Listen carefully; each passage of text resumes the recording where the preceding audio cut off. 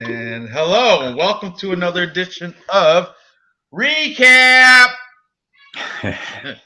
We're gonna UFC Vegas 51 open discussion with Ranj and Cody from Blood Money. Hey, Cody, I'm glad you came on the stream. What's up, BC Ranj? Dave Thanks for does having have me.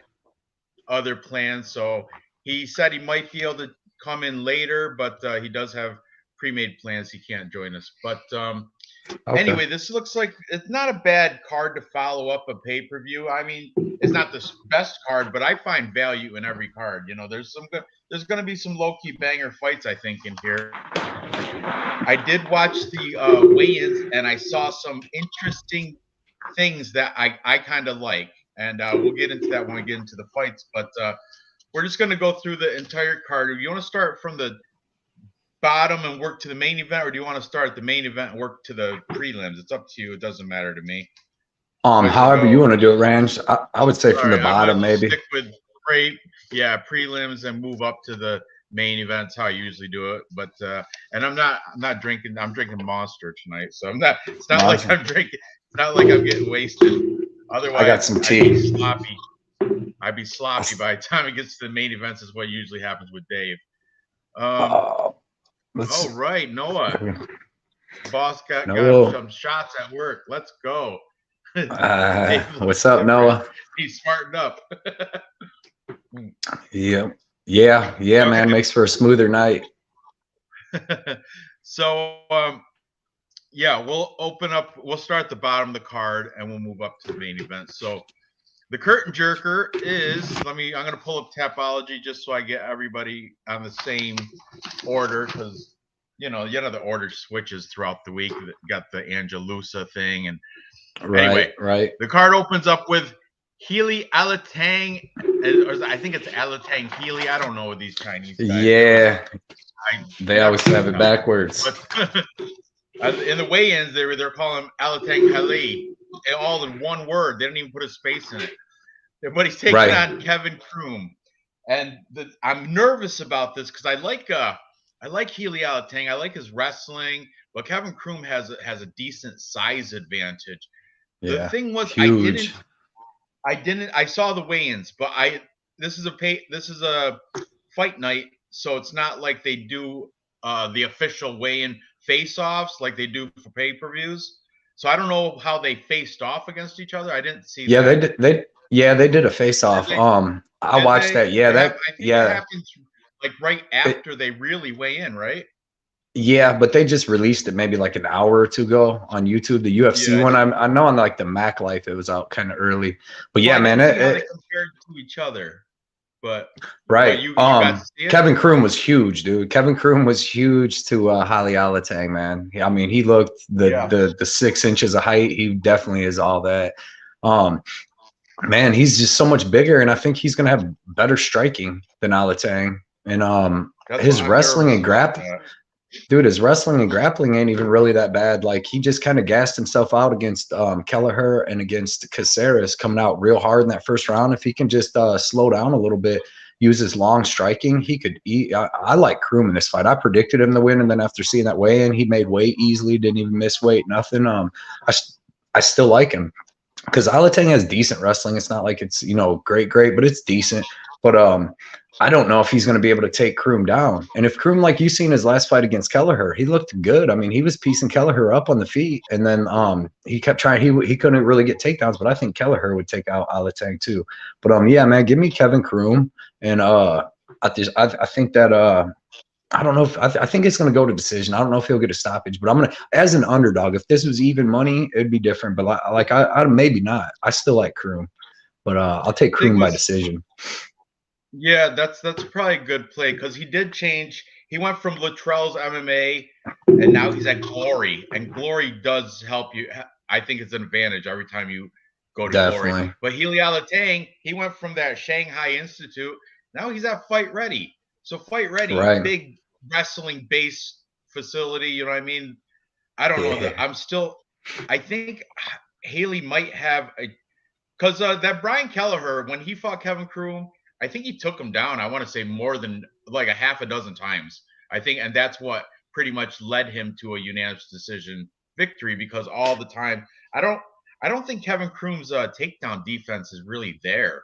But that was also a different facility. Now he's at Glory. He might be, he might have worked on that. I'm picking Alatang, but I'm staying away in a betting standpoint. I'm not. Right. I got Alatang in a couple parlays I made throughout the week because I bet pretty much every day throughout the week I'm throwing parlay for the videos or whatnot. Right. But right. But I don't feel strong either way here. Kevin Kroom I don't come out. I don't have any bets on it. I do like Kroom though. I see the lines went down when I made my did my tape study and all that. He was plus 155, and I think he was like plus 130 or something when I seen earlier. But man, dude, that height and reach difference is going to be crazy. I know, and he's not a bad fighter. Yeah, he's a tall dude, and he's got long reach too. 73-inch reach at 135 at bantamweight's crazy. I thought he looked pretty good against Kelleher, and I'm pretty sure he was on short notice because they fought up at 145. But yeah, man. That's another thing. I was looking for seeing some sort of like a weak bad weight cut, but he was smiling. Good. He looked happy. He looked good. Yeah, made weight. Yep. So yeah, that's why I'm staying right clear of this, but I want to see what the lines are anyway. Okay, he's right now. Kevin Kroom's plus 150. See, that might be value. That might be value. Plus, I mean, it's like there's no way. Yeah, go ahead.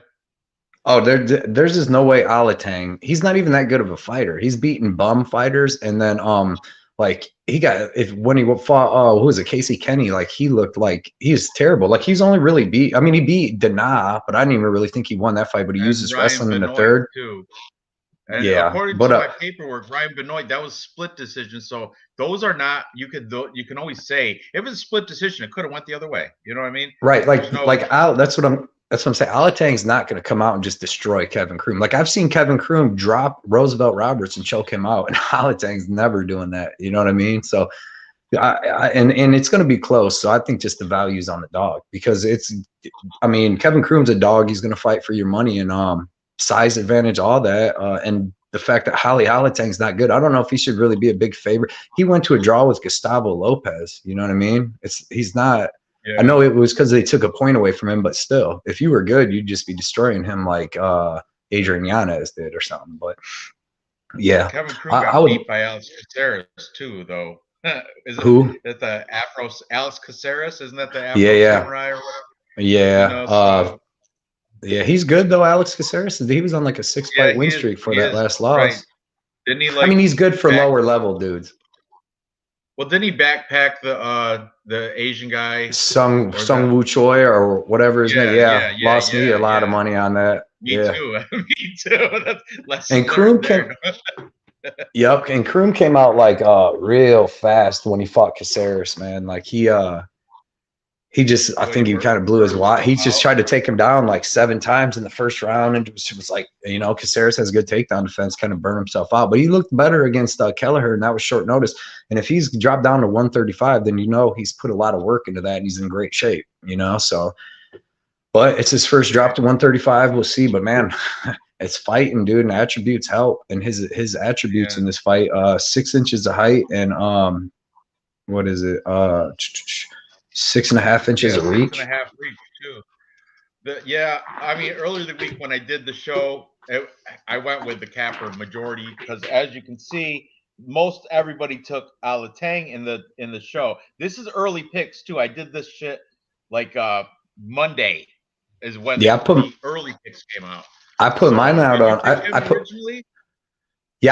put mine out Sunday afternoon. I picked Kevin Kroom. Yeah.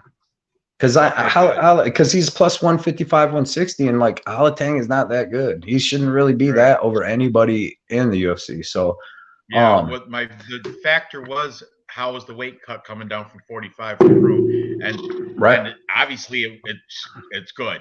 He seems healthy. Yep. He seems good. That's why I'm staying right away from this. You're allowed to pass. Even a degenerate gambler is allowed to make a pass. And so I'm doing that here.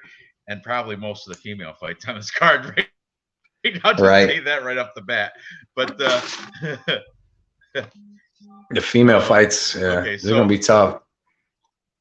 They are. Let's just what's the next fight up the card? All right, here's our first female fight right here. Sam Hughes, Estela Nunes. Now this one, Estela Nunes, huge favorite. Not huge as in the wide line. It is kind of wide, but I'm saying everybody's on her. I think there was a full capper consensus. You're on that show. You, Johnny K, Burt, Devin Sell, MMA experts, AJ DeVito, all you guys chose Nunes. Now, I've been watching a lot of capper stuff, and I have yet to find anybody taking Sam Hughes. I feel kind of bad for her, but I'm gonna try. I'm picking Estela Nunes too, but I like to during these breakdown shows, like right now the live stream. I'd like to see like the contrarian side. What would be Sam Hughes' route to victory? And you know what? I was thinking about it.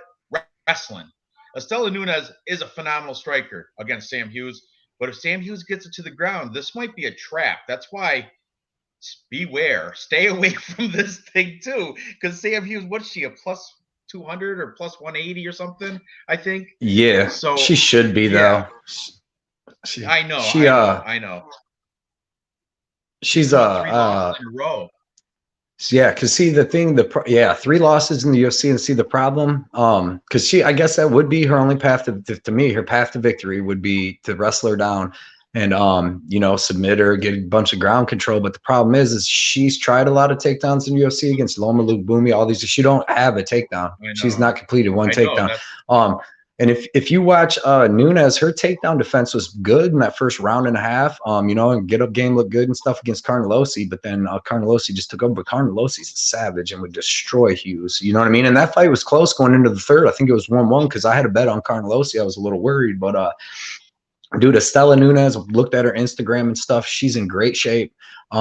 She's 2-time Muay Thai champion. She's great, dude. She's got good striking. She's a she's got a history of steroid abuse. You gotta like that. That means you're dedicated. She's a purple belt in jiu-jitsu. Dude, Sam Hughes, the problem is she's not good anywhere. Like, it's not like, some people you'd be like, they're great here, they're not that good here and here, but she's not even really good anywhere. She don't come from a wrestling background. That's a problem for her. She comes from a track and field background. So it's like, she's got good cardio.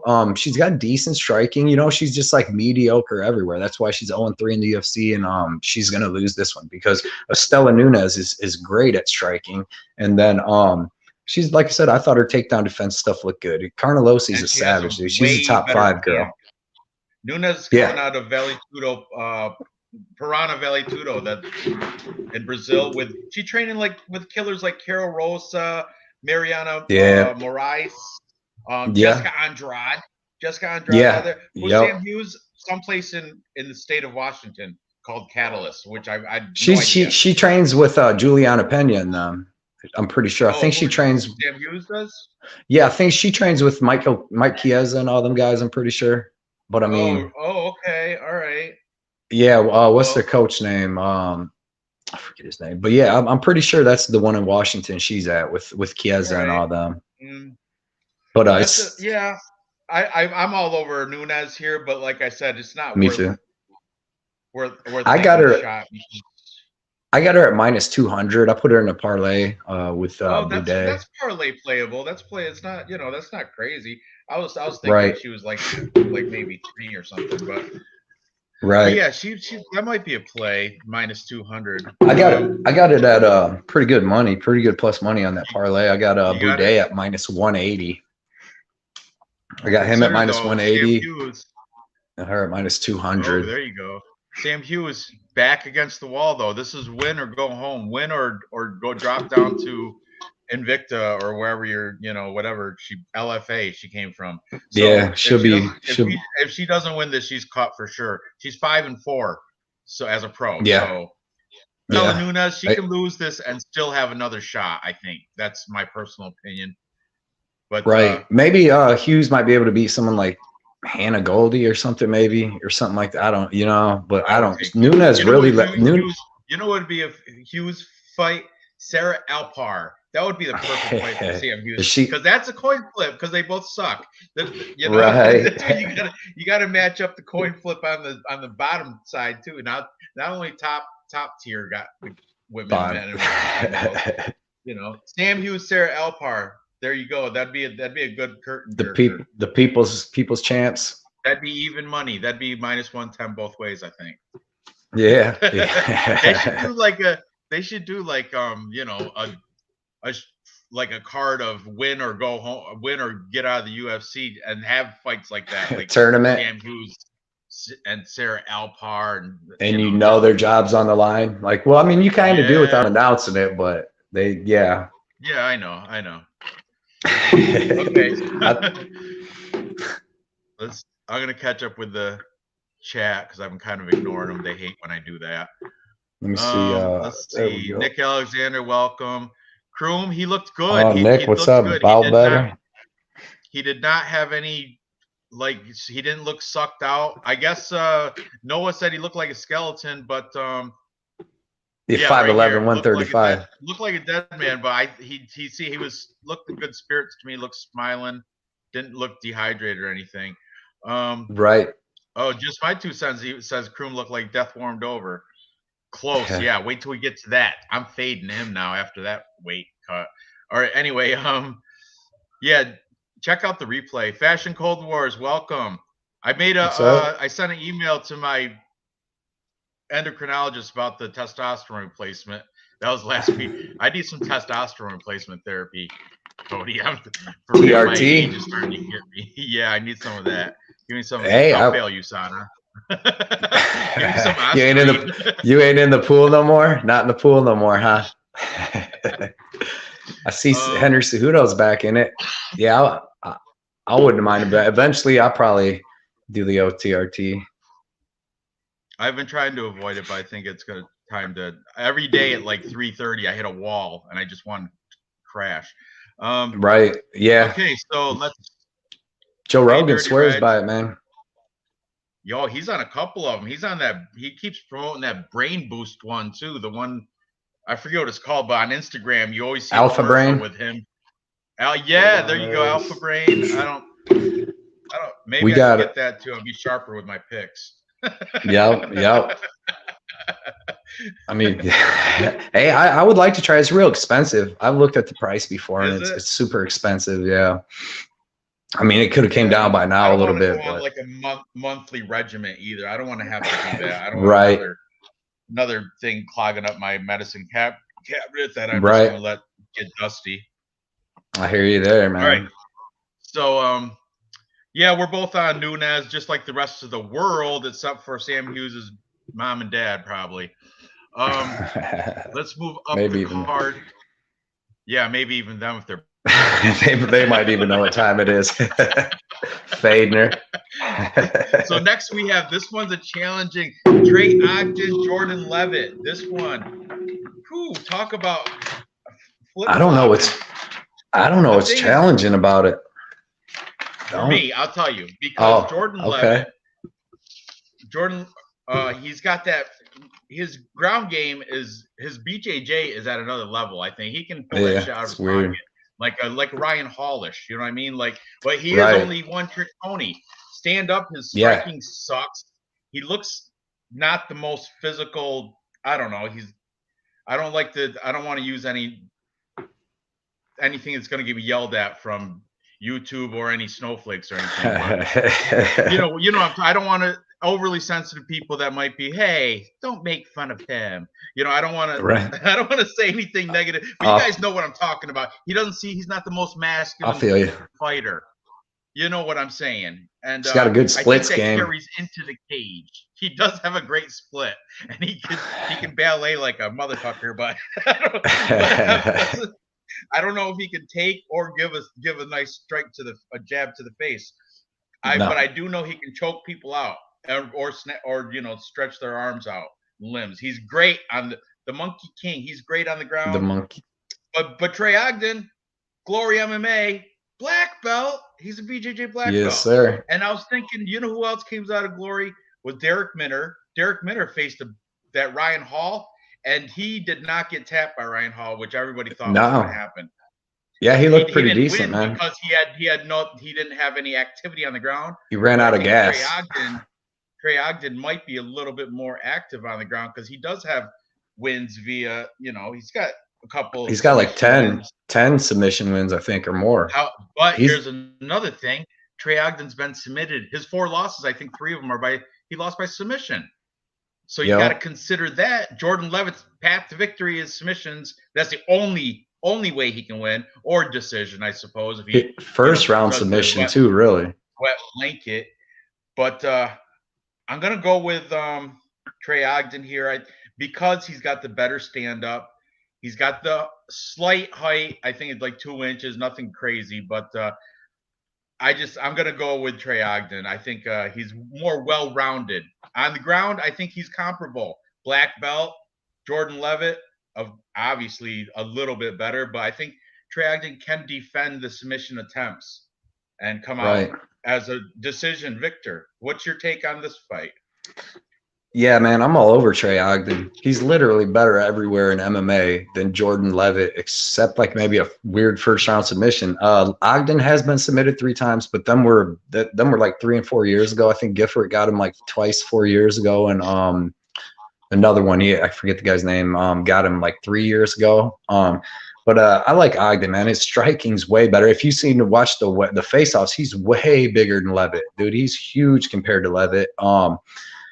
He's got way better striking, in my opinion. He's got the better wrestling. Like, I think if this goes to the ground, it's going to be if Ogden wants to take it there. I think Jordan Levitt's going to come out, shoot a lot of takedowns, do what he does in that first round, and not be able to really get any. I think Ogden's going to be able to beat him up. And by the second round, I think Levitt would be a little more gassed and beat up, and Ogden can take him to the ground then with no problem and beat him up on the ground, or maybe even get his own sub. Because he does. He has like 10 or 11 subs himself. Yeah, but this is Ogden's, man. UFC debut too. I didn't realize that. I mean, I did. I had it written down, but I didn't. I'm just looking into his fights now, and he really hasn't fought anybody that I know.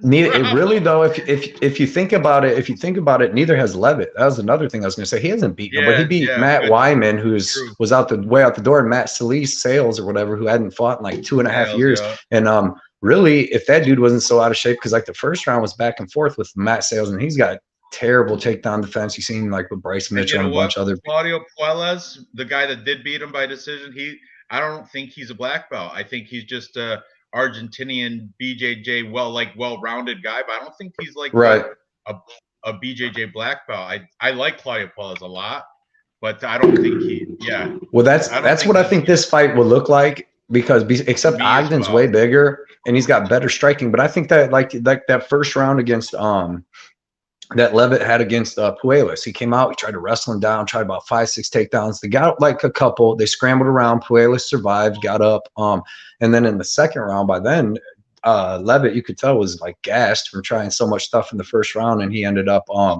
that was when Puelles was taking him down, getting top control, and then Levitt wasn't near as dangerous. So I got Ogden. I don't think he hasn't, like I said, he hasn't been subbed in like 3.5 years, and I just really do not like Levitt. I don't think he's good at all. He's a one-trick pony that's not even 1/10 near as like good as Ryan Hall. Like I said before, he's like the dollar store Ryan Hall, man. But yeah, that's true. Yeah, I got him. I bet Trey Ogden. I got him at. Yeah, I got him. I got him at -130. I put 1.2 units to win 9.9 units. So. There's another win. I'm doing good. I got him locked in a parlay. That's about it. I haven't made any straight bets, no prop bets yet. Just parlays. So yeah, I do have Trey Ogden in 2 parlays, I think. I like him. I like it. Yep. Yeah, I like it too.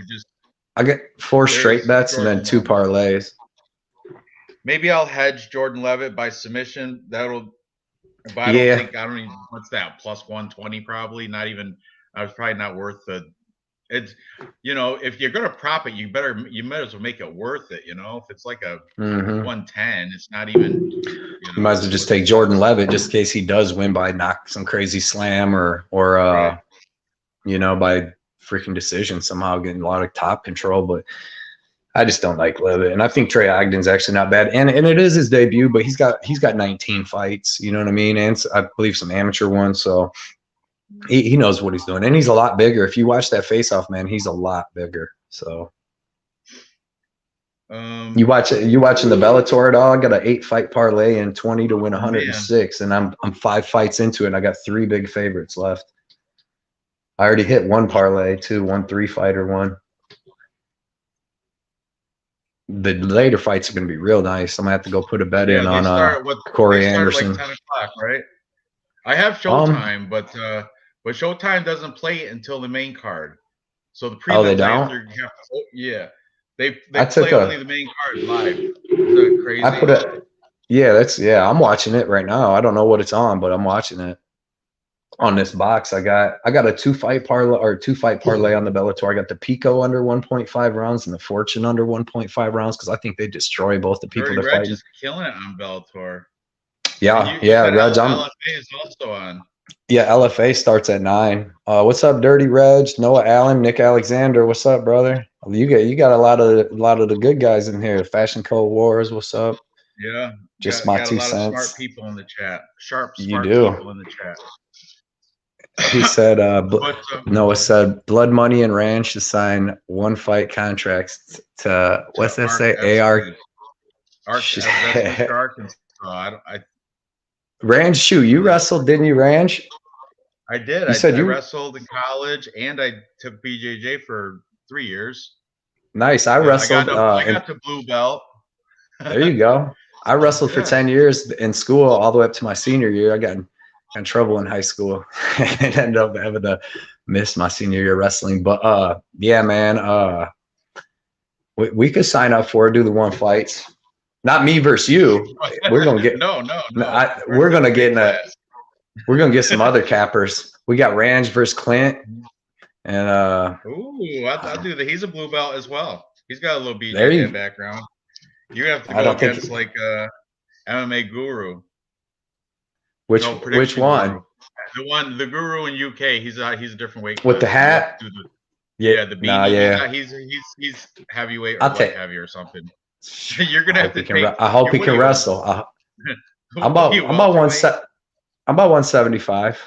A 5'9", 175. So, welterweight, middleweight, right around then. Yeah, you can do the California prediction Guru. He looks like he's about that one. Shoot, he's about $130. The one, he's about $130, man. Yeah, man. He's good though. He's good at what he does. That's for sure, man. That dude does his homework. Yeah, he sure does. Okay, I'll take Dev the dude. Me and Dev first round. Oh, he's got to come and braid his hair like. Bout Better still in here. I got you versus Bout Better. Ranj and Bout Better. I'll choke him out. He said I put him down. I don't know. He was telling me he got a nice scrap at the casino a couple weeks ago. Tap, snap, or nap. You take your pick, Bout Better. Which one of those 3 you want? What's the odds going into that? Even money or what? Or Ranch minus 200? Against me, he's like plus 400. Plus 400. He's bowling tonight. He can only attempt this on his phone because he's rolling that ball down the lane. Yeah. Got you. Hope he bowls at 300. His girlfriend's like a professional or something. Like nice. PBA females. I don't know. So he says. That's cool. That is cool, right? Anyway, let's move up the card. So we're both taking Trey Ogden. Even there's a couple guys that like Jordan Levitt in the chat, which I don't blame him. He's live. He can get the BJJ going. He can do something, but I like the well-roundedness of Trey Ogden. So moving up the card, we got here's Showtime. Chris Barnett, big boy, beast boy. Chris Barnett, but he's gonna get knocked out by Martin Boudet because Martin Boudet is just too big for. It's gonna be like what Ben Rothwell versus Chris Barnett. It's kind of like it's gonna be very similar to that fight. How I look at it, I mean, I low key really want to see Barnett upset the world and do a spinning back kick and doing the front flip onto his butt, but I don't see it happening. I think he does the splits too. I think he does, dude. I think he does. Maybe him and Jordan Levitt can do the double splits if they both win, man. If I was to take if I had to choose between using one of them guys as a wingman out to the clubs, I'd take Chris Barnett way before I take Jordan Levitt. Definitely. But if I have to pick out of all of them, I'm taking Boudet, man, to the club with me. That dude is huge. Did you the face off, man? Oh my God. It's like I think he's even bigger than Rothwell against him, man. It was that would be a good fight. Boudet versus Rothwell. Did he retire? I think he did, right? He got cut. I think he must have did something weird because he was supposed to fight Alexander Gustafsson coming up, and they cut him. They just cut him like 3 weeks ago, or 2 weeks ago, like 3 weeks before the fight. So something happened. He's made his millions. If you look on Tapology, he's past $1 million, so he can Rothwell, I guess, whatever. Yeah. Ben Rothwell's made his $1 million. All right. Okay. Martin Boudet, though, this guy never been finished. He's only lost one time, and that's to Juan Espino. Juan Espino is a beast. That guy, he should be. He's like a heavyweight contender, in my opinion. Juan Espino. Yeah, he's good. He was about to beat Romanoff before the old nut shot quit. Yeah, he quit from that nut shot. Yep. 6-inch height and 2-inch reach advantage for Boudet, of course. Thing is, this is his UFC debut where Chris Barnett was already, he wheel kicked Jean Vellante, but Jean Vellante is a bum. They should have, here's another bum fight. Jean Vellante versus Jared Vandera, or Jean Vellante versus Harry Hunsucker. John Vellante. Put it on that dude, card, on that. They should do John Vellante, Chase Sherman versus Vandera and Harry Hunsucker, like a 2-on-2 fight to the death, to the death. Tag team winners stay in the UFC, get a new contract. Dude, just back during the pandemic when there was like no sports, I saw some crazy shit coming out of Russia. The Russian stuff, yeah. 8-on-8. Them dudes would be like 3-on-1 just stomping people up. Like, holy shit. Because after you get beat or tapped out or whatever, then it come down to eventually be like 3-on-1, 4-on-1. Oh, weird, crazy stuff. Yeah. Anyway, dude, they let little kids fight over there. Oh, they got like 8-year-olds that fight and stuff, dude. It's terrible. Yeah. Then terrible. They send them out to war in Ukraine. Chris Barnett, the Beast Boy, he's like, the fans want to see him win, but dude, that's throwing your money away. He's not going to win. He's not going to beat Martin Boudet. That's just facts. Martin Boudet's like a -225, I think. He should be I think he's even. Yeah, I think he got even higher than that. I got him at +1 or -180. Dude, it's really like what's really crazy on this is that Chris Barnett's so little, and to me, after watching about 3 or 4 of Boudet's fights, his biggest weapon is he grabs a clinch, dude, and throws him big old knees to the body and to the head of his opponents, and Barnett's going to be right there for them. Like if he clinches him up against the cage, his knee's going to just take off Barnett's head. Like I'm going to say in the second round, I think it goes to the second round because I've seen Boudet come out and fight crazy like he did on the Ultimate or Dana White Contender Series versus Lorenzo Hood. He took some shots in that, but that dude was on all the roids. Hood was, and then but I've seen him fight another guy that was supposed to be a 5-round fight, and he came out patient and beat the dude up. And I mean, it only went like the first or second round, but man, he came out patient, looked good. He's huge. His head's that big, so he can take a shot. And Barnett is real first round or bust. You know what I mean? Like he gassed out against Rothwell real bad. He came in on short notice on that fight, but he gassed out real bad, and then he gasses out almost with his entrance into the cage. He almost gassed out.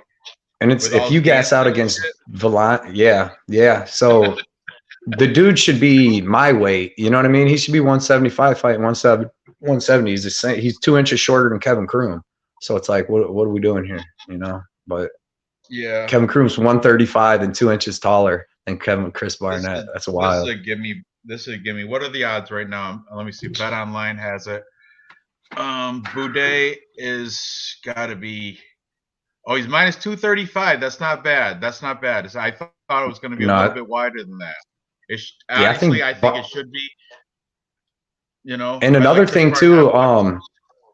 He went to his loss is to Juan Espino, but he went to decision with Juan Espino, so that counts for something. Saying his grappling and everything, because Juan Espino is a beast, stand up and on the ground. So, This dude's legit. He's a giant heavyweight, dude, like a giant heavyweight. So yeah, maybe this fight sends Beast Boy down to 205 because I really like him, man. I like his skills, like everything about him. So I don't hopefully, think Beast Boy cares to cut that type of weight. he don't want to cut no weight. Was it 263 today? I think. Oh, did he? Yeah, that boy. Yeah, he ain't getting to 205. Yeah, he's not getting to 205. You know, he's got his own like Taekwondo school and stuff. I think his lifestyle. I bet you he's got like a harem, like a flock of girlfriends. I bet you. Yeah, I don't know. I think you know that picture of Mr. Finland there. I think Chris Barnett could have the same type of picture, but the girls aren't going to be that pretty. But he's right, still got, dude. Speaking of speaking of Mr. Finland, dude. Yeah, Mr. Finland, I just watched. I'm doing some research for next week's card, and I was watching Lando Venata versus Mike Grundy. And dude, why did Grundy run out and just give Americani his neck? Because he would have ended up beating the shit out of Americani. He would have ended up finishing him. Grundy's a beast, dude. Keeps cardio, power throughout, dude. Like, and Americani gassed up. I couldn't believe that. That lost me so much money. Done too fast with it. He was trying to get a double leg takedown. Naked, dude. His dad was there. He was in London. He wanted to put an exclamation, but he didn't. He could have beat him standing up. He could have, but I don't know. Just simple mistake, and Americani, he acted on it and caught his neck. Oh, yeah, it was perfect, but yeah. But yeah, man, give me Boudet in this. I got that Boudet Nunes parlay that I really like. Like I said, I got 1.3 units to win 1.75. I got that I got Boudet at -180, Nunes at -200. So I really like that parlay too. And I got a pretty good plus money. And I think there's still value there. Boudet, that's a prop I will take. I'm gonna take him by knockout. Yeah, man. Yeah, dude, he hits so hard and he throws them knees. I don't see Barnett going 3 hard rounds with Boudet. So get a popcorn out of the cupboard and put it in the microwave. You don't need air pops. You can just microwave popcorn. Nora's got a friend staying over, so. Oh, nice. But anyway, so okay, Martin Boudet, easy pick. That's very confident too. I'd probably parlay piece at anything. I think so. So let's move up the card. This one, back and forth. We got Rafa Garcia, Jesse Ronson. I got an argument for both these guys. I ultimately am going with the plus money in Jesse Ronson, and I think it's because I'm fading Rafa Garcia. It's not like I don't like he's never been finished. Rafa Garcia's never been finished, but he has been beat by Chris Grutzmacher and Nasrat Haqparast, who I'm not really high on. He did beat Natan Levy, but that guy I think that was his UFC debut, maybe. And I don't know how really good that dude is. Jesse Ronson, I can't say the same. I mean, he has some losses in PFL. I can't say much better for him, but he did take care of Nicholas Dalby, rear naked choke, and then he got USADA said he was taking steroids, which he claims. I think he was on. He claims it was what do you say, tainted supplements or some crap like. He was on all the shit. That's why he got 18 months. I mean, that's a long suspension. I think he got 2 years. Got it taken down to 18 months. I had that concoction. I need. Yeah, he was on that TJ. He was on that TJ Dillashaw stuff because the reason he got caught, he was on a 4-fight win streak, which is probably a lot due to that. But he came in on short notice, so he didn't have time to cycle that stuff out when he fought Nicholas Dalby, which he looked good against Dalby, man. Like Ronson, I picked Ronson to win. We got to see how he looks after this steroid thing and all that, but in the layoff. But he has a pretty good takedown defense from what I was watching. He's got a split decision with Kevin Lee. He's got a split decision with Francisco Trinado in his previous UFC run.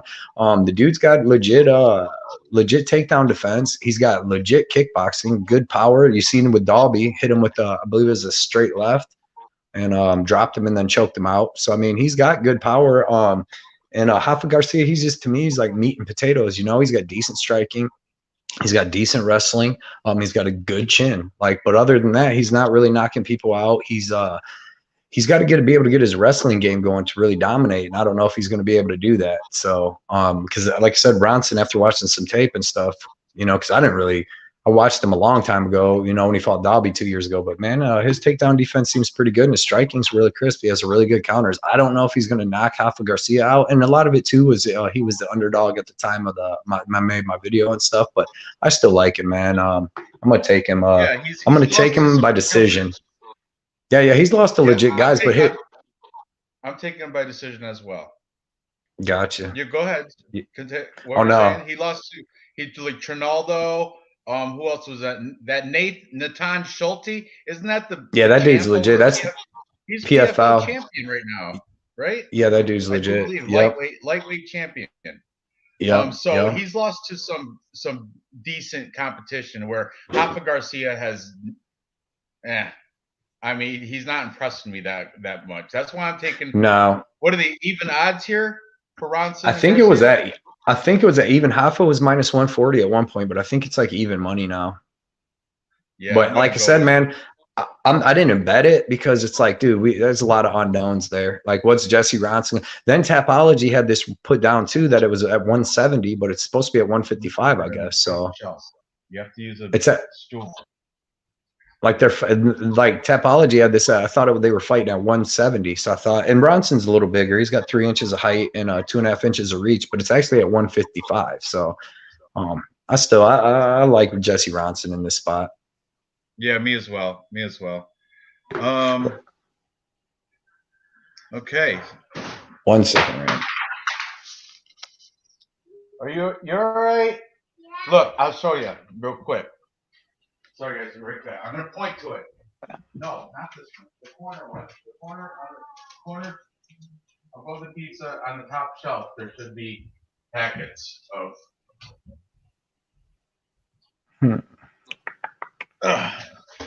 Tyson Miller. Back to it. Garcia swings real hard. He did look. You know, I will give him that. He looked pretty good in his last fight against Natan Levy. That's why I'm not overly confident, but I am leaning Jesse Ronson, and for a second I'll tell you what, Rafa Garcia won the Capper comparison show. He had more people picking him. I see why. He's got way less unknowns coming in.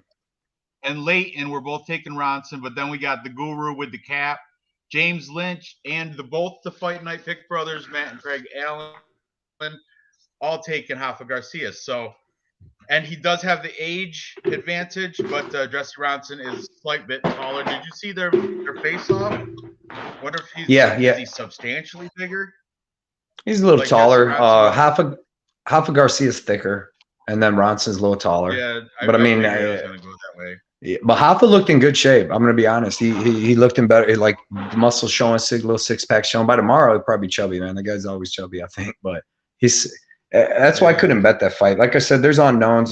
Jesse Ronson might not be the same Jesse Ronson we've seen against Dalby and the other 4 guys that he beat getting into the UFC. But if he is still the same, I just think that he wins, and it's going to be a close decision. But like I said, at the time I did it, he was a pretty decent dog, plus like 120. So, but yeah, man, give me Ronson, and I can't blame anybody for taking Rafa at all. Like I was at first when I first looked at the fight, I wanted to bet Rafa Garcia. I was at the casino and I seen the line came out and I wanted to bet Rafa Garcia, and I went home and I'm glad I didn't, because I watched more tape and like Ronson's striking's good. You've seen him put Dalby down and then choke him out, and he's good on top with ground and pound too, and he's going to be a little bigger, and I just think that he's going to be able to land the harder shots, stop the takedowns, and make this a pretty good fight and possibly probably get the win. I did hear like people that suspended off those steroids, once they get off them, they never return to their top form. They're like when they were on them. I heard that. Go ahead. Look at who? Like TJ Dillashaw, he looks phenomenal still and he was on all the shit. There's a lot, but I mean, it just depends. I mean, I believe like if you're a really good fighter and you take steroids and now you're great, like once you stop taking the steroids, you're still going to be a good fighter. But if you were a crappy fighter and them steroids made you everything because they made you strong enough to be able to do whatever your little technique is, then you stop them, you're definitely done. You know what I mean? Because you weren't very good to begin with. And I don't know what Jesse Ronson is. He's like in the middle of that. So like I said, that's why I couldn't put a bet in, man. But like I said, I can't blame nobody betting on Rafa Garcia because especially now that the line's even money, he could get the win. Yep. I agree. I agree 100% with everything you just said. Okay, moving up the card. We've got here he is, Drakkar Fade Me Close against Brandon Jenkins. Drakkar Close, he missed weight, I think. I know I saw that they brought the box of shame out and he looked crap. He looked like he was shaking. He looked like shit on the scale. Yeah, and he looked way smaller too when they faced off. And I already discussed this a little bit with Mbe earlier this week because she chats with me on Instagram a lot, and she was like, "Remember, he got hurt by that push by Lil and Jeremy Stevens. That's just I understand he was probably weak, sucking weight. It was during a similar weigh-in face-offs and got the whiplash." But he was out for quite a while off that push, which is it still blows my mind for a professional fighter. Then I noticed the line when it opened up, I thought it was high then at -400.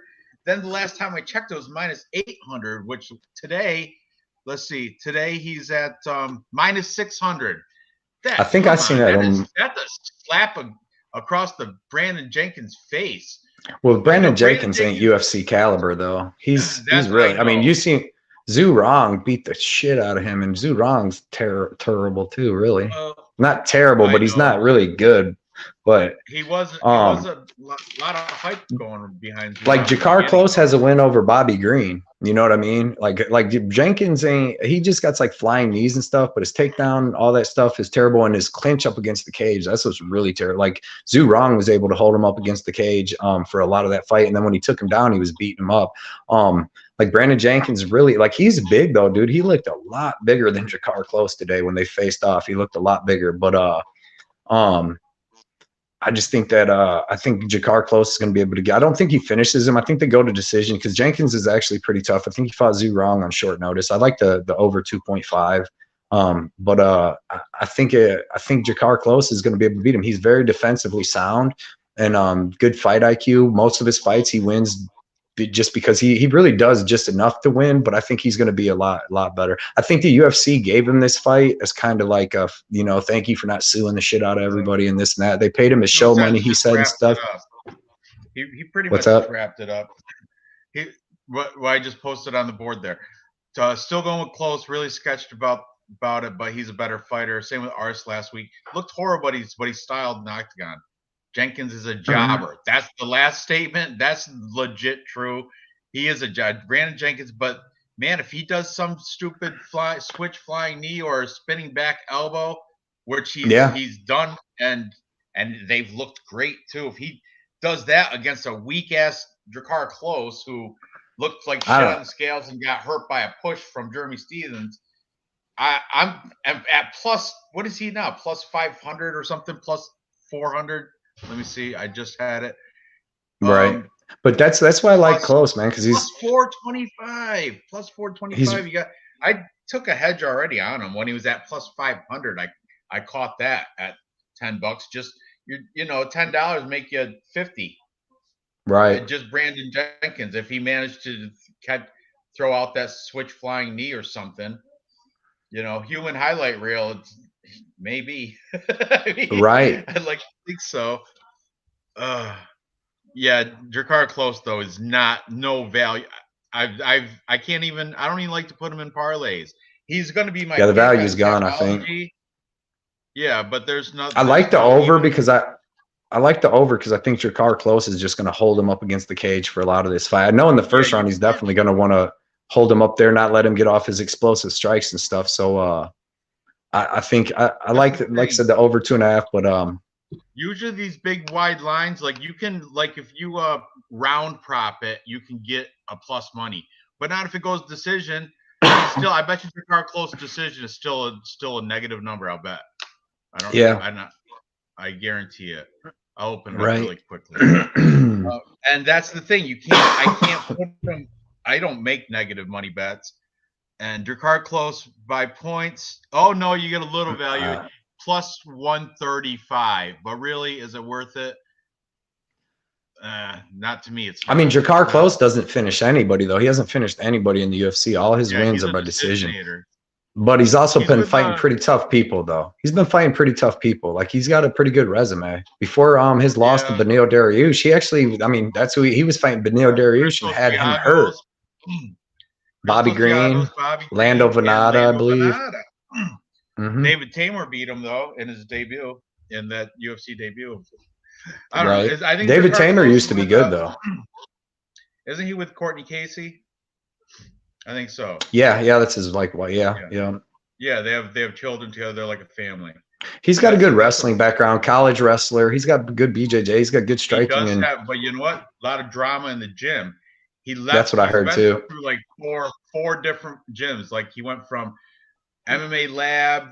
I heard he went to Syndicate. That's what Brandon Jenkins is. And I heard he had some training with Jenkins. That's why that line's so huge, because somebody knows something about something. They must have trained together, and Jakar just fucking manhandled him or something for it to be. He doesn't remember.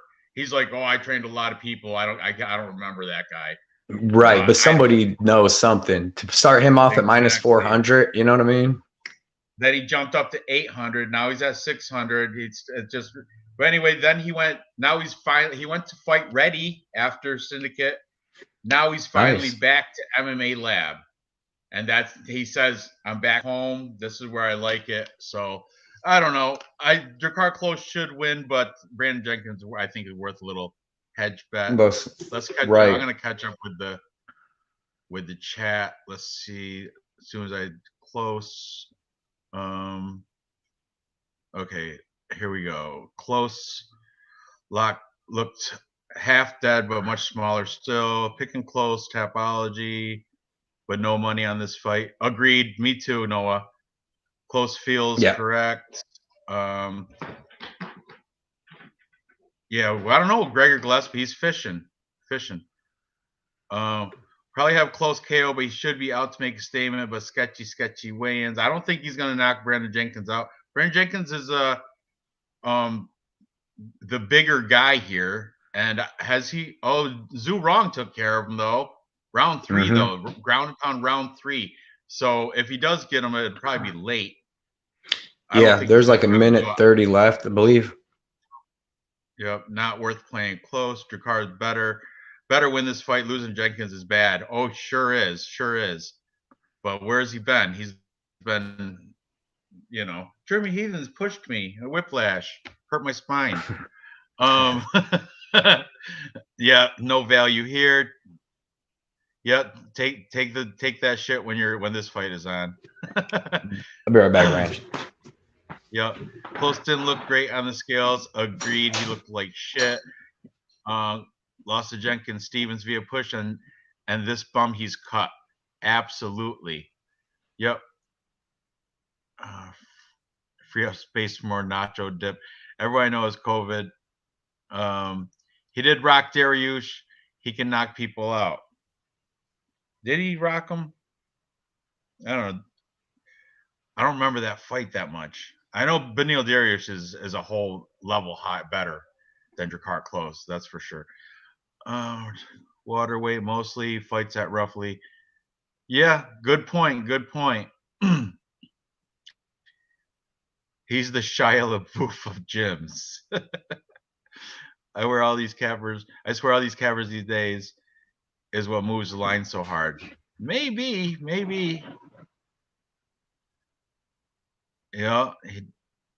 Did he fight more black guys? I don't know. I don't know a lot of these LFA regional scene guys that Jenkins fought. Close to be KO'd by a roller coaster. Standing next to one, he get KO'd. Yep. So looks like all you guys are on the same deal. Close, but there's no value in there. No value for a bet. So I'm not. Yeah, I'm sticking with close on Tapology for my contest pick, but I hedge bet Brandon Jenkins for $10 already. I'm not putting neither one of them in a parlay. Oh, yes. What? Yes, this Russian dude that was just having a I'm 6-0 on an Bellator? 8-fight parlay on Bellator. I'm 6-0, and then this Russian dude was just fighting whatever the crazy Russian name was just fighting Carvalho, and it was back and forth, and it looked like the Russian dude was kind of gassed, and then he finally landed a takedown, and got the win. So now I'm 7-0. I just need this next Tyson Miller to beat this Gracie dude down. He's a pretty big favorite too. Holland Gracie, yeah, plus money, plus 275. Don't you do it, Ranj. Don't you fucking do it now. Bet against me for me to lose my parlay. Ranj like plus money, though. It's I'm not doing it. Don't you do that. Look at Terrell Fortune minus 1,600. That's what I put in I put in that Pico and Fortune under 1.5 a parlay 20. Like I said, they gave me $75 free on sport on that my bookie that I had on there from depositing a while ago. So I put them in. I put a $20 one on a 3-fight parlay that already hit. I won 14, so I got 34 back. I got 20 on the Pico Fortune under 1.5 each, 20 to win 32, and on this 8-legger I got 20 to win 106, and I'm 7-0 right now. Closest fight left on here, well, Corey Anderson, Vadim Nemkov, but I'm gonna be betting Anderson. Johnson, Linton Vassell. Yeah, what's that one at? Right there. Yeah, Vassell is minus 135. Tim Johnson. I kind of like Tim Johnson's a real heavyweight. Is he in your parlay? No, I didn't put none of them like the good fights. No, I don't do. If I'm gonna do this, these dudes, everyone I picked was minus like 200 or 300 or more, man. Like big for the Bellator. But now I do want to put money since I won that. If I win this 106 too, I hope. I'm gonna put money. Anyways, I got like $34 free left. I'm gonna put on Corey Anderson, and I might throw some on Tim Johnson. Actually, I hope I win this 106 because I'll get 126 back, and then I'll have like 150 from free money, and I'll be able to just put in some decent bets on this because I didn't want to go all the way to the casino, and I happened to look. I looked on my bonus thing. All the Edwards that against the Aaron Pico, all the Edwards plus 1,100. I might have that one. That one might have. I might throw a scratch off on that. And see, and see, like if it's that's why I took the instead of because there's no value on Pico or Fortune, but if it's going to be that, and they're supposed to just crush these people, you're minus 1,400. You better crush person. You minus 11. You better crush them. Why not just take the unders? And these dudes shouldn't make it out of the first round. If they're that big of a favorites, these guys should not make it out of the first round. The under 1.5 on the Edwards and Pico fight is minus 150. I'm gonna put a little bet on Edwards at plus 1,100. Come on, I can't. That's like. If I don't, I'm gonna screaming at you, bro. Screaming at you. I hope. Wait, if he does win, I hope he knocks him out. $5 to win me 55. That easy. $5. What's? I think you put 5 on the 2 unders and get you about like 750 back, and that's a for sure 750. But I get it. You win 55. I'll go to the fridge, grab a beer, and pretend I bought it at the bar. There you go. There's my $5. I got you. You know what I mean? So yeah, okay. Yeah. Where are we at with this with UFC here? We just got done with Jakar Close. All right, now we got Lena Landsberg, Pani Kianzad. Everybody's hating on Lena Landsberg just as much as they are for Sam Hughes, except for me. I like Lena Landsberg, and I'll tell you why. Low key, a lot of people don't know this. Plus money. They look at Tapology, right? Well, yeah, that's probably the main reason. When they look at Tapology, and Lena Landsberg has a loss in her Tapology in her debut against Pani Kianzad back in back in 2012. Kianzad was undefeated. She was 2-0, and Lena Landsberg was 0-0-0. This is her, and they have no listed amateur fights, but. She was a Muay Thai world champion before that. Though. She was 2 times over international Muay Thai champion. And there was I don't know why they don't have any amateur results here because she did fight in this shoot fighter competition, and that was like you get medaled, like it's like a tournament, like like you beat a girl, then you go up and you like kind of like a bracket tournament, like wrestling in high school. You know what I mean? Yep. And she won the gold. And you know who got silver? Pani Kianzad. But nobody mentions that except for who told I think it was maybe Clint or Wheezy, one of those really sharp handicappers. Oh, I think it was Dog or Past that Cody Saftik. I think he's the one. Somebody mentioned this that she did get gold. Maybe it was Fight Night Pick Brothers. I don't know, but she got gold. Pani got silver. This was in like a shoot fighter tournament, right? Before that loss to Pani, and everyone's overlooking that Lena Land. And plus, they're like, "Oh, she's been out for 2 years." Well, she had a baby. That's 9 months right there, just carrying it around. She had a baby at 38. Gee, or 30. She's 40 years. Jesus. That's rolling the dice on Down syndrome. Yeah. I know. I'm not. Oh, Nora, she was close. This guy. She's at the spectrum. Every year. No, for real. This is legit because my wife had Nora, Nora's a little older. And so my wife was like 33, I think, when she had Nora. And her doctor said every year after 30, the chances of having a Down syndrome child increase like exponentially. Yeah. Like after 30, it's like your chances are up, but then after 35, you're like really rolling the dice now. You got like a 30% chance. Then every year after that, it goes 10% up. So if you're up like 38, you're having, it's like almost. My girl was 33 too. Yeah. Yeah. I said a 50-50. It's rolling the dice. You never know. But anyway, Lena Landsberg did have a baby during her time off. It's fine though, right? The baby's fine. Yeah, I don't know. I hope so. I would imagine, but maybe you'll see her after the fight. Right. But the headphones on. That's the new baby. You got some of these girls. They come back from having a baby and they have a newfound like mommy power. Like what's her name? That Pena. The champ that beat like Pena. She went off. She had a kid, came back and beat Amanda Nunes. Even Mackenzie Dern, she looked way better. Yeah, so, I mean, she got beat her first fight back. She got beat by Rebus, but she came back. She was still a little like out of shape. But since then, a lot of these are saying, "Oh, Lena Landsberg's all done. She's not. She was never good when she was here." Well, the Elbow Queen does have wins over Macy Chazon, which is a pretty good win, and she beat Gina Mazzani, who's James Krause's girlfriend. That I chalk that up as a fairly good win, As you said, former world Muay Thai champion. And, the 2-year layoff is because she had a kid. And I think the year one changing diapers and shit and breastfeeding, you probably want to hang out with your kid, the first year. That's why that explains a 2-year layoff. Pani, this is a female fight when it comes right down to it. Pani's a -400. That's why you can't. There's no value in taking Kianzad, Banzai Kianzad, even though rightfully she should win. And everywhere you look at it, she's better. Debatably when it comes to the clinch game, but Pani she's 10 years younger. That's the big red light there. 10 years younger, and she's already beat her once in her debut, which I don't even count that shit. Right. And they're both from Sweden. That's why they fought in that shoot fighter thing. It was a regional tournament, and they're both Swedish. Well, Pani Kianzad is actually Iranian. Their family went kind of like Americani went Mr. Finland. Weird. But anyway,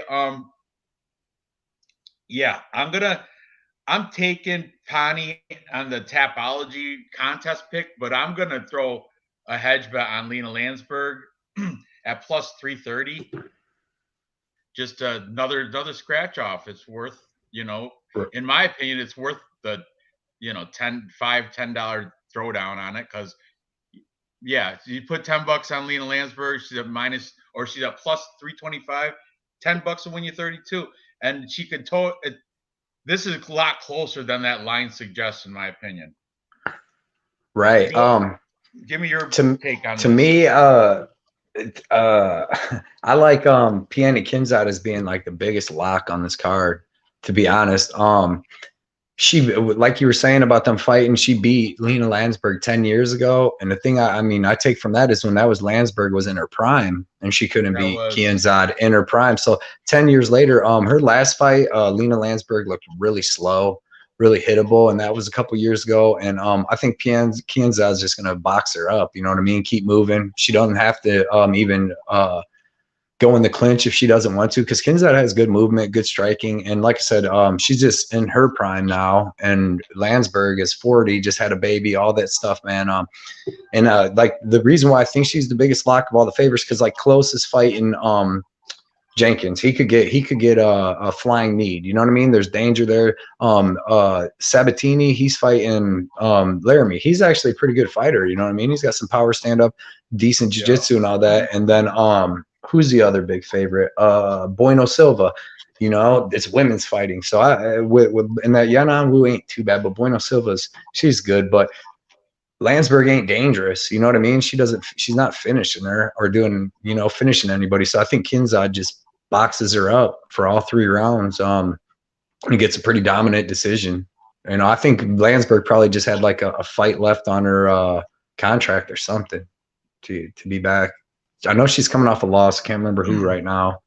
But she did beat Macy Chase on, but she came out and kind of gassed herself out trying to take her down like crazy. Because that's Lena Landsberg has a really good clinch, has the good elbows out of the clinch. She has good takedown defense. It's kind of all right takedowns herself. But if it's just going to be standing, I think Kinzad's so much faster and just better boxing and strikes, and probably land harder strikes. And like I said, what's her name? Landsberg just looked slow in her last fight that I watched. And that was a couple years ago before a baby.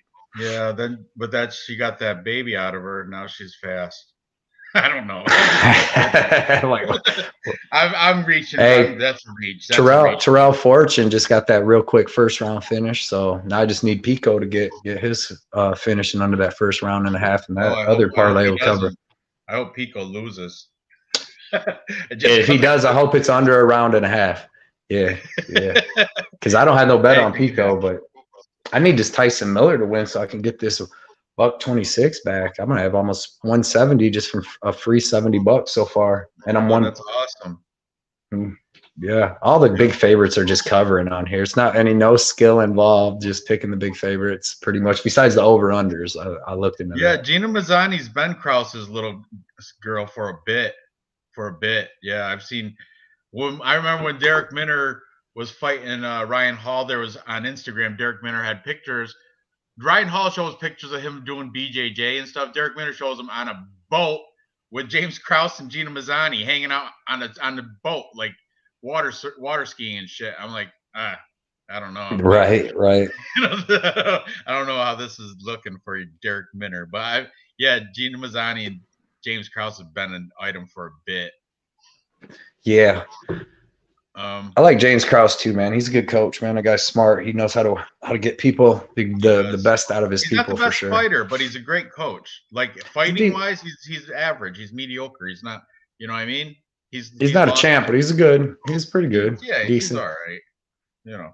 Anyway, so yeah, everybody's on board with Pani Kianzad, but that the value, I'm gonna take a flyer out on Lena Landsberg and I think this might be a trap. It's a trap. It's a trap. It's not a trap. It's not a trap. We'll see.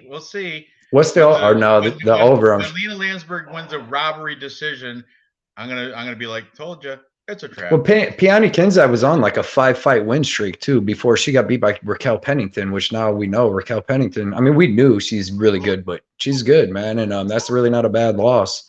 So Lena Landsberg ain't beating Pennington or no girls really, but yeah, I don't see her. I don't know her path to victory. I like Pani's wins. That's what Alexis Davis, good win. Betch Correra, good win. Sajara Eubanks, good win. Jessica Rose Clark, good win. All in the last 5, those are all phenomenal wins. But I just they're all beaten. Value at minus 400 or wherever she is. That's just ridiculous. So right. Okay. Up the card. You know, we're gonna have to probably go through this again when Mbe comes on, just so you know. All the You know, you fights. don't mind. All the. No, the female ones. She's Oh my yeah, girl. no. She's my girl whisperer. Oh Okay. yeah. I'm like all the fights. No. We'd be here all night. She can talk all night. Next we got the big boys, Devin Brown Bear Clark and William. Holy shit! Can you get any bigger than William Knight? William Knight, not the Yeah. tallest guy, but man, he's filled out at. He weighed in today at like 258. No kid. And just to think, last event he was supposed to fight at light heavyweight. He missed weight by 12 pounds, new record. But this dude is thick. 258. That's And crazy. Devin Clark though, he ate some gainer as well because he was like 225. And Devin Well, that's Clark probably his walk around weight because probably. So I think but the thing is William Knight, he can bench press like 500 pounds. You heard right. that, right? Mm-hmm. And he can squat like almost 600 pounds. But damn. That he looks like it for sure. For sure. But can he fight? All that strength and shit, that's it's great, your strength, but cardio. I mean, the bigger the muscles, the more oxygen they need, the more blood flow. Right. And that's when your cardio starts to get sapped. Like those muscular muscle bound guys, you don't see them after 1.5 rounds, you don't see them sticking around. I think William Knight is finished early or bust. Like he's gonna have to take Devin Clark out with a knockout, or he's gonna lose either by decision, or he's gonna just be so gassed out that Devin Clark might be able to do some maybe a cheesy submission, like I don't know, not a guillotine. I don't think there's a neck there to go. His neck is probably like a tree trunk. Probably right. You can't even find that carotid artery there. So right. I don't know what, but I think Devin Clark's going to win by decision because he does have the better wrestling. When William Knight fought Dawoon Jung took him down whenever he wanted, and Dawoon Jung's not even the best wrestler. He's well rounded, but he's not known for he's Korean, so he didn't do any NCAA wrestling or none of that shit. You know what I mean? But right, he's judo. He's a judo guy. Yeah, Dawoon Jung he's a judo guy, which that actually worked a lot better than like the different his judo throws and trips were getting Knight down, where Devin Clark's more of like he wants to get the body lock and grab you, where that's going to help Knight because he's got he's stronger, shorter, and you can stop a body lock with strength more than just like a trip where you just your momentum. But still sorry. No, you're right. You're absolutely right. But I mean, Devin Clark did beat Alonzo. They both beat Alonzo Menifield. Yeah. I don't know. But Devin Clark actually beat him though. I heard Devin Clark that I didn't see it, but I heard that Ian Kutalaba, that the punch that where he knocked his teeth out. Yeah, I heard that was nasty. I don't remember seeing that, but took some teeth with him. Yeah, that's crazy. But well, Anthony Smith got his teeth knocked out before, and Glover gave him to the ref and continued fighting. Dudes are crazy, man. But I don't know. I'm gonna go with the Brown Bear here. I just think his cardio is gonna outlast Knight, and I think he's gonna be able to get enough takedowns and control time to earn him a decision victory. And the volume on the feet, maybe not the stronger shots, but the more volume. I think he's gonna have more strikes, significant strikes landed. I think he's gonna win a decision, probably unanimous decision, unless William Knight catches him with a KO. Yeah, William Knight, dude, was already kind of slow. He's got that good check counter left hook, but he's already kind of slow with suspect cardio. So coming in 2 months later, he looked terrible against Maxine Grisham, and he was only like 230 then. I know it was short notice, but he was low, like 30 pounds less. So it doesn't even seem like he's training anymore, and he's just taking whatever fights. So Yeah, man. I don't know. I think this is going to be a boring fight where it's going to be a lot of Devin Clark.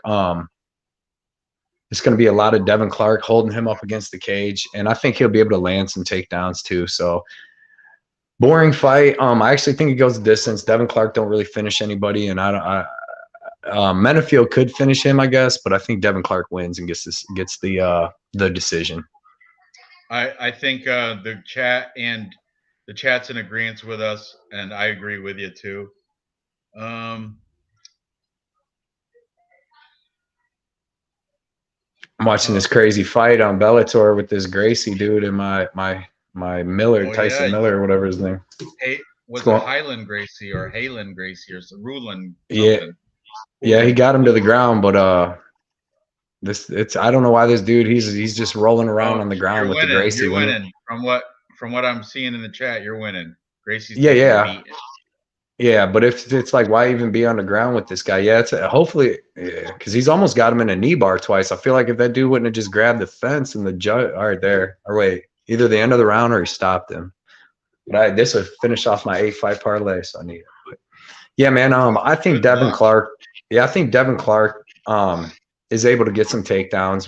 When he does, what's his name always explodes, able to explode and get up and stuff. But dude, 258 pounds. Devin Clark's actually kind of good. He's got good striking movement and stuff too. So he could also box around on the outside. He's just got to watch that left hook. He's another one with his pop and his dad. His dad comes cage side and yells at him, like screaming, like, crazy. Yeah, I love that. I think that's a big factor. I think in some of these fights, right? Like there's a girl that her dad does the same thing. It's not the girl that Aspen Ladd.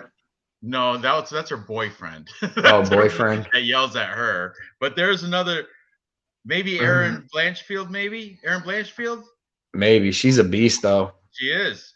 Whatever it is helps if it's her. Yeah, I think it might be, or yeah, one of the maybe Miranda Maverick. I don't know, one of those hot prospect girls that are young still. Definitely. But anyway, Devin Clark, Brown Bear, we're both taking him. I like it too. I like his odds as minus. I think he's under minus 200. Yeah, minus. I just hit my parlay. Minus what you did? Yeah, I just hit the old 8-legger. 20 to win 106. Congratulations, buddy. You got to roll that over now. Yep, I've hit a 3-legger, 8-legger. I'm gonna, and then I'm one fight into that 2-legger, and I got an LFA 3-legger going on too, just like $12 to win like 14. But I said it was all free. I'm about to put some money on Corey Anderson. I want to see. I wonder what's the odds on Corey right now, because I'm just waiting till it gets closer. He might be plus 200 or something. I'll check by the end. Right now, on Bet Online, Corey Anderson's a plus 155. Yeah, man. Like, dude, Corey Anderson's legit, man. He is. That Nemkov, I mean, the dude's good, but it's not like, I mean, it's. I'm going to parlay Corey Anderson and Pitbull. I know. Dude, I'm going to throw money on Pitbull too, man. To be honest, like. 57. Yeah, he lost one fight. And I mean, AJ McKee's the truth, but dude, wasn't last time, who was the favorite last time? I think Pitbull was the favorite last time. It might have been. And like, it's like, I mean, dude, I'm going to take Pitbull at plus 250. It's not like he's old or he's on an 8-fight losing streak. He got knocked. He didn't really get knocked out or choked out last fight. He got stunned and then he got semi-choked. But yeah, man. Blood Money going to hit a parlay. Yeah, Nick, what's up? Thanks, man. Yeah, the parlay was I had this Theo. What's up? The Pitbull, Patricio Pitbull, and Corey Anderson parlayed together, just two-leg parlay, plus 810. For that parlay? Yes. And you got 2 live dogs. I'm gonna you know what? I'm gonna have to put something like that in too. Give me one. I'm doing it for $10. Win you 80, 81. Dang, yeah. Win you 81. I bet online awesome. Right now. I just placed it. Good. A little bit of Bellator action. I've been doing well with Bellator. Remember? Yeah, man. Yeah, nice. Yeah. I wish I'd have put more on that freaking 8-legger now. But that's crazy. You try. You don't like parlays, remember? I don't, but like I said, they gave me this 75 free bucks. I don't. Oh, But that mean as well. Bellator though, And you gotta parlay them that's on good that Bellator. they don't like. You can't like free play money that I get from these my stupid bet online and like any free play money. They usually have things where it has to be a minus 110 or it can't be past a plus 100. You can't. You wouldn't be able to free play money on Oh, 8 parlay and in the books I use. well, I think this was like a crypto bonus. I didn't know I had on there. So last time I put money on there, That's it gave me, different. yeah, it gave me It's like not a free set. play money. Yeah, because look, usually that's what I was Same wondering as because cash. on the Same as free play, cash. yeah, because I put a $20 three leg parlay in and I hit it earlier and at $20 only won 14, but because it was just three big favorites. But I was wondering if I was only going to get 14 or if I was going to get the 34 back because free play you would just get the money you won and then the free play money would be gone. This I actually got all 34 back, so and then I'm going to get that 126 back, so it'll be 150. So Your I'm up a A-leg double. parlay was you said it was all hot big favorites, right? Yeah. Theo Haig, Lard Anderson, Edwin What was like Los the closest Santos. line? The closest line in your 8-leg parlay. What was it? Oh, dude. I don't even know, to be honest. Maybe Probably Kyle Krutschmeyer, I think, was minus 200 and something. I think the other okay. dude too, the Russian dude, that had his close fight, I think he was minus in the 200s, but the rest of them was huge. Like I put a 3-fight one, Theo Haig, Laird Anderson, and Edwin Los Santos, and I didn't get even money on a 3-1. I got $20, only won 14. So I got 75% so of the money. But take it. I'll take it. I don't know what happened with my Bellator, but yeah. And then I wanted to do that because now I'm gonna put some on Corey Anderson, and I'll have some money to bet live tomorrow. And I'm gonna do like you said here in a second. I'm gonna turn my camera off so I can use my phone to go put in that Pitbull Corey Anderson one. Man, I'll throw like you said, what 10 won you 80? That's well worth it, man. Yeah, absolutely. And that was just two fight. Thanks, parlay. Nick. Yeah. Yeah. Yeah. Yeah, definitely check out Blood Money. Absolutely. Yeah, man. Thanks. I was in a little slump with subscribers, but this past week they've been popping back up. So I don't know Me too. Maybe the algorithm changed. I don't know, but I'm crazy. Not hating it. I'm not hating it. Like last week I actually lost a couple, but now I'm back up. Dude, I messed up about like maybe 3 weeks ago. My buddy BCS Express gave me a good tip. I actually changed my name to Blood Money Bets. For some reason, I'm like, it'll be easier to say and all this stuff. So I did that for 2 weeks and literally didn't get no subscribers or nothing. And then because I didn't think it would matter that much because people already kind of know my thing. And then he told me about that, so I switched it back, and then I got like 34 subscribers so far this week. But I also had a winning week last week too, so that helps. Papa Chuck, this guy just a new subscriber. Papa Chuck, thank you for subscribing. Thank you, sir. Oh yeah, subscribe to Cody's too. I love your channel. Yeah. So yeah, no, I love your channel, bro. I watch every one you do. I like that because it saves me some time because you can't watch every capper's show. It's hard to watch every capper's show. I feel kind of bad like excluding some cappers, but it's just like it's kind of like first come first serve on the algorithm. When I type in like Sunday night, I type in UFC like this week, UFC Vegas 51 predictions. Whatever they come up, that's who whatever comes up. Nice. It's like a lottery. You do yours early. That's why you do early picks. You're going to be up the top, toward the top. You know what I mean? And Johnny K too. Johnny K, he does his early too. He does like a quick pick early, like a 20-minute video for the full card, right? Yeah, he does. Yeah, the official bets. Stat Diggers, they're always on because they do the Sunday night live stream. I love that show. I love that. Yeah, man. That's because that's why I always put I love watching Stat Diggers. That's why I always put my my show out like Sunday afternoon. So I got that done because I don't like really watching other people's stuff till I put mine out. Usually nobody really has any out. Yeah, I don't want. Dude, like About Better says the same thing. He's like, I don't like getting influenced until after I put my stuff out. Then I watch other people. Right, and that's why I like what I do. Like I'm already almost got the whole next card. Like I put in so much tape study and all that. Like I'm almost done with the next card, but I bet I put in like 8 to 10 hours of tape study every single week at least, dude. And then with working, I've been back to work and all that, dude. It's so much time. But I wouldn't have to do all that if I didn't make this show. I'd just be making my bets still by myself and making money. But I like it. I like doing the show. Wheezy is hilarious. You know who's the funniest? I love though? Wheezy. You got the beanie guru. Yeah, that dude's nuts. That dude, he cracks me up. And he's also Monday morning on the way to work. I know his shit will be up there. You heard about eBay's that poor kid, his dad? Yeah, man. I like eBay too, man. Yeah. His daddy said he woke up though, so thank God for that, man. That's awesome. Thank goodness. I've seen a post about it. But he's a cool, nice dude, man. Yeah, his dad had a slip and cracked his head open or something. Bad, tragic. But I'm glad that he's doing better. That's good. Right. Oh, all right. Trying to find this main card. Okay. Moving on. Next we have Mounir Lazzez and Ange Lusa. I'm not mad, Mbe. She thinks I'm mad every time I don't know. She has technical difficulties with the computer or something. She wanted to come on, but whatever. She's like, don't be mad. I'm not mad. I'm just going to keep talking shit about you. Sorry. Mounir Lazzez versus Ange Lusa. Now, this guy, Ange Lusa, is making his short. He was notified Tuesday that he's fighting. You know what I mean? But I heard this dude, he's coming off of he had that Contender Series loss to Jack Della Maddalena.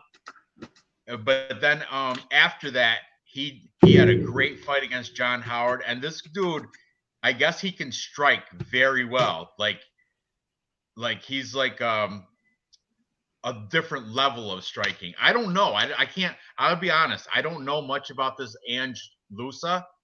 Yeah. But I do know a little bit about Mounir Lazzez, and what I do know about him, I'm not that impressed. He has a good win against Abdul Razak Al Hassan in his UFC debut. He beat him by unanimous decision. But then you got to think Abdul Razak Al Hassan was on a 3. That was during the middle of he was like he was fighting those girls that were blaming him for rape at that time. Right. And he was like on a skid, like he was in a slump. And he's recovered from that. I bet you if Abdul Razak fought Mounir Lazzez now, it'd be a totally different outcome. But anyway, Mounir Lazzez did beat Abdul Razak Al Hassan during those rape allegations. So you got to think that his head wasn't even in the game. And then he lost to Warley Alves, TKO ground and pound round 1. Okay, so that is also like, I don't like that. Not a good look. He does have a win against Sasha Platnikov back in the UAE Warriors, where he beat him in round 1. But aside from that, I don't know. He's from like Dubai, and he's fought in those overseas promotions like Brave and UAE Warriors and some other Pro Bellum Dubai. But this Mounir Lazzez, I don't know. I'm just not too confident in him, and that's why at plus or at minus 2-to-1 odds, I think he's minus 190 or something. I'm not exactly sure right at the moment. I'll check. I think he's minus 200. Let's see. There he is. Minus 193. Oh, yeah. Yeah. Ange Lusa plus 168. I'm going to go in this. In my opinion, this is much closer than the odds. So I'm going to go with the plus money. I'm going to take a flyer on the short notice guy. You know why? Sanford MMA. That's why. Ange Lusa and Sanford MMA is representing on this card. They have like, I want to say 4 fighters on this card. Ange Lusa is not going to be alone in that training room out back. You know what I'm saying? Where on the other hand, though, Mounir Lazzez, he is coming off a 14-month layoff. A little bit over a year was his last fight. He's out of Team Nogueira in Dubai. He's a Tunisian guy, but that Team Nogueira, he's listed as the kickboxing coach for that. So Mounir Lazzez, I guess he does have the goods to get the job done. I like when they're coaches. I like when they can coach. And he's the kickboxing coach over at Team Nogueira Dubai. But 2-1 odds for older. He's 34. Ange Lusa, 28. Ange Lusa, I don't know. I something tells me he's gonna upset. He's gonna be the underdog pick for this fight, and maybe for the card, the best underdog on the card. I don't know, but yeah. Let's. I'm gonna catch up with. Here we go. Catch up with this. Dave's channel doesn't. It's about skiing. He's not. He used to have. He did have a handicapping UFC handicapping channel. I think he only made like 4 episodes or something. Well, thank you, Passion Cold Wars. Sorry, Ranj. I'm just putting in this bet. I put in a bet on Timothy Johnson. I had to. That's fine. I couldn't use my. Figured. Did you bet on that fight? The Timmy Johnson Vassal? No, I did not. Yeah. That was too close. I just put it. Yeah, I just took the underdog. I put $25 of that free money on Johnson because he's a big dude, big heavyweight. Okay, Lizaz is a bit of a point fighter. Yeah, it looks like it because his wins. Well, his win against Abdul Razak, that was the decision. I don't know. What's your take on this fight, Cody? What do you think for Angelina and Monir Lizaz? What do you got? I'm picking Lizaz because he's got a full camp. The Lusa dude just fought 3 weeks ago, got a good win over John Howard. Looked good on the Contender Series, had a good fight with John Della Maddalena. Super tough, man. He can brawl. He's got a chin. Looked like pretty good cardio for being a big muscular dude like that. Lizaz, though, looked a lot bigger at weigh-ins, face-offs. And Lizaz has really good strike. Like, Lizaz is really good. He's got really good cardio. He's got decent wrestling himself. He's got, like, good BJJ. He looked good against Worley Alvarez, too. He took that body shot. He was on it, and I lost a lot of money on that because he was going to beat the shit out of Worley Alvarez if he didn't land that body shot. Because Worley already took him down, like, twice. He got up, and Worley Alvarez always fades. But Linares has really sick kickboxing. He's really technical. He throws with power. His nickname's the Sniper. I like him, man. I think he's really good. I actually think. I mean, I picked Zaleski, but I don't know, man. I thought that Lizaz had a really good chance against Zaleski, and I think that with his height and reach here, he'll be able to stop the takedowns and stuff. I think it's going to look a lot like the Hazak Al Hassan fight because them guys are actually built pretty similar and they fight pretty similar. And he does have a wide back. Yeah, the dude's huge. So as long as and with Linares, like I said, having this full camp, being ready, he's been out for a little while, so I'm sure he's getting better. I'm going to take Lizaz. I'll take him by decision because, like I said, this dude stood toe-to-toe with Magdalena, who's a savage, and he stood toe-to-toe with him for 3 rounds on the Contender Series and looked pretty good, man. So give me Lizaz, no bet. Not totally super confident, but he did look a lot bigger than him. So I will take Lizaz on this one. Yep. Well, here I'm going to go different. I'm going to go with Lusa. Only, like I said, where I did. Oh, right here, like Nick Alexander. Lizaz has 0 ground game. He's a kickboxing coach. He's a kickboxer. And Ange Lusa, where's he training? Sanford MMA. Sanford has they beast that wrestling. They love that wrestling down there. So that's why I think this is right here what Nick Alexander's saying. That's why I'm going with Lusa to get the victory here. And that's good money as an underdog. And the dude's tough. He's going to fight for your money the whole time. So yeah, man, if Lusa does get the fight to the ground and gets control time and stuff, he can definitely get the win. You know what? And that dude's tough, man. Lusa's tough, dude. Nick Alexander might be on something too. Because I know Abdul Razak, that was on Fight Island in Dubai. Worley Alves, I don't know if that was over there either. But yeah, I think that was in Dubai too. I'm pretty sure that one was over there too. That might be a big factor to consider too. Because that was back when we was doing all the fights basically over there, I think. The kickboxing coach got folded in round 1 by a guy using the same body kick over and over. Was that Worley Alves? Was it? Yeah, he had Worley Alves. Well, he hit him with the first one, I think, and it hurt him, and he was like, "Oh shit!" And then he threw another one right after that, and that's the one that finished him. But like I said, I really do think Lizez is tough. Like him and Zaleski, it was going to be a good fight, man. I mean, if you watch Lizez fight Al Hassan, they went 3 hard rounds, dude. Al Hassan came out and put them hands on him right away and hit him with like a 30-punch combo to the body, the head, all that. He survived it. He landed a couple of his own takedowns in that fight. Got a little control time and stuff, and looked good and tough. Great cardio. That was his UFC debut as well, so you got to consider that. I think Lizez is good, but I think Luce is good too. So I mean, it's just that short notice. He's a lot smaller, and just stuff ain't really. The short notice, I think he's jumping up to the opportunity, though. I think this is a godsend for him. He's like, opportunity knocked, and he's going to answer it, and he's going to win. I got him winning, Ange Lusa.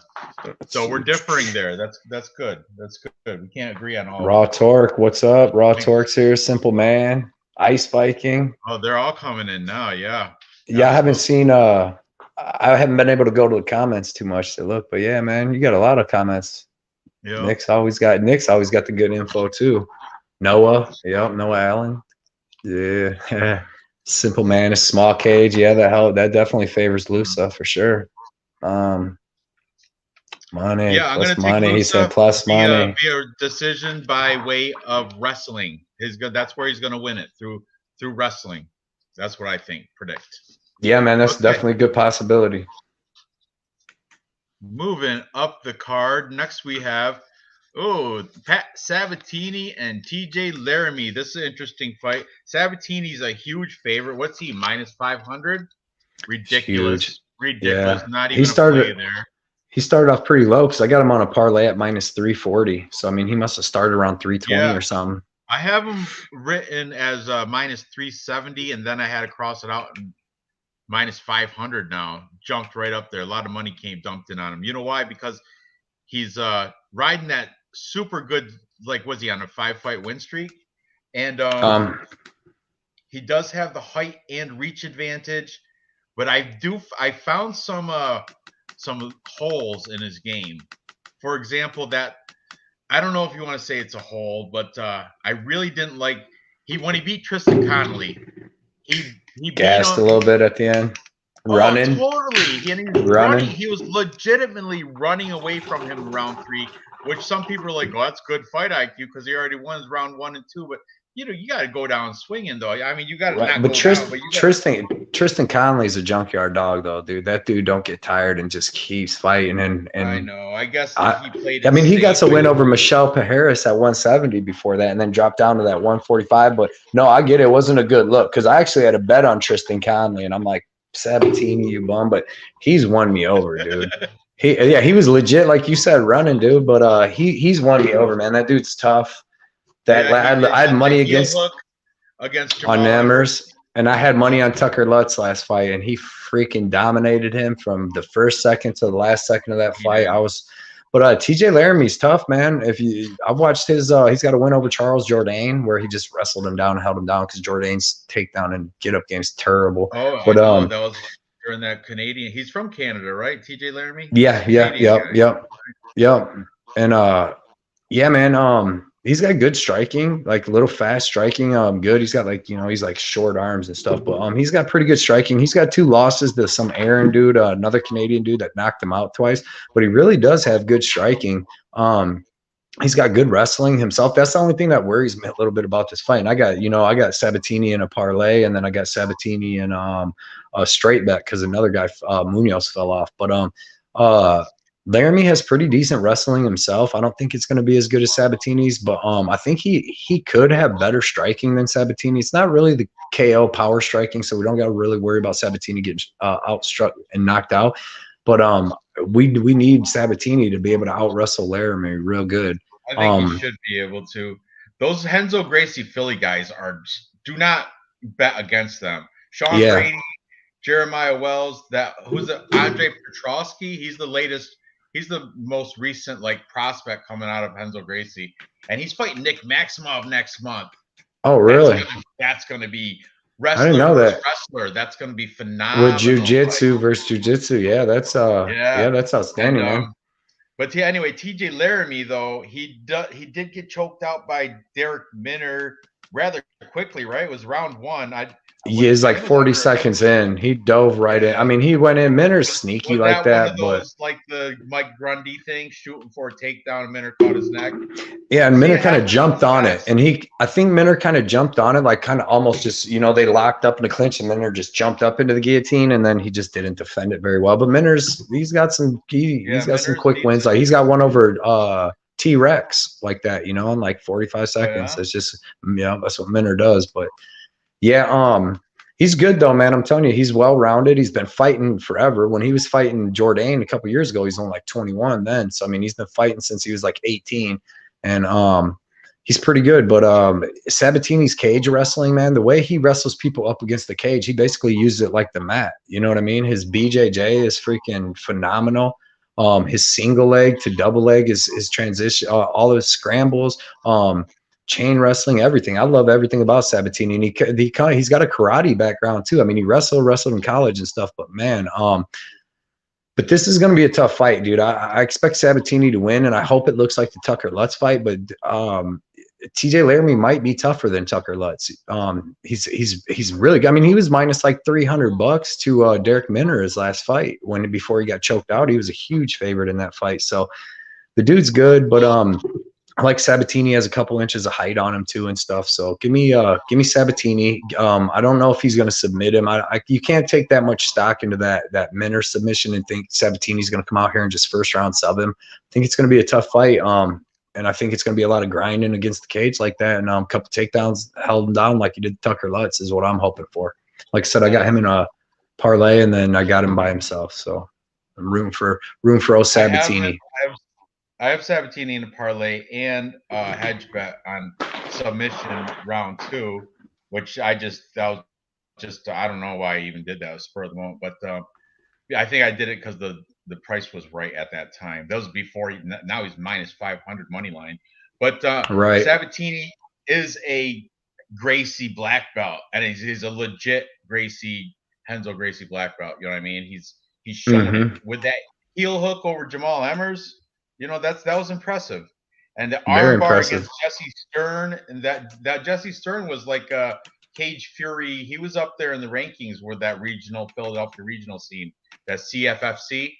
That's a legit regional scene over there. So, and yeah, I agree with you. I just don't like the line.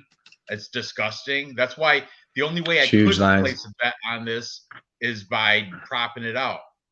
And I'm a huge fan. That whole camp, all those Henry Gracie guys. Sean Brady, savage, man.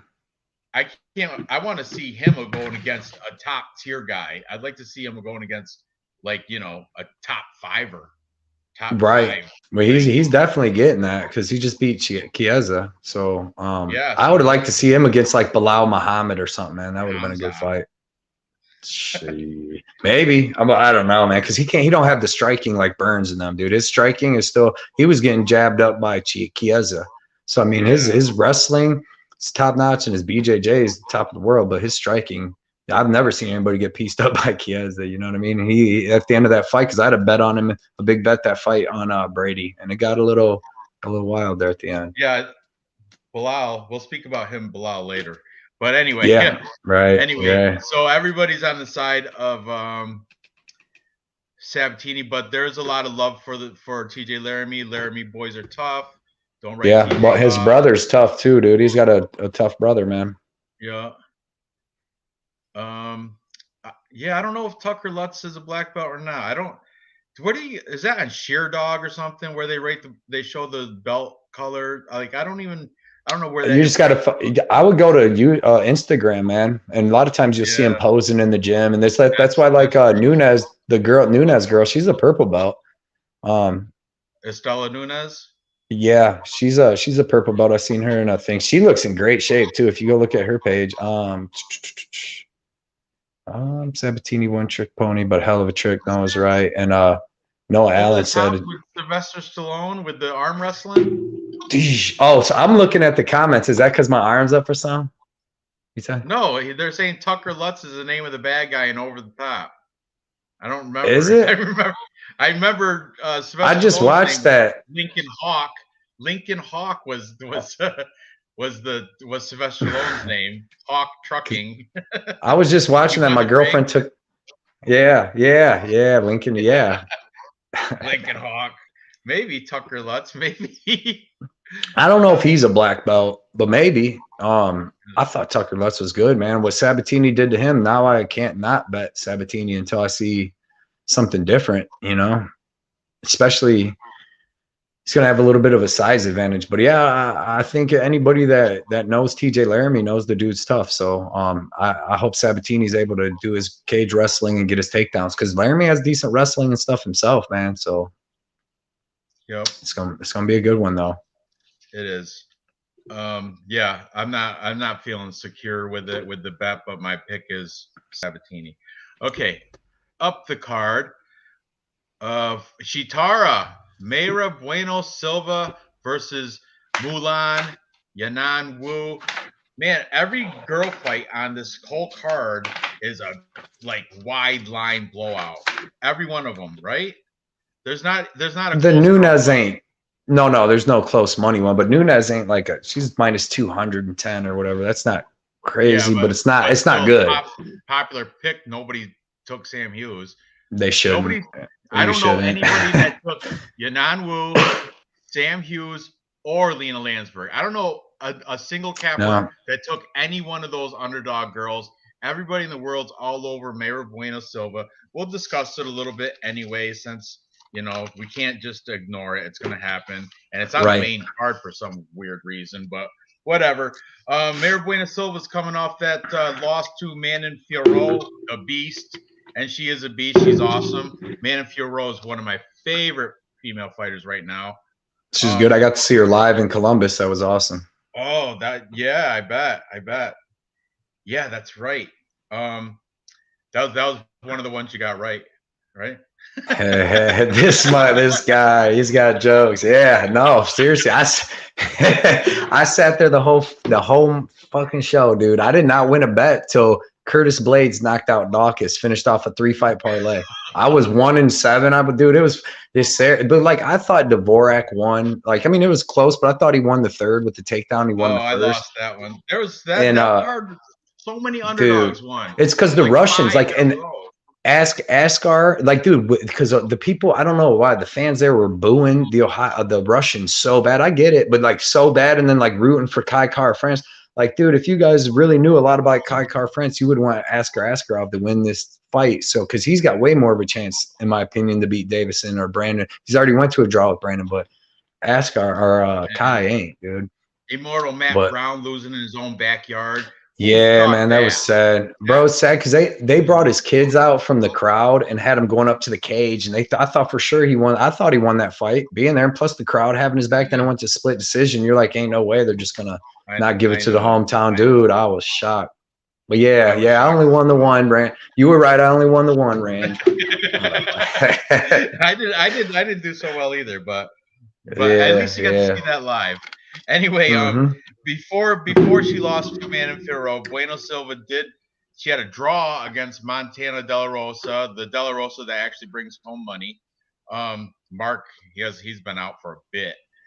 Before that, she did beat Mara Borello. Now, Mara Borello, didn't she try to sneak in drugs in her body cavity somehow, or up her butt, or something like that? What? You got her OnlyFans or something? No, I heard this through some one of these YouTubers. She was found not guilty, but she was under suspicion of carrying illegal drug substances or something. That makes her even tougher. That helps her street cred. She's got street cred too now, so she's a mean girl, dude. Who, Mara Borello? Yeah, no. Oh, you're saying she's the one. I thought you said Mara Bueno Silva. You're talking about the Italian girl? Yeah, she's a real gangster chick for sure, dude. That girl, Mara Borello. Yeah, she was. That was. She had trafficking. She's in like the mafia, bro. She's from Italy, man. That girl's in a mafia hit woman, dude. That girl's crazy. She can't fight good. Silva got her in an armbar round 1, took care of business.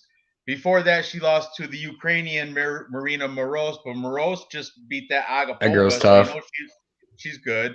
And she has, here you go, she has a good win against Jillian Robertson. UFC armbarred her too. Win. Armbarred the black belt and Jillian Robertson. Trains out of Shoot Box Diego Lima. Bueno Silva is Shitara is the legit deal here, but at minus 500.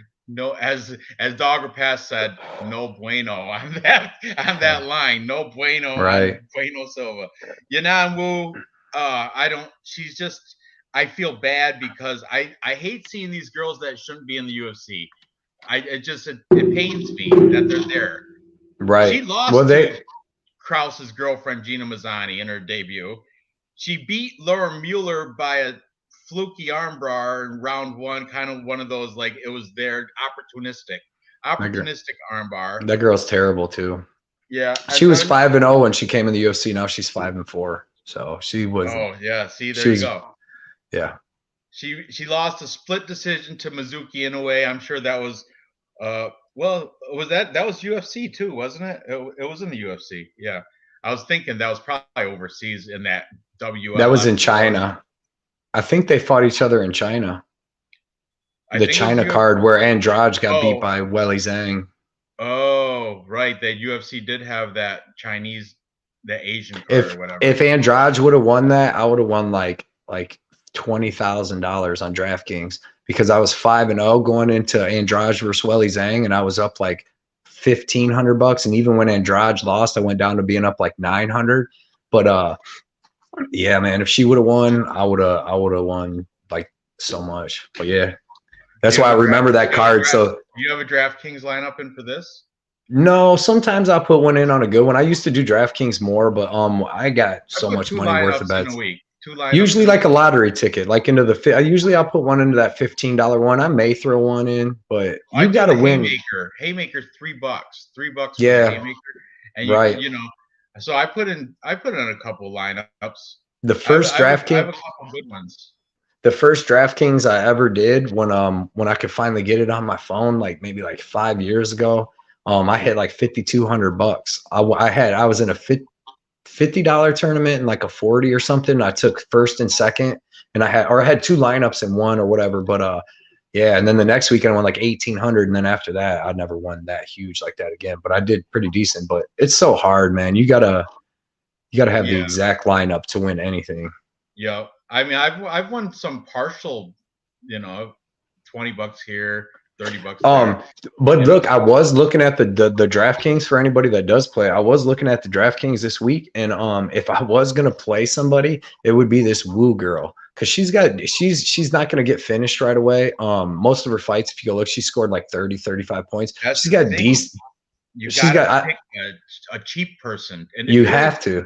Pick a cheap person that may not win, but at least if they could get you like 35 points, then now, you know, that's how I used to win. I literally, like when I won the 5,200, I picked there's a dude Superboy or something. He's from Austria, Nastardine something versus Bush. I know that he's like Korean. Is that Superboy, right? Isn't he? No, this dude was like the Austrian Superboy. He got beat by Sean Brady too, but he fought the little dude Michel Paharis, the little jiu-jitsu guy, and I took him as the biggest underdog, and he ended up getting the win, and then I picked the rest of them right or whatever. But always pick a real low guy, because you might try to pick 2 underdogs you think are going to win, but then one of them wins, the other one doesn't, and I don't know. I like picking that, like a Wu, and then getting them big people that's going to get the finish. But yeah, in this fight, man, I think Silva's going to win as far as landing the harder shots. She gets super mean. She's got really good leg kicks. She was beating up Manon Farrow's leg. I had to bet on Farrow, and luckily Farrow is tough as shit because she was beating up her legs. She's got really good clinch, man, to knee you in the face, knees to the body. She's super mean. Well-rounded, like you said, with the arm bars and stuff. Then she's got the great striking. And Yanan Wu is like weird. Like she's doing this when she's boxing and moving weird and like putting her, it's real weird. But she can shoot some decent timed takedowns, but then she just gets reversed. Like if you watch her fight Jocelyn Edwards, and Edwards was on short notice, she was just able to either take her down, or when New would take a good shot, she was able to reverse it pretty quick. And man, there's not really nothing like you're gonna be like she's gonna beat Bueno Silva because she's gonna do this. It's like Sam Hughes almost. It's like I don't really see the path. She's got like that Chinese kung fu, like the animal styles, like the Kung Fu Panda. Well, you know, like the monkey style, tiger style. It's whatever. Weird, yeah. She's like kung fu, like you know, beating up air, dude. Master shit, like the crane and all that. Like the kung fu, not karate. Karate's originated in Japan. Kung fu originated in China, and they developed it by watching animals fight. That's why they got like crane style. None of them work though. All that shit. None of them work though. Movies though. It does, because you ain't never got to have your hands up. In karate and that, they're never protecting their jaw. It's just like, I'm gonna knock you out. I'm gonna with this kick, and that's it. Nothing after that. And then you see them villages when the when they let you. The dude in Detroit, what's that dude? Survival guy. That shit's hilarious. Do it. The one dude that came out with Yoquan Buckley or whatever, where he's like, he'll be on the ground. He'll be like, if somebody kicks you to the face, and the show guy kicking him to the face, and he'll grab their leg and pull it down. You never seen him? What's his name? He's not the Dust. His name's the Dust dude. He came out. He was in Yoquan Buckley's corner, dude. But he'll put up a video, and it was hilarious because it'll be a video. No, he's like the police. He trains like the. Yeah, I know what you're talking about. That's the bit. That like dude's hilarious. The Commander. That's what it is, Commander. Dust. Urban survival guy. Yeah, that dude's funny though. Wing Shuns. Yeah, that's exactly that whole, the whole Chinese thing, the Thai Wing Chun type stuff. The Commander. Drunken style. Master the drunk. I should be mastering the drunken style right now. But, right. Anyway, yeah, but I got Bueno Silva all day in this. Yeah, me too. But she's not at minus 500. There's no value. Yeah, I bet you by decision she's still minus something stupid. Right. Yeah. Because it's probably gonna go to decision. So I'm all over Silva. I got her. I got this 4-fight parlay because we already went over all these. But it's Kianzad. I got her at minus 300, Close at minus 420, Silva at minus 360, and Sabatini at minus 340. So I actually got 150 to win 260. So that's not bad. I got pretty good plus money, and all four of them are fighting people that they should beat. Yeah, that's a solid confident. And I usually don't do parlays that big, but like I said, I didn't want to put like Kianzad and somebody in this one, and then Jakar Close in this, and this just in case two of them lose, then I would lose 2 parlays. And this with the 4-1, if one of them loses or 2 lose, I just lose the one little parlay. But I expect all 4 robins, man. That's the way to go, because even if you get some of the fights right, you'll win some money. A round robin, I take 5 fighters. The site does groups of 3. Out of those 5 fighters, they'll take like 15 bets, and I put $10 on each. So I'm betting $150. But if I win all 5 fights, then my return's going to be, it's ridiculous. The parlay wins. Right. Yeah, that's pretty cool. Round robin ones.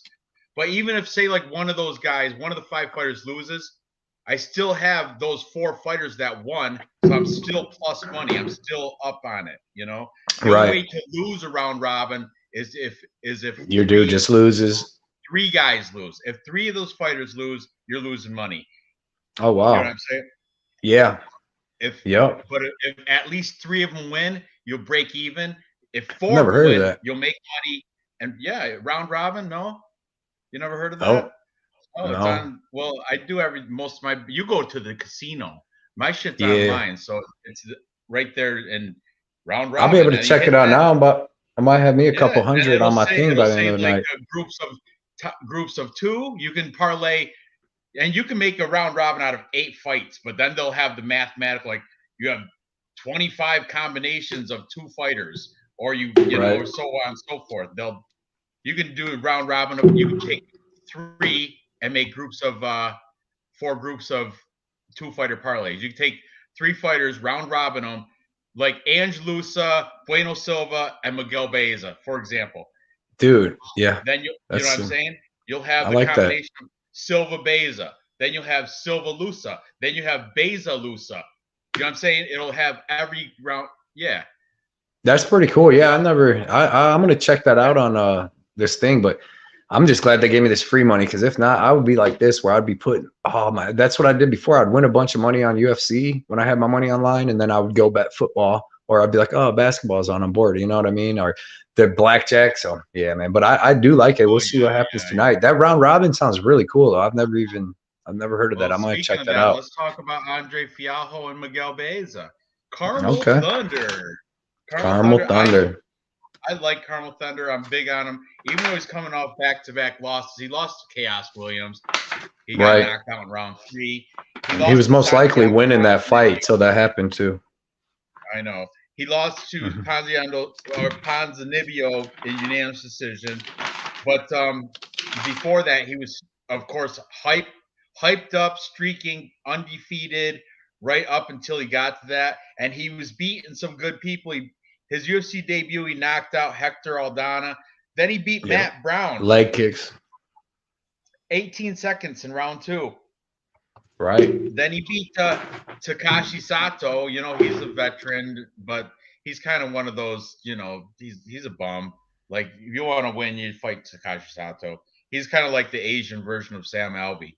You know what I mean? Like, right. Everybody beats Takashi Sato. I can't believe I took him over in that London. Was it London or was it Columbus? Oh yeah, London. Yeah, he fought Gunnar Thompson. Yeah. Yeah, and I actually took him because he was like plus 360 or something. That plus money gets you every time, man. The bookies are trying to get you. They're like, look, we'll give you this much money if you just put $10 on it. They're like, look at how much we'll give you. Yeah, that's like a colorful bird, man. This goes a little deeper than just the surface of guy versus guy, because now we also have competing Florida gyms. MMA Masters, represented by Baeza, taking on Sanford MMA, Andre Fialho. I told you Sanford is coming in this deep, coming in mob. Yeah, they got like 4 fighters. They got a ton of fighters. Yeah. So this one, I've been a little bit back and forth, but I'm going with Miguel Baeza because in my unranked contender picks, he is one of my picks, so I got to root for him regardless. But Fialho definitely has a nice chance. He's coming off that loss to Michel Pereira, but it was a respectful loss. It was a UFC debut. He made it to decision. It wasn't like he didn't get finished or anything. You know what I mean? And if you look at Fialho's other fights, he beat Stefan Sekulic, good elbows and punches, round 1. That was a good one. He beat this guy from UAE Warriors, a couple guys there. He has a win 18 seconds in round 1 against Sang Hu Yu or some shit. And he beat James Vick. Knocked James Vick out in round 2 over in the ex-MMA, which is like that Louisiana regional scene. So this Andre Fialho, he can fight, man. This could really it could go either way. Andre Fialho is worth a plus money bet, but I'm siding with Baeza, Caramel Thunder. I think he's going to get it done. What's your take on this fight here? Yeah, man. Fialho's coming in on short notice again. I don't know why he keeps taking these short notice fights. He looks to be in great shape though. But Baeza was supposed to fight Diego Lima, and he retired and just pulled out. So I like Fialho, man. He really is just boxing. He's got good boxing. If you can get on top, he's got good ground and pound. But his boxing's good, fast, and crisp. But it seems like he already has a gas issue before even taking these short notice fights. So taking these fights on short notice ain't gonna help. He's heavy on his lead leg because he's basically a boxer. And I think Miguel Baeza is going to be able to tear up that leg. It helps him to be in the small cage, definitely, but Baeza is tough, man. He didn't even get finished. He had that war with with Ponzinibbio and took shots. They both gave each other shots. The dude's really tough, man. And he was tough. I think I had a bet on Chaos Williams, and I was kind of, if it wasn't 2-0 Bieza, it was 1-1 going into the third, and Bieza was beating him up in the third. Almost had him finished with leg kicks, honestly. Like, I think 2 more kicks to his leg. Chaos actually got cracked in the leg and hit him with that hook. I was rooting for that too. I had Bieza in that fight. Oh, did you? Yeah, no, I had Chaos, but I felt lucky to get that win. But yeah, man, Bieza dude is way more well-rounded. He's got way better jiu-jitsu. His takedowns are all right, but his jiu-jitsu is really good. He's a black belt, real active. You've seen he's putting Chaos and heel hooks and stuff like that. And this one. And then Bieza dude is just, he's got more weapons, head kicks, body kicks. He's got power. He's got left hooks. Really, this dude, like, he just has to watch out for this dude's boxing. So give me Bieza. I don't know if he finishes him. If he does, I'm gonna call by leg kicks or a left hook. But give me Bieza, and I just don't like the short notice for Fiallo and all that. And even if it was a full camp, man, I really like Bieza's tools. Like, he went to that split decision and went to war with Ponzinibbio, who we know is a bad mofo. And then that last fight, like I said, with Chaos, man, he just got caught at the end, but he was on his way to winning that fight. So after he lost the Chaos Williams fight, he put a big apology thing on his Instagram, like apologizing to his fans. He's you don't got to do that, man. I know, but he's like, I don't know what happened. I apologize for my recent losses, because that was his second one, you know. He's like, I promise to do better next time, and he's making all this. I think he's a legit man of his word too. I mean, that takes that's humbling. That's humility. He's a bad dude too, dude. And he's really good. Like, he is. I mean, he's really good. So the UFC might not have should have threw him into the pit like they did. I mean, Chaos Williams is a decent fight, but like Ponzinibbio was like a top 5 dude before he got hurt or sick and all that stuff, and then he came back and got knocked out by Zhang Liang. But like, that dude's like a top 10 dude all day. If they would have gave Bieza like 3 more kind of semi-good dudes that he could have styled on and got them big knockouts like he did on Matt Brown, man, that could have built this kid up real good, because he's super tough and his striking's what he does, but he's actually started as a grappler. You know what I mean? Badass black belt. So he's got more tools. He's got the toughness. Black belt? Because, you know, he's a badass black belt too. Legit. When I was covering the Takashi Sato thing, they were like, oh, he got submitted by Bieza, and Bieza is not even a grappler; he's a striker. No, he's a grappler that strikes.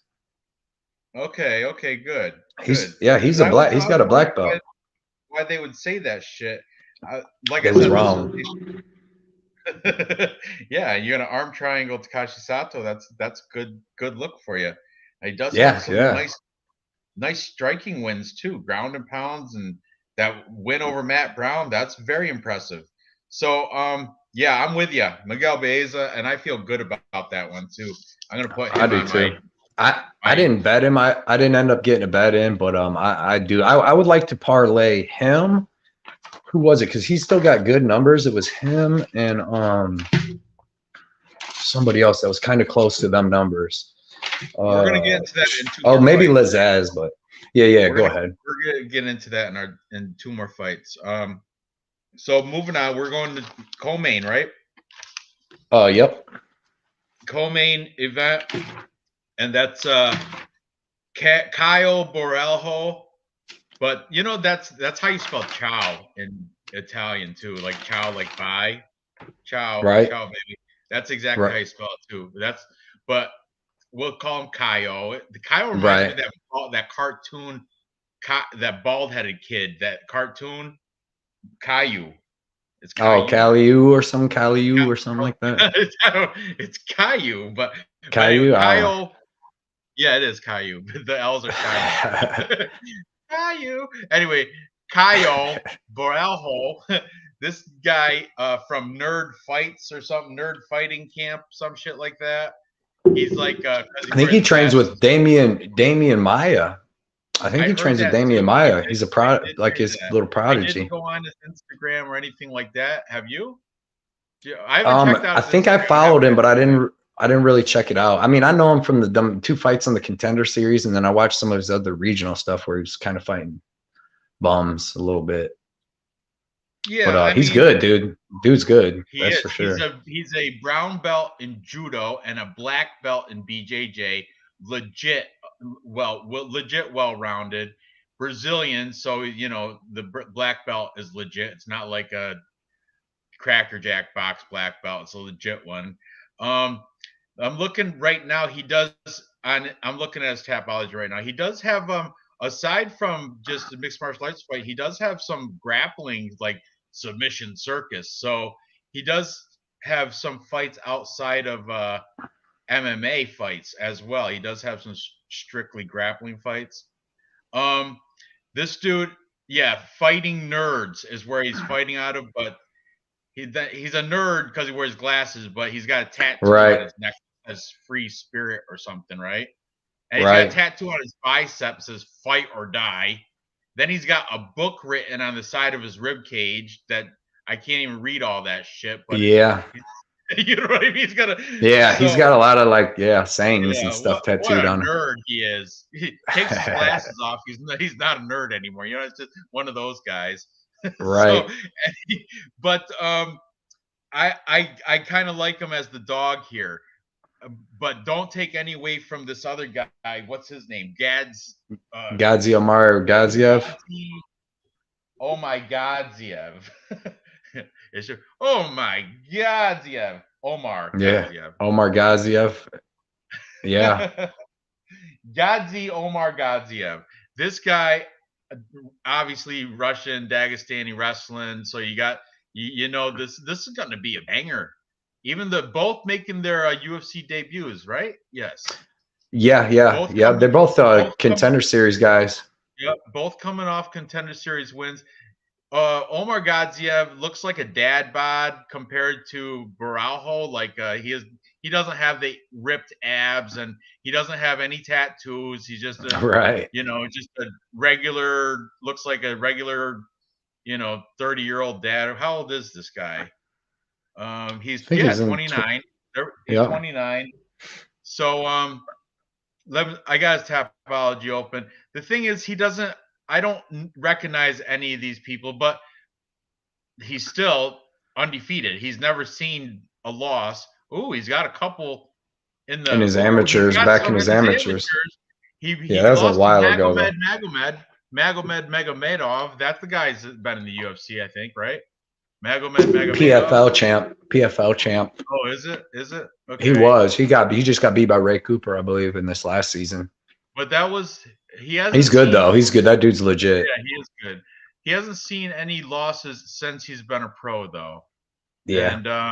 And he's just been, I'm looking at all these Russian dudes, all Russian. He's choking them. Look at this. He beat this one guy, says win by refusal to fight after 1 minute and 30 seconds of round one. I'd like to wonder. No, just stop beating me up. He had to refuse to fight. I'm done. I'm not. That's what that is. That's weird. Look at this. Yeah. Win by punches, referee stoppage. Just stop beating him.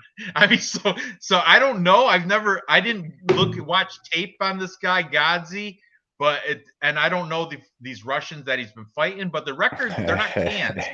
The guy, the refusal to fight, he was 17-8. You know what I mean? And he's beating he's not beating like a can is somebody that's like 1-0 or 0-0 or a can like a 5-4. That's a can, you know what I mean? But these guys that he's beating most recently anyway, the 7-1, 7-0, 6-4, 17-8, 9-2, decent, not bad, not all cans. So I don't know. This is a very close fight. That's why I'm just taking the value in the nerd, the nerd, Morelho or Kaio. Yeah. Whatever. I'm gonna take the plus money because it might as well go with the value. Plus money, go with the value. Right. Yeah, man. I bet Gadzi or Amari Gadziev. Both these dudes are really good. Kyle, he's got really good jiu-jitsu. He's got good striking too. He's got power, good kicks and stuff. He's got a really nice jab and a fast straight left down the middle. but like he's got okay wrestling, good jiu-jitsu, good ground and pound and all that. But man, I watched the Mari Gadziev. So I watched, I mean, obviously he's Dana White contender, but I went and watched some of his other regional stuff.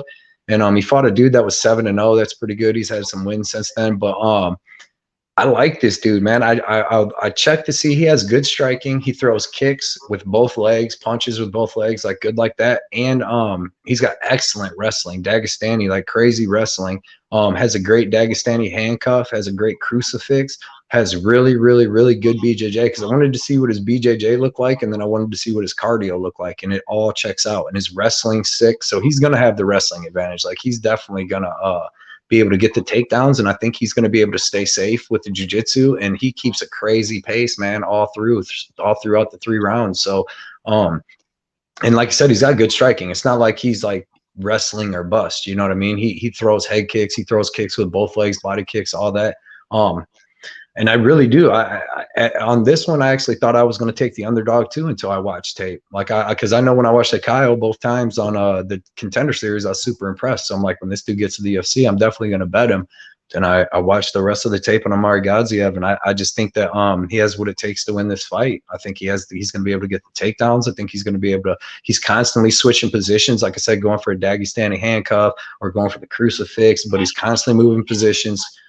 Dropping ground and pound, real good, man. So puts on a really good pace, but it's going to be a really good fight. I put 1.4 units to win 1. I see the line went down a little bit on him, but yeah, man, it's going to be a really good fight. But I'm taking Godzi on this.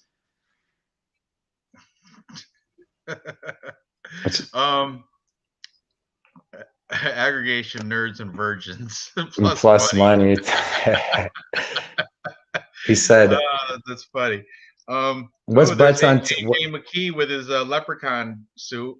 Are you watching the same thing right now on Bellator? Are you seeing AJ McKee right now? No, mine might be a little behind. I'm still watching Linton Vassell walk. I can't believe they let that like that. Timothy Johnson didn't get the finish in that fight, man. They got Herm Dean in there. He's like, hit him one more time, make sure he's dead, because he was kind of like out, and then he came back. But yeah, man. I see the Stipe Miocic. Been getting that a lot lately. Yeah, that's funny. He's from right up by me too, man. Same area, right? Isn't he from? He's from Ohio. Yeah, about like 30 minutes from me, up by Cleveland. I'm right up by Cleveland too, like we're Cedar Point. Is out of that.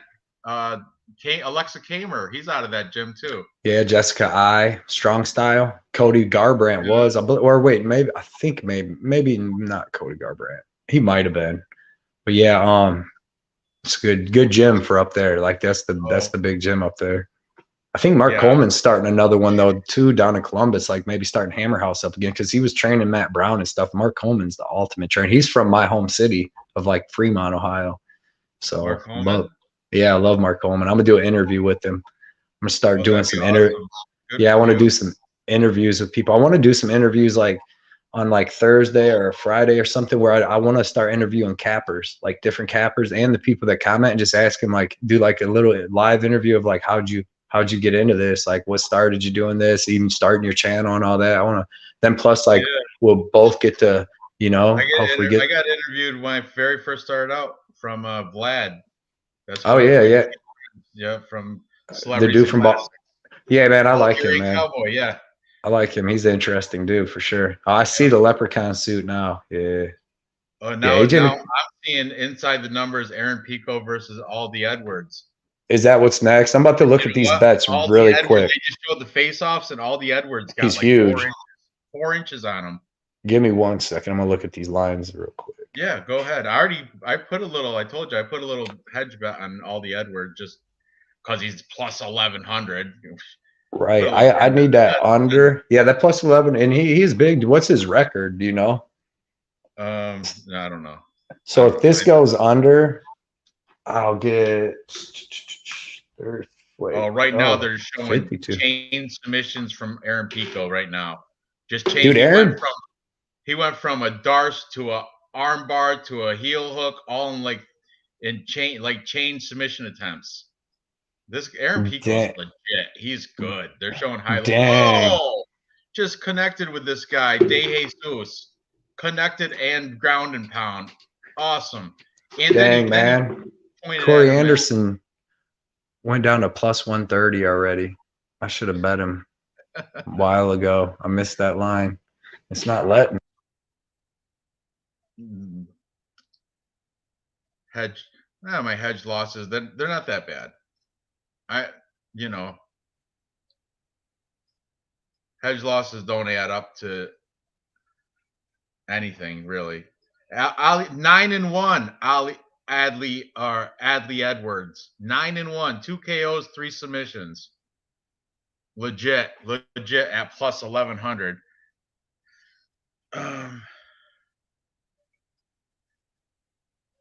You know what? I heard that hype too on Pico a long time ago, coming up from other fighters. They're like, "Oh, this kid Pico. I think he's from Florida or something, isn't he?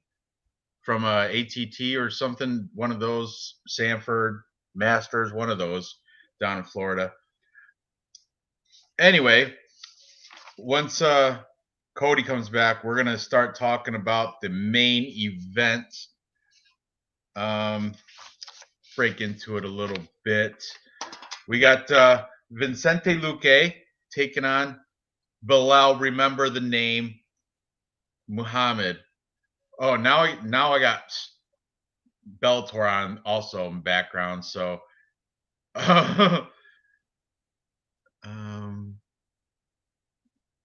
okay. All the Edwards coming out. This is going to be a watch along, and we're going to talk about the fight. 7-fight win streak for this guy Edwards at plus 1100. Let's go Adley Edwards. Anyway, Bilal Muhammad, remember the name, is coming in with a record of 20-3.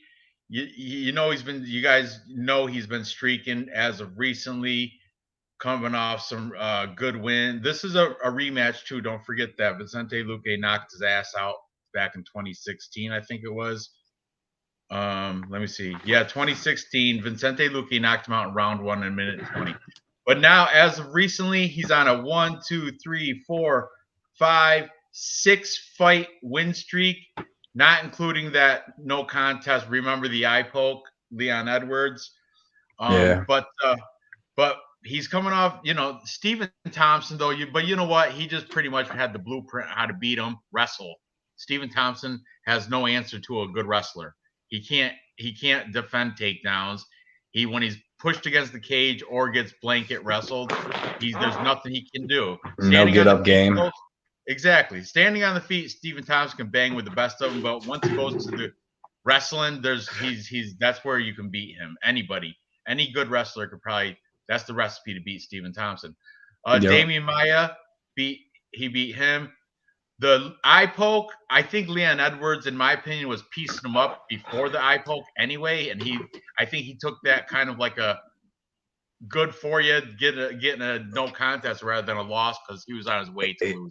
Yeah, he got the Aljo. I mean, he did get poked, but I know he went knuckle deep. Leon Edwards went full knuckle. He buried his finger. I was itching his brain. He was crying. Blah blah. It was. Then he went to the hospital and nothing wrong. There was nothing even wrong with his eye. His eyes all fucked up looking anyway, even before the eye poke. You know what I mean? He's got that weird droopy eye. I don't know what's going on there. Exactly, and it was in that eye. Yep. But then he has notable wins. Diego Lima beat him, decision. Lyman Good beat. Oh, surprise, surprise! He rear naked choked Takashi Sato. What'd I say earlier? If you need a win. Exactly. But he took a loss to Jeff Neal. Hands of Steel, Jeff Neal. That's okay. I'll give you that one. Beat Chance for Counter. Tim Means. That's a good one. Randy Brown beat him. That's a good one. Yeah, but then he had that loss, the loss to Vicente. And then before that is just who really cares before that? It's just all, regional. No real bit. Chris Curtis, he beat Chris Curtis. Interesting. I didn't know that. Action Man. Yeah, way back in the day. Yeah, that I did. I just realized that back in 2014. And that was the main event for HFC 21, Curtis versus Muhammad. Well, good on you, Bilal. Remember the name. It's a good win. He's got some good wins. Well, now let's look at the silent assassin Vicente Luque, also with some good wins. He's on a little bit of streak. He's beat Chiesa, Tyrone Woodley, Randy Brown, Nico Price, and then his only loss in his last 5 was to Steven Wonderboy Thompson. Yeah. But that was before the recipe was out on how to beat him. That was yeah. I think that was stand up fight the entire time, right? It was, yeah. Yep. Before that loss to Steven Thompson, though, who wins against Mike Perry, Bam Bam, Brian Barberena, Jalen Tarantula Turner, Nico Price, that Bilal Muhammad. Before that, Hector Urbina. Isn't that the one? Gilbert's Urbina. There's 3 Urbinas.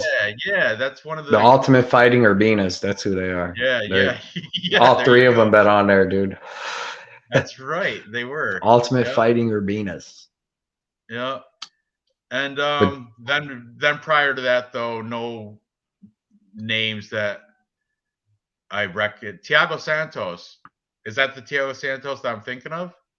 That was 2012. Maheta? Yeah. I think he got beat by that dude. Yeah, that's Vicente's got some loss. All his losses are early in his career. No, that was a win. Thiago Santos. That was in 2012. It was Maheta that he beat him. I think it was. Let me click on him. And if I see that big, definitely Moretta. No shit. Yeah.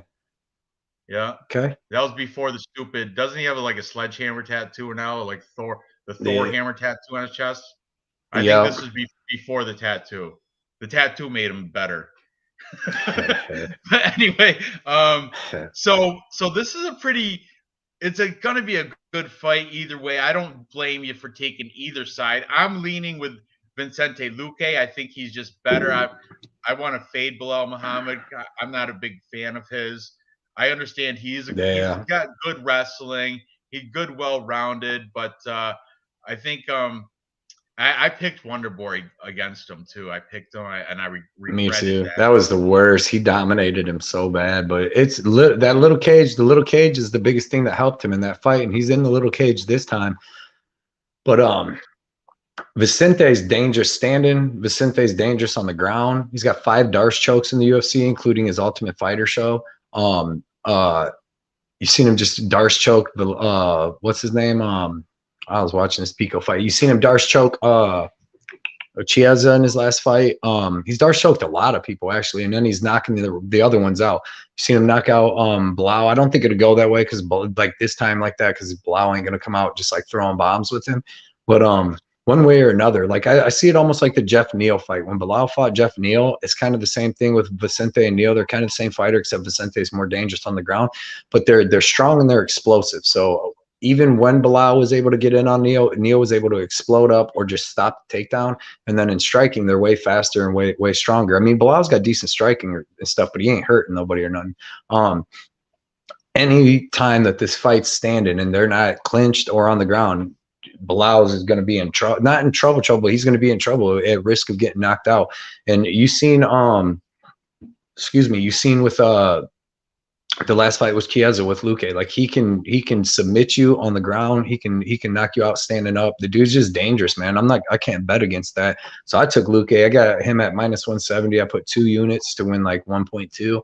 And I really don't want Bilal to win either. I don't like him. I don't like his style. Like he's well rounded and he's like the wrestler, but his wrestler style ain't like let's get you down and pound you out. Ooh, dude, Pico, you dummy.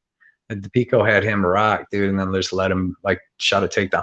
But anyways, yeah, I love Luque. I think Vicente Luque could be fighting for a title, especially if it's, against somebody that you never see him get tired. Like I've never seen Vicente Luque gassed or tired, and you've seen him in wars, right? And he's keeping, like with Barberena, he's keeping his power, Nico Price, all the way to the 3rd round, anytime in it. And if I'd seen him gassed out before, just taken down and held down, but he don't accept being on the ground. He's constantly moving to get up. So I think he's going to be able to stop a lot of the takedowns, and then the ones he can't, he'll be able to get up or hopefully hit a submission himself. But I know he's going to get a finish. It's either going to be submission or KO. But man, if Bilal goes out there and is able to wrestle him and hold him down for 5 rounds, then I guess I'm gonna have to be a freaking believer after that, you know. But until then, I got the dangerous dude that's just a savage, man. Agreed. Vincente Luque, silent assassin. Bilal Muhammad's got he's also like cringy, like media in the media. He's Yeah, quick to dude, I block. can't stand. He's quick to block you on Instagram if you say something that he doesn't agree with. He You just know, block you. he's yeah. That's why I don't follow him. So and I don't. I You don't know, like him. I remember when he got in a talking crap with Sean Strickland a couple months ago on Instagram. Because I followed Sean Strickland. I don't think he has no more, but I'm like, dude, I hope they fight, because he's acting like he would fight Sean Strickland, as Sean Strickland would just beat him down. So I don't like Bilal Muhammad either. I don't like it, like just his whole personality. He's a good fighter and stuff, but I don't know. that was a clean round for Pico right there. Yeah, that dude can. But this guy Aldi or Edwards, I keep calling him Aldi. That's a store. That's Aldi's. Yeah, Aldi's. You go to Aldi's. I don't hardly ever go there. But back when I was a kid, I'd probably go there if there was one around. With the prices of everything in the world these days, man, terrible. Yeah, well, Aldi's originally out of Germany. Oh, is it? In Germany, it's like their big deal. It's like their only grocery store. They're like, no bags for you. Yeah. They're bag Nazis, though. Then, like the soup Nazis off Seinfeld. Are you seeing the highlights of the round and right now? I'm still 50 seconds in left of the first round. Oh, okay. But I know Pico's beating the shit out of him, dude. Absolutely. He's a savage. He had him rock standing up and then shot a takedown for some reason. But you see how Pico just goes nuts, how he does, and he leaves himself open for shots because, dude, he's beast wrestler, beast jiu-jitsu, great striking, but he'll get in them wars, dude. That's why he's got them 3 losses, because he gets wild and has gotten finished. But yeah, he's a beast, dude. That dude's a beast. And all of his fights since he was 0-0 has been in Bellator, man. And Fashion Cold War, right there's the link. Go ahead, come on in, talk to me, because I'm not. Aldi is like the big deal in Germany. All these are German. It's good prices too. What's going on? I don't know. He wanted to come in on the show and talk about this fight. Oh yeah. He came on last week about the testosterone levels. Anyway, yeah. And sure, come on in because I'm watching this Pico fight in the background. Yep. And anyway, give me a second. I'll be right back, Ranj. Yeah, take your time. Thank you, sir. Once Cody comes back, we are going to start talking about our 3 biggest, most confident parlays with value, so we can get a little plus money 3-leg parlay, as I do every time.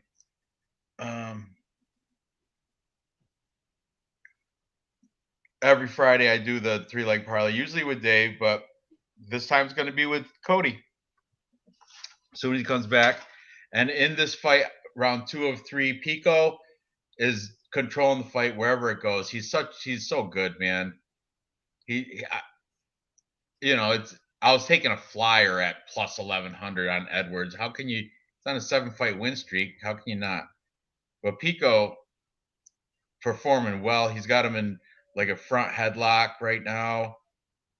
But Edwards is fighting against it. He's fighting off, peeling his hands.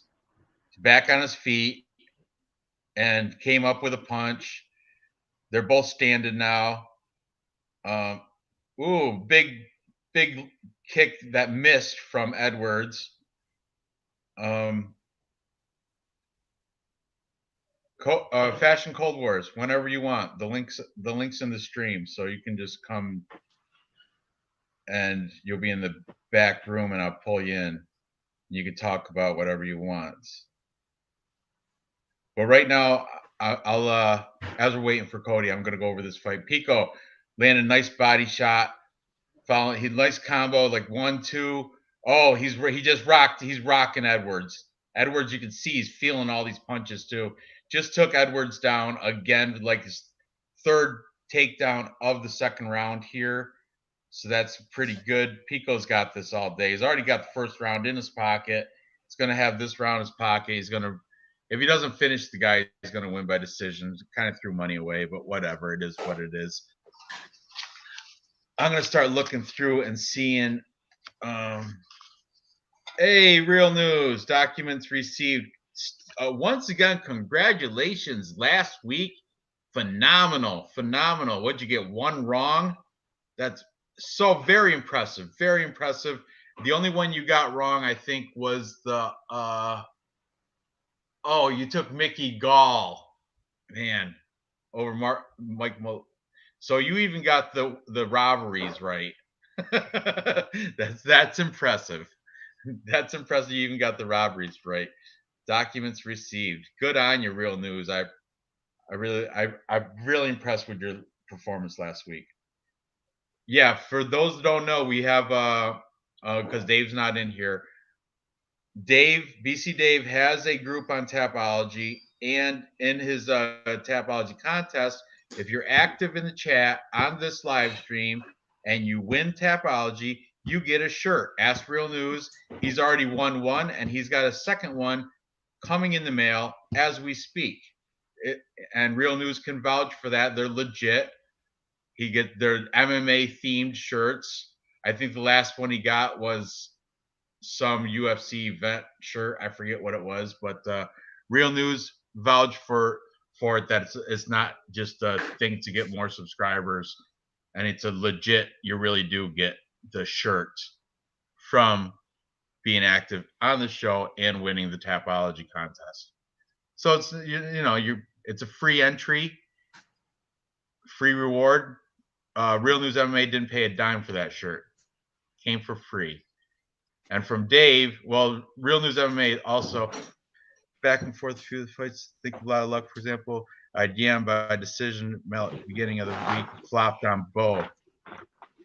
Oh, well, I don't know why you flopped on the mallet one.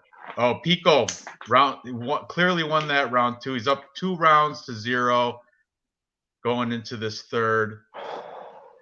Oh yeah, clean, easy victory. Oh, spinning elbows. Showing the highlights right now of the second round where he's just rocking this guy. The guy's just looking like Pico should start just talking to the side of the cage now while he's throwing these jabs. Kind of like when Max Holloway fought Calvin Kattar. Same thing. Same thing. He just start talking about his punches. There you go. You feel better? Yeah. I had to I had to eat a chicken tender real quick. I hadn't ate nothing all day because I work midnights. And I figured we'd watch these fights up for a second. But yeah, I work midnights and I didn't get up till like 4:30. And then I had to work out and stuff. And by that I just didn't get anything to eat before we started this thing. I feel a little better now. You're on a regular workout routine? Well, I do. It's like I started it like maybe like 10 months ago. I'm about to start lifting here soon, but I didn't work out for I did jujitsu when I was like 30 for a little while, but I hadn't worked out for a long time. And so I do DDP yoga, Diamond Dallas Page yoga, but you're not really doing yoga because you're doing push-ups and sit-ups. It's like I don't even know, like a thing. Like you'll be doing you'll stretch. Yeah, but you'll be stretching, then you'll do like 10-second push-ups where you're holding up 10 seconds. You'll go down for 10 seconds, hold for 10, come back up. But then you also do a lot of the stretching. But it works. It makes me feel good. But I don't think I could. In Fashion Cold Wars. Oh yeah, Fashion Cold Wars. Welcome to the show. What's up, man? You know Cody from Blood Money? I think we're just meeting tonight, man. Yeah. What's up, brother? Audio, bud. Jan, I can't hear you. Can't hear you. Unmute it. I always have trouble. Oh, Pico just got the finish. Did he? Aaron Pico just got the finish. I'm surprised that dude lasted that long, man. Because Pico was beating on him. Sometimes your mic is muted. Sometimes it's hard. That's why I have to. I still see it muted. Dude, I'm telling you, that's why I have to have you email it to me. Because when I get it through the Instagram thing, for some reason it mutes my camera. He's good now, right? There we go. He's muted. Dude, I'm telling you, that's why I have to have you email it to me. Oh, see, you're on the reverb, and it's always back play. My camera. You're behind the times. Oh, so are we good now? Is the mute off? No, you're good. Like you're good. You're good. Right. The reverb though it's I don't know, it's delayed on your end. Is it gone now though? I feel like I might have. It is gone. It's gone now. I don't hear it anymore. Sounds good now. Are you familiar with Cody from Blood Money? You know, I'm not until now. Like I've seen the name. I've seen the name around. Probably. Sorry, let me center this in. I've seen the name through your chat, and then kind of bouncing around. I was a little bit late after I started getting into actually wagering on MMA, into seeing the lay of the land. You know, now I see the lay of the land. I'm seeing names like Noah, Blood Money, Ranj. So I'm only now just getting the lay of the land, and I have seen Blood Money's name around. But I will say, I expressed this a couple times in chat that I do like his style. I like the way he speaks about fights, especially from from a show broadcast standpoint. Ranj he's loose, you know. He goes he likes he likes that plus money. He's very open about reasons why he bets the way he bets, whether he feels that way. And what I like about this show, BC Dave's great, but what I like about this is the contrast. Is earlier I heard you say you read a comment of mine, and you were like Blood Money bets or critiques tech, and you kind of were thrown off by that, but the conversation went somewhere else, and I never. Okay, I see. What I meant by that is the way that you speak technically about a fight. Oh, okay, yeah, like literally about the way they start with their foot, where it's at outside the other person's lead leg, like that kind of stuff. Yeah. I love watching all that stuff and figuring out about these guys. Like what I'm seeing is a great contrast. Look at Ranj already grabbing his notes. Around. I like it. Yeah, man. I appreciate you chatting with us too, man. Even being in the chat, giving me a little praise. I appreciate that, man. Yeah, I'm gonna have to check. I've never seen you before, and quite frankly, there's been a couple to where and who am I to be suspect about that? But there's been a couple to where I'm like, who is this person? And I've done somewhat of a dive, looked into the YouTube, Instagram, to where I'm like, okay, but you've kind of stood out as far as man. as long as I've paid attention to Ranj and BC Dave's show, I would say you stand out. Thanks, man. I appreciate that. Yeah, I put a lot of time and effort, and I've literally. Like I got OCD, but I've been obsessed with UFC since literally the first UFC. I was watching it in like '92 because I'm 40 now, and I've always wrestled, and man, by the time I was 18, I was probably in like 20 fights myself because I was always joking and stuff, and then they wouldn't take the jokes good, and we'd end up fighting. But what kind of fights because we're talking '90s, right? What type of fights are we talking about? Fist fights, fist fights in school and stuff, like just growing up. Yeah, man. But I've just always loved fighting, like always, and just breaking it down, seeing how people fight. Because it was never about like, oh, I want to see this person get hurt or I want to hurt this person. It's always like, it was like two people talking shit and doing this, and then let's see them go at it. Yeah, like who's going to win? And then exactly. And then even the afterwards, like, all right, I'd go talk I'd be the one reffing fights. Like when there'd be fights at our Clyde pool and stuff like that. Like I've just always been obsessed with it. I swear. So then like I've been watching every UFC, like since the beginning, literally. Like we had the thing at my buddy's house where his dad worked for the cable company. So we had one of the cards for DirecTV where we could watch all the pay-per-views for free for like 8 years. But I've always been doing this, like obsessed with it, watching the first prelim fight on, and then finally I started doing DraftKings like maybe 5-6 years ago, and then I started betting like 4 years ago, and since then it's just been awesome. And so I can get all this useless knowledge I have in my head. Yeah, this is kind of good, right? Like a little bit of insight into Blood Money, the guest that you're having last night. When the way you speak, you definitely have more experience in the wagering, gambling aspect. I love gambling.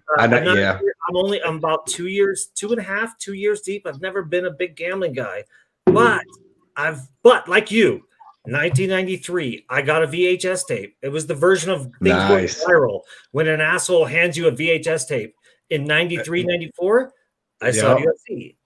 Nice. It's either UFC or Faces of Death. So it was 100%. Yeah.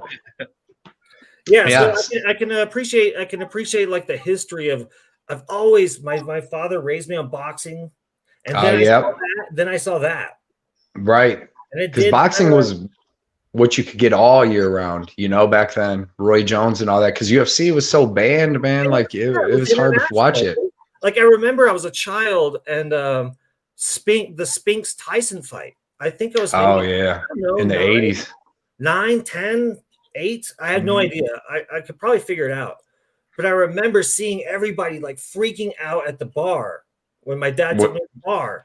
I didn't understand. And they were all talking about how many seconds that this guy, Mike Tyson, knocked somebody out. And I think that. And he just goes out there and kills him. Yeah. He killed Spinks too. He killed Spinks that night for sure. Spinks. Yeah. Spinks was the fight that I'm referencing. Mm-hmm. Yeah. Spinks was a beast up until that too, though. Yep. Yeah. Them were the good old days. But now, man, that's pretty me. I've tried to learn about that, but I didn't get the experience. There's something to be said about the time that we're experiencing now with fighting. Right. And when the next generation comes, they're gonna be a little bit like, huh?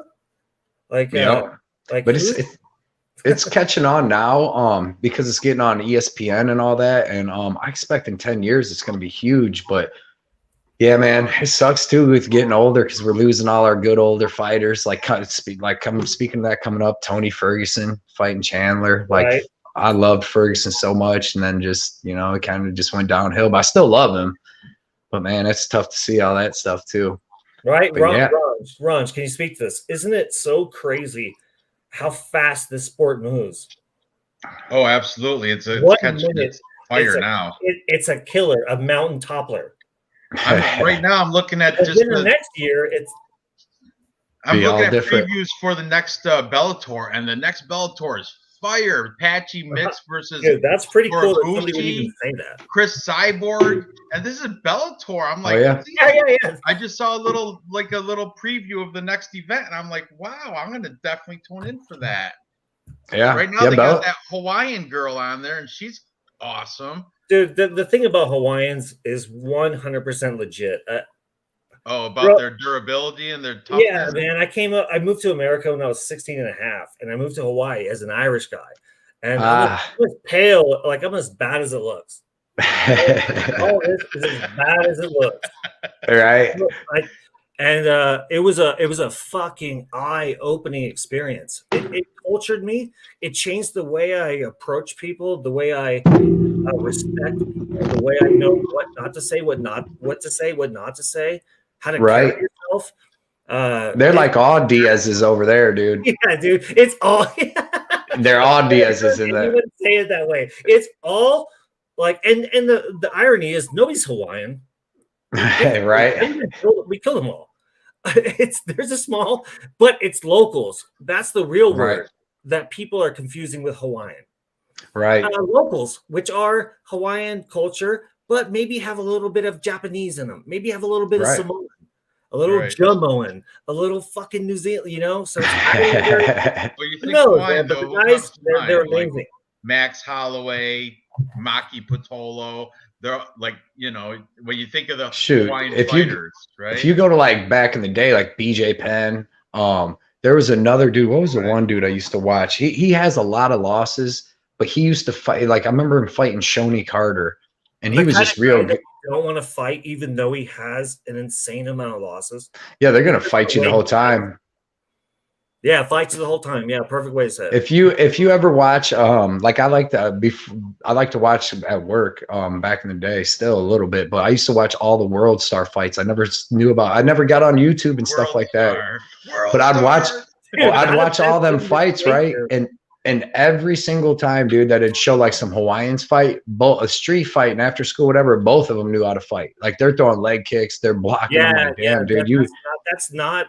I believe that's not in an accurate depiction And now you get on Reddit and you get on a subreddit of like fight porn. Now it's like every kid in high school are throwing hands in a bathroom. Like right, yeah. But to speak to Cody's point, it's not untrue. Like I have a prejudice somewhat, but a love at the same time from my time spent in Hawaii. What I will say is it's 100% true about their fighting warrior culture. It does communicate through how small that place is, the population, and how many fighters they have that get signed to the UFC. Right. Yeah. There's something to be said about those statistics. Yancy Medeiros, you got Puna. Yeah. What a lot of dudes. Cabbage Carrera from back in the day. Cabbage. Shoot, I think Travis Brown's even from Hawaii. Yeah, dude, his nickname was Hoppa. Mm-hmm. There's still you could go all the way back. Them dudes. Yeah, Hoppa's like it's kind of people think they know what it, and most of the time they do, but it means basically half and half. Okay. Hoppa. So if you were to describe yourself half American, half Hawaiian kind of thing or something. No, if you said that would go bad because Hawaiians they like being called not American. Well, they are American, but exactly. But you said half American, half Hawaiian, like that would. On one end, it drives them nuts. They love the independence. But you take away a 7-Eleven, a McDonald's, they'd fucking riot like everybody else.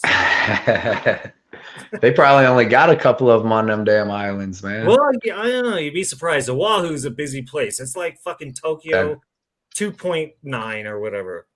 Right. Yeah, for the rest of the part of the island, you're pretty much correct. But to speak to the original point, Hawaiians, I don't know what it is. They never. It's not Dagestan, but those guys love blood. They have the old Fort Griffin.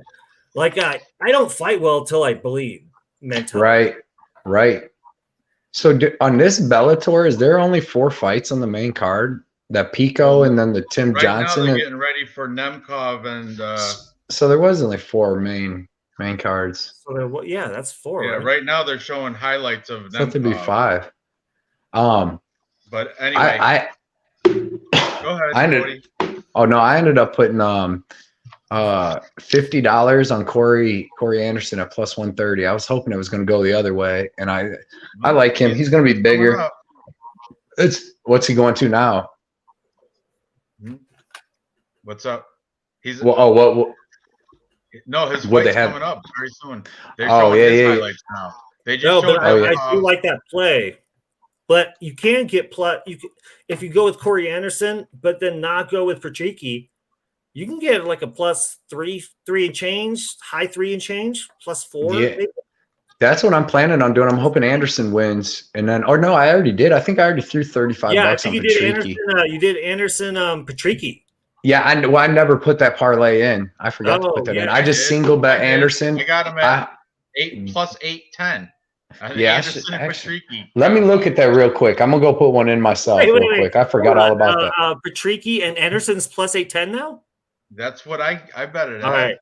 I only did it based on earlier when Blood Money. I'm glad you said that. I forgot all about that. Dude, you actually brought me around on it. So it's kind of funny. Two live dogs for 260, 130. Boom. Yeah, you brought me around. But what I remember what I did was I felt like let's not get greedy. I went dang 15. Reasonable dog, but I went with McKee. Yeah. Well, and that's logical. I mean, McKee looks so good, but I just put 15 to win 106 on that little combo. That's not bad. Yeah. I put 50 on Corey Anderson because, like I said, he was on his way to fighting for a title in the UFC. You know what I mean? Before Jan knocked him out. He fucking sessioned Glover, who is the light heavyweight champion now. Yeah, exactly. MMA math all day, but I don't feel that applies. Like the MMA math argument, how it doesn't work. I don't feel like that applies to right. Corey Anderson talking about defeating Glover. Yeah, no, I don't think that it's going to shouldn't apply here. But I mean, it shows that because Glover needs to get the takedown. He wasn't going to get Anderson down. But No. here, though, I mean, Nemkov, dude, he didn't even look all that great in his last fight. He fought that dude on short notice that Phil Davis just beat, and that dude dropped him. You swayed me on the Anderson. Like I mentioned in the chat, it's the second play that I felt like I got swayed on. Ranj, where are you at? For what? For the shoot, I was going. I'm sorry. I thought I turned I went and put that bet in real quick on the dual one. You're back. But where you at for this? You mentioned you might jump Anderson on the 2-play parlay. I bet that right here. I just posted it. I bet $10 to win 81 with Pitbull and Corey. Oh, okay. Yeah, I apologize. You're right. Money. See that? Celebrity and Classics showed up. Yeah, Vlad came in and said hi. What's up, Vlad? When you guys were talking about real MMA news too. Hawaiians. I mentioned the word Hawaiian, then you guys went off on a big that was my fault. That was my fault. Anyway, having a history there, it really grinds my gears. Let's get our nice, simple man. Our confident picks for let's make a good 3-leg parlay for tomorrow for all the guys in the chat. Agree upon. Okay. That makes money. I want it to be over the three legs. I want it to be over 250 plus 250 for tomorrow. So so you're looking for the chat looking for a 3-leg parlay. Every Friday I do a 3-leg parlay with that comes in over plus make some money. So it's not going to be. We're not going to pick like Sabatini and Bueno Silva and Panikian. That's Ranj. Come in. Here's gonna be my big money 3-fight parlay. Let's hear Cody's. Let's hear it.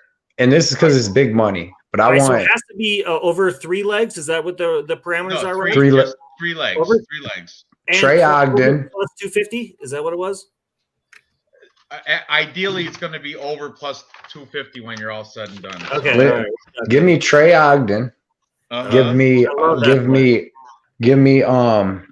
Let's see. I like Miguel Bieza. Well, go Trey Ogden. Give me Miguel Bieza, Trey Ogden, and then Boudet. What's that come up to? If you can plug that in. Okay. Let me see. Because I was gonna say Godzi. I really like Godzi too. Like a good one. Trey Ogden's like minus 170. He's minus 170. I think I got him at minus 130. Damn. Yeah, you're right. I'm at minus 145. Yeah, he went up a little bit. No, it is minus 1. So Trey Ogden, give me Trey, Godzi, let me see. And Boudet. Really, I would like Trey, Nunes, and Boudet. Does that pay you plus 250? Trey Ogden. I like that combo. Estela Nunes and Boudet. That's who I want. Okay, let me see. I'm gonna put it in, see what it pays out. Yeah, pop it in. Estela Nunes is minus 210. Okay, Trey Ogden. And this is according to Bet Online right now, as I put them in. Okay. Trey Ogden's a minus 143, and Boudet is a minus 237. So you parlay all those, and let's see. All right, what do you got? Let me see. Oh, I gotta hold on. Well, it's not like other sites. They show you the odds before. Yeah, I'll check it out real quick. Yeah. Damn, we lost. All right, we can still hear you. We lost your. Yeah. I just shut my camera off so you don't look at my armpit the whole time. I'm going through my phone. I'm trying to help y'all. I just I'm trying to do this with the iMac instead of my laptop, and I'm like moving the fucking camera around so I get it. Okay, it's plus 246, man. On my bookie. So that's what I want. Ogden, Boudet, and Nunes. And I stand on that, man. I think that's Ogden, Boudet, and Nunes at plus what? 246 is what I had it at. Plus 246. Matter of fact, I'm gonna put that in. All right. I have something very, very, very, very similar to that at very similar odds, but it's a slight alteration. But all right, that's a solid. That's 3 at what, plus 450 ballpark? Plus 246, he said, when it was all said and done. Oh, okay. All right. I misheard that. Okay. So Ogden, Boudet, Nunes pays plus 246. Yeah, I'm switching because I got to DraftKings because See, all right, but let me ask you this. Let me throw this out there. What if you were to switch that play? What do you mean? Keep Boudet and Ogden. Is Andre Fiallo? He's a plus 150 ballpark, plus 120 at the lowest. That's going to give you a big profit. If you replace that play, that will bring the parlay value up to plus 400 and change. Now, I guess the question is, do you believe that Fiallo is a reasonable? No. Okay, I like Bieza. I like Bieza. Okay, yeah, that's fair. So I like the Godzi, Godzi, or you could even do. I bet Godzi, Trey, and Boudet would pay 300. I like that one because like I said, I got a Boudet Nunez parlay. Then I got straight bets on Ogden and Godzi. So obviously, I think they're all going to win too. So Godzi give you good prices. Who you got, Ranch? Who's your 3? Okay, I'm going to do it right now. I'm going to take back. Yeah, what do you got? The short notice. Ange Lusa, he's plus money, plus 165, and I think he's going to win. Okay, then we're going to throw in Devin Brown Bear, Devin Clark minus 180, and then I'll go with Martin Boudet is such a you got to put him in because that's almost a guaranteed win, right? You'd think. I want to put it just 3 weeks. The last 3 weeks, I'm real hesitant, apprehensive. So words like lock and guarantee. I mean, the fuck. I'm really. Oh yeah. I'm just really torn, man. There's been some Raw Torque named off, not to go back on them, but on them Hawaiian fighters, beast names. Sorry, I just went through the chat thing. Yeah, no. It speaks to the point. Yeah, I don't know, man. There's. Angelusa, Devin Clark, and Boudet come out to plus 483. Dang, that's got a shot. I like Lizez, but with that money and that excuse me, Lusa's tough, man. Lusa's tough, so I like that plus 4 something too. That's where I'm at. It's like Boudet, Ogden, and Fiallo. Okay, that one. Boudet, so that's kind of where I throw a little wrench in the game. Is the last pick Ogden and what'd you say? Boudet, Ogden, and Nunez for me. Oh yeah, he's Sorry, I apologize. He's speaking to you.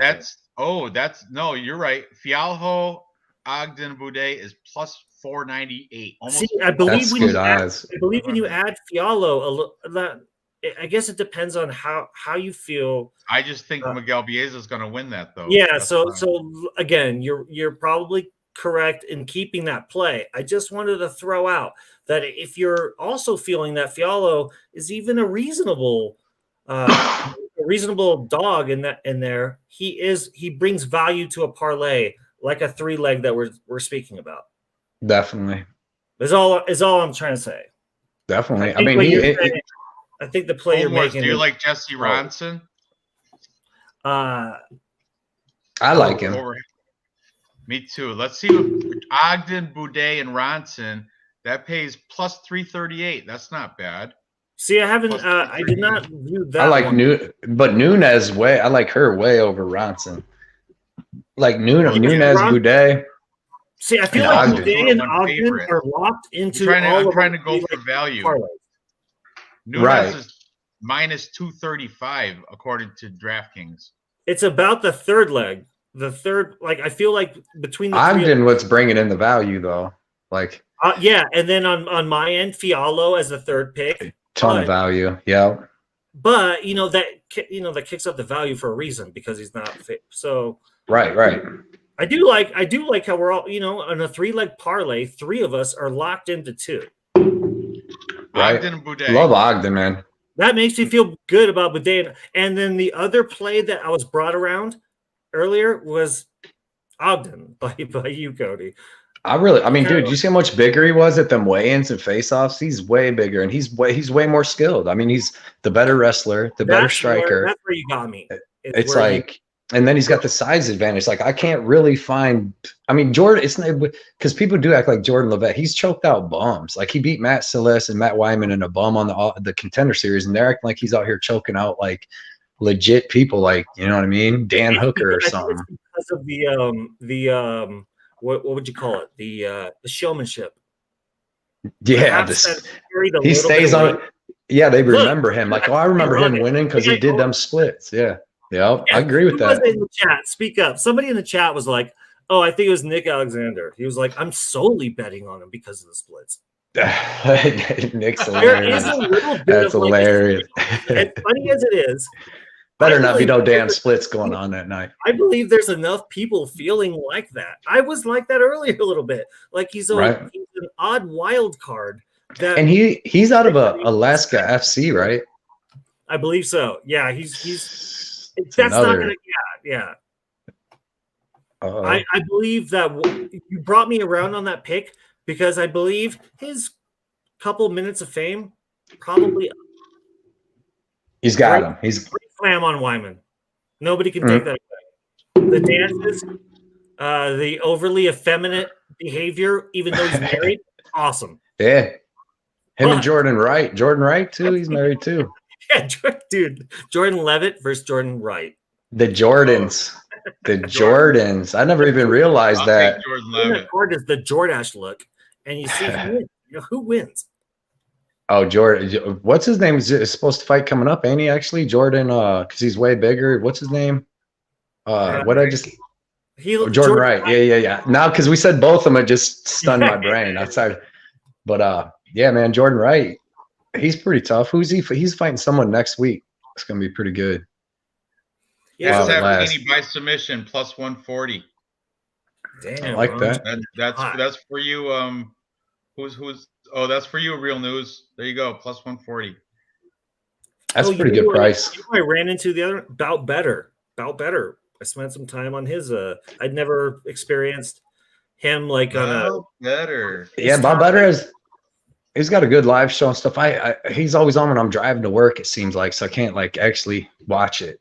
But I listen to it. Weird hours. He was on today live. Like weird. And it did maybe aggressively 2 hours into a sci-fi conversation. I just dropped my official bets video right before we got on, Ranj. So I hope that's doing good. I haven't even looked at it. I hope I got how would somebody like me or someone else who's maybe in the chat or watching follow you, Cody?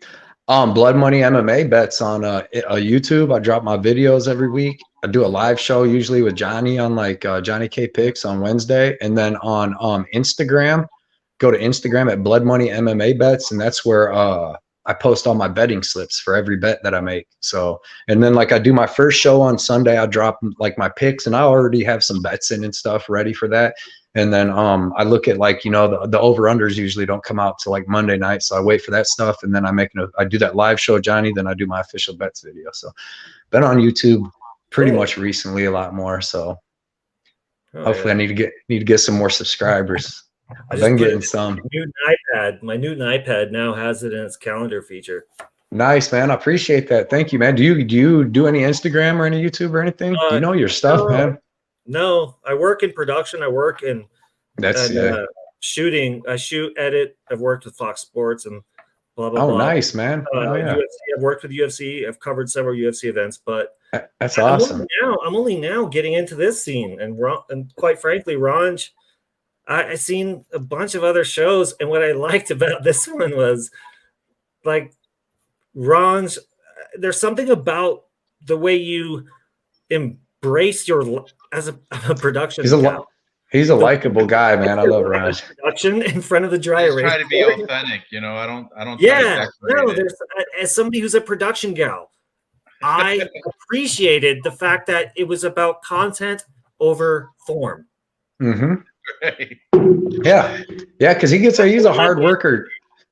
To listen to all our videos is so much work, and then not only to listen to them all, but then he's writing down all that stuff and then making the shows. Man, that's a lot of work. Well, that's a lot of work. I know your name from I did it personally just to help me make my bet. I did it for gambling, but then I'm like, I'm gonna start airing this stuff. That's smart. Making content, and I was doing it, and I wasn't even doing it for UFC. I was doing it for like hockey. That's where I started, hockey and NCAA basketball. But then after the COVID thing, UFC mixed martial arts was the first sport to come back. Well, shout out to Florida, shout out to Texas. Crazy soccer. Belarus and Nicaraguan soccer they never stopped. Ping pong, they never stopped. Yeah, ping pong never stopped either. Belarus soccer though, and Nicaraguan soccer never missed a beat for COVID. Were you breaking them down? Were you breaking them down? Nice, dude. No way. Are you telling me that you do this for other things? I did. Now I'm niched into just MMA. But if you go back to the original, I didn't. I was all just K-League soccer, Belarus League soccer, and Nicaraguan No way, League soccer. Really? Yeah, that's funny. I'm gonna have to go back and watch one of them, dude. I'm gonna have to see how you explain breaking down Nicaraguan soccer, man. I gotta see that one. Take a look. Yeah, Bate. Oh, I remember. Chicken fighting, Puerto Rican chicken fighting. No, but that's so funny. Soccer thing. Bring that up. It's kind of weird, right? Like there was no cappers, so I had to do that. Like I handicapped that myself. Wasn't nothing to compare. But the first capper comparison. Damn, that goes against your brand. NCAA basketball. It's tough living. But then in 2020, when I started my channel, March Madness canceled. Yeah. That's when I had to switch. I was like, oh shit. So I went to like hockey a little bit. Started doing hockey. That's when I came up with the capper comparison dance. I learned that from a hockey handicapper. I'm not even aware of that dance, but I love that I'm now aware. Pearls of Wisdom. That's who taught me that dance, and he's like he's a hockey handicapper. So that's where it all started. But then I just noticed, like, I was watching my videos, and the MMA ones were doing the best. Way more views than any other sport. More than football, more than basketball, more than all that. It was MMA. It was right. Like Cage Warriors and shit. Like not even UFC. It was because UFC Cage Warriors came back before UFC did. After did it? Yeah, they had a couple of events before UFC came back. Which is kind of ironic considering how far England went after we did. You know, just just now, us revisiting the O2 was like, it was. I remember watching Paddy Pimblett had I was just gonna say and it was empty stadium, couldn't hear nothing.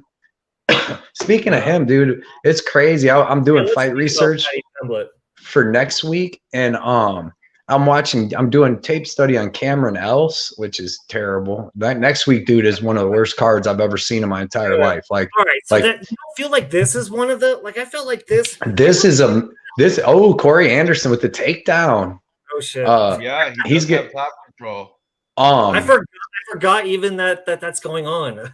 yeah, man. The first round was probably for Nemkov, but if Anderson's able to land these takedowns, there we go. Anderson. I think we're at the same time now, Cody. What's up? I think we're on the same. I'm at 335. What are you at? 217. Oh, you guys are way in front of me here. I'm gonna go back. All right. Dang. Well, also what I will do is make sure that I don't, speak up if something were right, dude. I was on Dev the Dude's live. I did a live with him during the fights.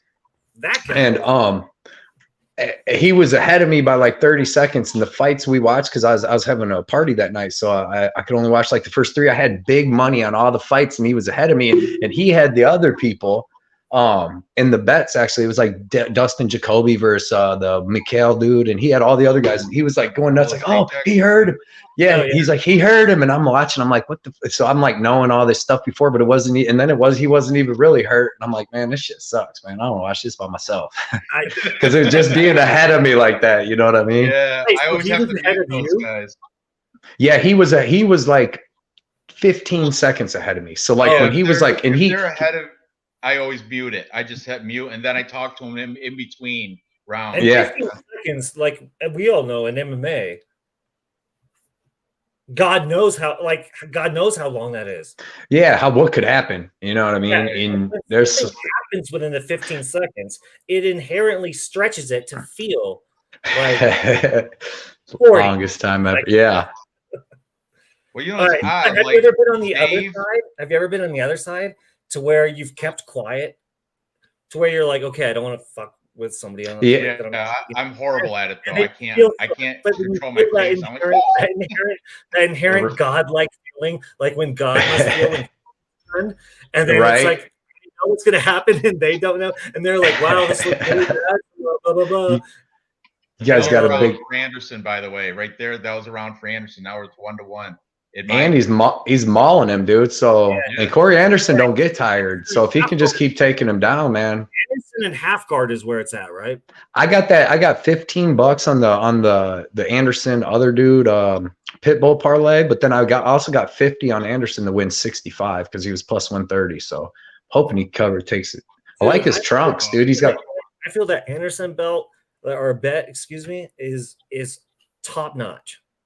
Yeah, I mean, dude, he's a dog, and he's got the style to beat this dude, and he's bigger than him. And like I said, he was on his way. If he would have beat Jan Blachowicz, pick of the night. I hope so. Well, I say of the night. I literally meant as far as the UFC goes tomorrow. I might pick him as the most reasonable underdog value bet. Who's that? Corey Anderson? Yes, I might place him there. As far as tomorrow night's best value. And he was plus 160 at one point. I wish I'd have locked him in. I thought he was going to be plus 200, but we'll see, man, because I like that he don't gas. So you guys are going into round 3 then? Let me see. I've been already in it. Like not paying. So what do you think? It's 1-1 right now? Yeah, 1-1. I believe it's 1-1. What do you guys think? Yeah, I agree. Yeah. Anderson won that second round. Okay, yeah. Man, so now getting the classic wide shot of the arena, and they're showing Anderson, Nemkov's face. Are you ready? Are you ready? Round 3 is beginning. Where are you guys at? I'm at 424, 23, 22. Jesus. Oh, you're way yeah, dude. I'm just right. I think I'm ahead of Cody. Right on Showtime. Yeah. Dang, they're in a big ass stadium. Yeah, we have a big gap in the line. Well, is this pay-per-view? Well, you and Cody are in the same time zone. We are, but we are actually just as far apart from each other as you and I are. Right? But you're in the same time zone. Your clock is the same. Raw Torque's right. He said Ranj is the good luck guy at the blackjack table. He ain't lying. That's what I'm saying. Because I started watching all the shows too, and I always liked his show because it's legit. I hit on 15, by the way. I like. Oh, do you? Oh, you're that guy. Well, it depends on what the cards on the table are. Right. Look at the cards on the table, and if it's right.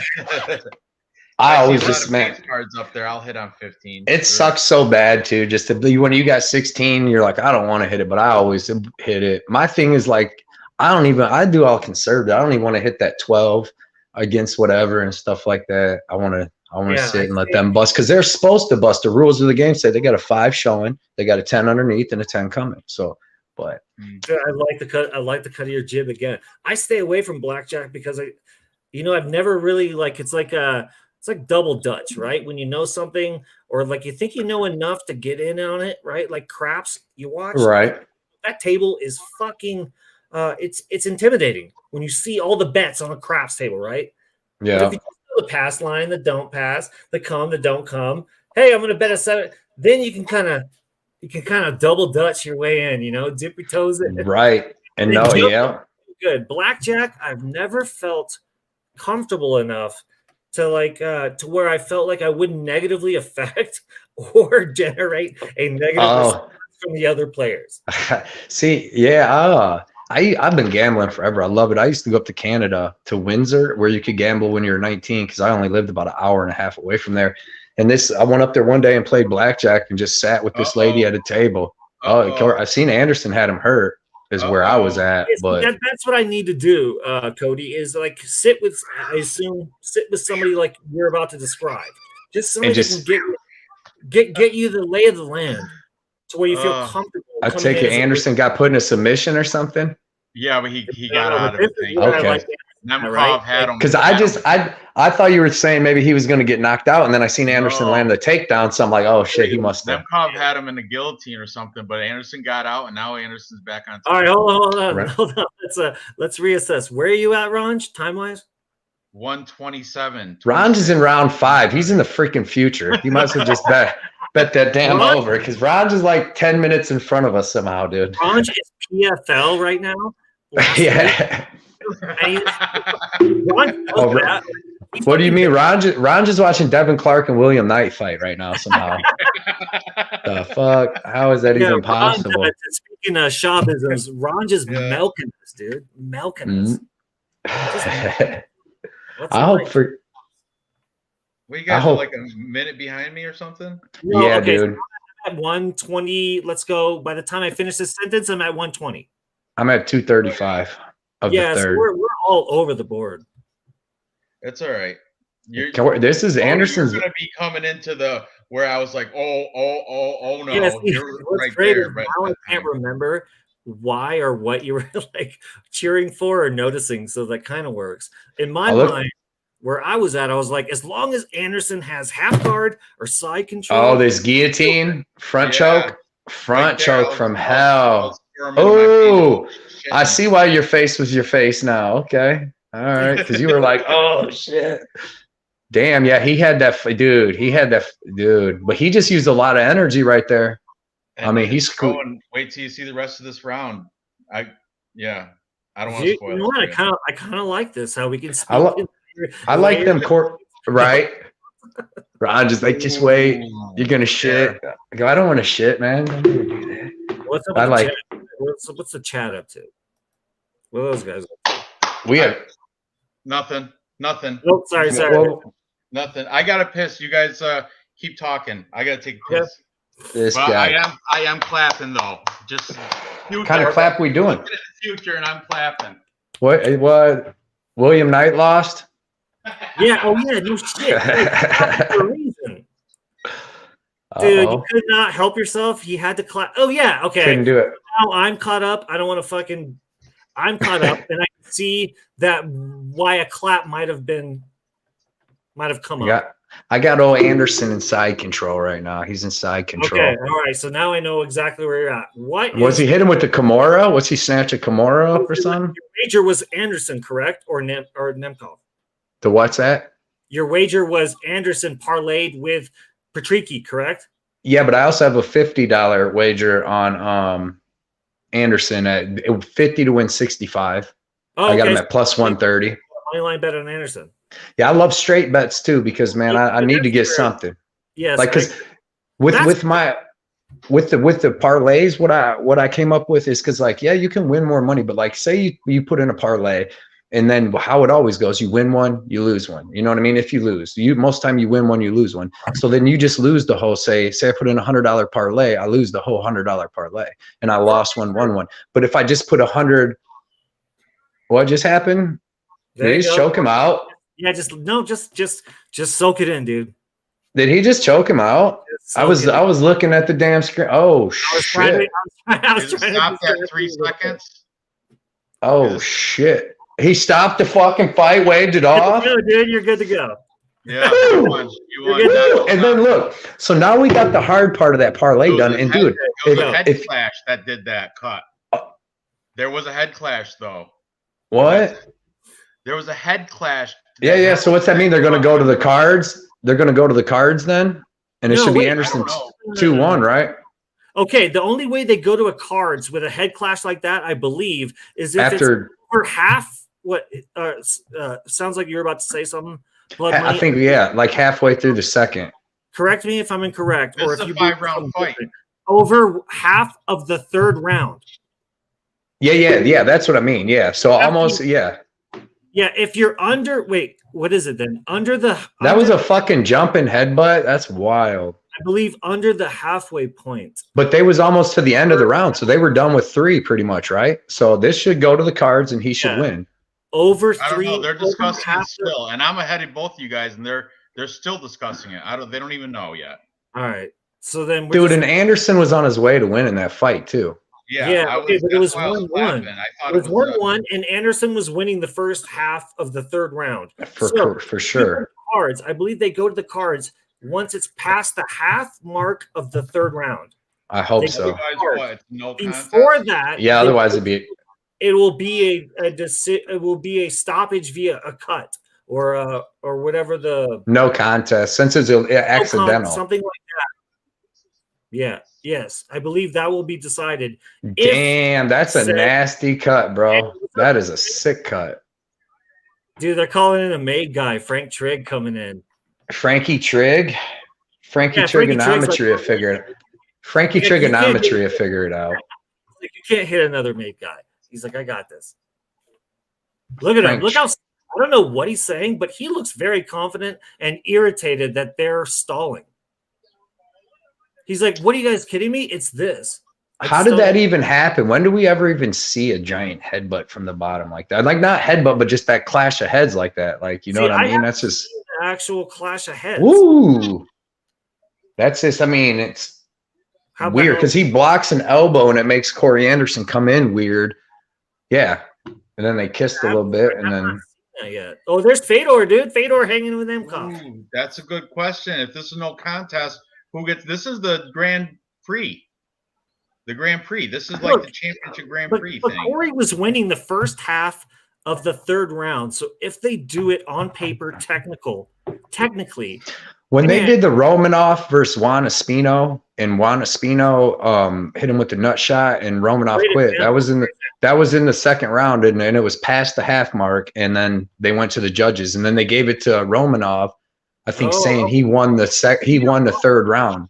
Maybe I'm wrong. Maybe it's no. What you're saying is right though. It has to be halfway through the third round. Oh, right, yeah, round 3. So two full rounds finished and another half a round, and they were at that. So that's as long as they're under the same rules that the UFC's using, that's what it should go to. And then they actually score round 3, so it should be Corey Anderson 2-1. You're right. By my theory. In a 3, you couldn't apply that through his mouthpiece. So, all right, what is it, Ron? Whatever they just said to Corey Anderson, he's not happy because he just. This is stupid. No, he's disappointed. Definitely disappointed. So, but he didn't like whatever news he just got. Okay, he's a prideful guy. He might be disappointed. Nemkov, I have the volume really low, but I think they said Nemkov is going to retain his championship due to no contest. So dude. I think Cody. I think you were right. I just don't understand though, because they was 3 seconds from finishing the third round. So it's like, wait, okay. So that was going to be my next question. What was the clock when the fight stopped, or when the 3 seconds left in the third? Okay, see, I had no idea. I was kind of, we were talking. I had no idea it was that close to the end of the fight. Yeah, to the third. It was 5 rounds though. Okay. But yeah, that is still though. I thought they would go to the scorecards, man. No. Well, shit. 1 second. Yeah, hear what they say here. I'm gonna pick another stream too. It's a no contest. They just said it because it didn't complete the third round. So that's what it said. Short. Yeah, he just announced it because the fight didn't go to the required amount to go to the scorecards. I think that's bull crap. Hey, hold on. What state are they in? We didn't even factor that. That's ridiculous, dude. Where are they? There's going to be a rematch, though. This is all depends on. This is factored on where they're at. This is a championship fight too. So this is. Like Real News was saying, I think this is like the $1 million winner. Winner gets $1 million or something, right? Grand Prix, isn't that the winner of the Grand Prix, the heavyweight Grand Prix or whatever? But this has to be redone then. This got to be rematched. That's just stupid, like dude. And he was on his way to beating him too, dude. And Kevin Holland, I think the only reason same shit, right? I think the only reason that what we were discussing back and forth, once it's past the halfway mark of the third round, I feel like that's a very common rule. I feel this might be, where are they fighting tonight? They like to fight in California with Bellator. Like statewide. Yeah, they do. You're right, they do. Yeah. Sometimes they fight in Connecticut. So I feel this might be an athletic commission state rule. That's ridiculous, dude. God damn it. So it's a push. Yeah. God damn it. A push feels like a loss. Yeah, kind of like it's like it's like when you're hooking up with a girl and you're super stoked and she's into you. You know, maybe it just doesn't play out. You know, you guys pound away. Then freaking her boyfriend comes home or something, because that's what just happened. We was freaking winning. Yeah, we was winning it. That's crazy. But at least you got your money back, and my parlay is still alive. What do you guys think about the over/under on this Patricky AJ? Or you fake come into a condom because it's not same way. That feels just as bad. Yeah, that. I feel like something got stolen from me. Some money. Light heavyweight. Yeah, you're right. Yeah, that's a great way to put it. I don't feel whole. Like I didn't lose anything. If he was getting now, if Anderson was on the bottom getting beat up, I'd be like, hell yeah. But like, you know, we just lucked out. But everybody that had Nemkov, that bet Nemkov, they're happy right now. They're ecstatic. Right. Those subtle nuances do count. Now that you say it, if Anderson was on the bottom and Nemkov was in half guard in the first half of that third round, I'd be screaming praises for Torelli or whoever robbed me. I don't know which judge is doing it lately, but I would have a much different attitude the way you just described. You're right. But that was Anderson's fight. Damn it, it was. Yeah. That's right. Now we got this. Patricio should not be plus 275, and that's why I'm hoping I don't think he's going to win. AJ McKee's the real deal, but he's live, underdog. Plus 370, was it plus 375 or 275 for Pitbull? Come on. Yeah, and the data points, right? You didn't get too many data points from the last matchup. Yep. Which kind of gives you like from all the craziness we've seen the last few weeks, last 2 months. When I see things like this, it makes me wonder, like, what do I know? Why am I valuing it so much? Because it really is just a lot of wild card shit is happening lately, and I believe that's because the talent level is rising so rapidly in this sport. Yeah, it's hard to pin down the clear. That's why, like, some of these, like Brandon Jenkins, Drakkar Klose, and tomorrow, Drakkar Klose, after his shitty weigh-in today, man, I don't know. Brandon, I feel Jenkins is the longest, like, Babe Ruth fucking, like, I'm long shot. Yeah, I'm hitting to the left field nosebleeds. I feel like he is the long, which is not unreasonable. I'm just saying, Drakkar Klose got hurt by a shove by Jeremy Stevens by a weigh-in. Okay, have you rewatched that shove? You did rewatch it, and what happened? When's the last time you saw that shove? I went back and watched it again, so I'm curious. I felt the same, but have you seen that shove recently or at all? No, did he got whiplash? Dude, You think it's a confrontation he's gonna get? You got to firm up for that. You got to, Okay, point taken. There's something to be said about him not being ready, right, or not being tensed up. But it also speaks to your point. You can tell by when he gets pushed, he was not tensed up. He was not ready, the way you say. So, I mean, it looks like a crash test dummy, like it looks bad. Like you watching the slow-mo like that too? Yeah, like his chin. His chin touches his sternum, and his shoulders touches his ears. Like he gets pushed really hard and very rapidly. And I thought it was funny when I read an article recently where he was like, "No bullshit, I am not recovered from that weigh-in." And I was like, "Get the fuck out of here." And I went back and looked at it, and I can see. I mean, you get, as I get older, and you have, he's not the oldest fighter, but if you're completely limp, and Jeremy Stevens, watch it again, and just next time we talk, and look at his today's weigh-in today. Look at how that looked. Bring out the box of shame. He looked like he missed weight. I was like, what was he? I think 156 and a half. That's missed weight, or 156 half pound. 156 and 3/4, something like that. He missed by 3/4 of a pound or something. Wait, I'm still getting mixed up. Can you still have you can have a pound difference when there's not a title, right? Or is that? Yeah, you can be a pound over. Yeah, yeah. If it's a non-title fight, you can be a pound over. He was 156 and a quarter or 156 and something. He was over 156 after the box of shame. So he missed weight, and he tried to make it because he looked like shit. He probably was bulking up in case he got pushed. Yeah. Luckily, though, he's fighting one of the worst fighters that is in the UFC. That dude's only in because he won a PFL fight against another dude, a UFC flunky dude. Kilburn, Jacob Kilburn. Signing, right? What's that? Jenkins, it's a weird signing. Well, he came in on short notice. When he fought Rong Zhu, he had just got that crazy knockout on PFL, maybe 3 weeks before that. And then Rong Zhu was fighting somebody and they fell off. So then he stepped in on real short notice because he's coming off a pretty spectacular flying knee over Jacob Kilburn. And then he ended up Zhang Ru just beat him up. You know what I mean? But he was way bigger and Close. But like I said, Close is pretty technically sound. I don't think he should get hit with none of this stuff. But for Jenkins, it's his debut, correct? No, he fought in the UFC against Zhu Rong. Oh yeah, Rong Zhu. UFC, you're right. He got ground and pounded in round 3. Okay, I apologize. I misspoke. Oh no, you're good. And, Jenkins, I was like, what an odd signing.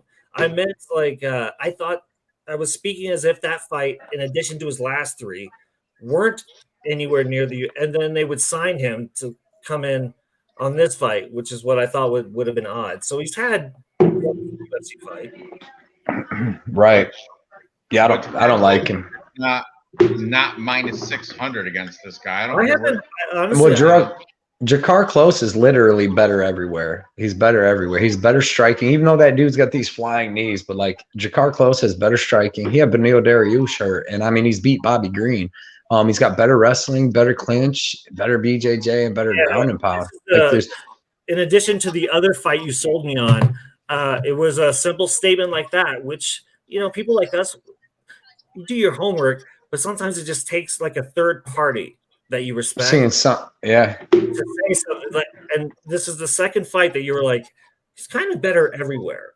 Everywhere. So I mean, really, Jenkins has the lucky flying knee, but he's never luckily flying knee to anybody good. You know what I mean? He's beaten lower level guys and he gets beat by lower level guys. And Jakar Close is good, man. He was on a 5-fight with Christian Giagos would work Brandon Jenkins, Bobby Green, all them dudes.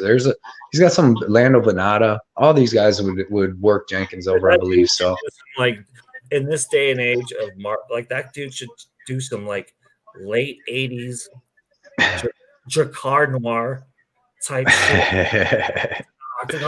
Just spraying cologne. Jakar. Remember that the old school? Just rocking late 80s fucking. Hey, I put $10 on the under 1.5 at plus 140. Just for a little razzle dazzle. Because I mean, these dudes hate each other and they're gonna be they throw leather regardless, but they're gonna be throwing heat.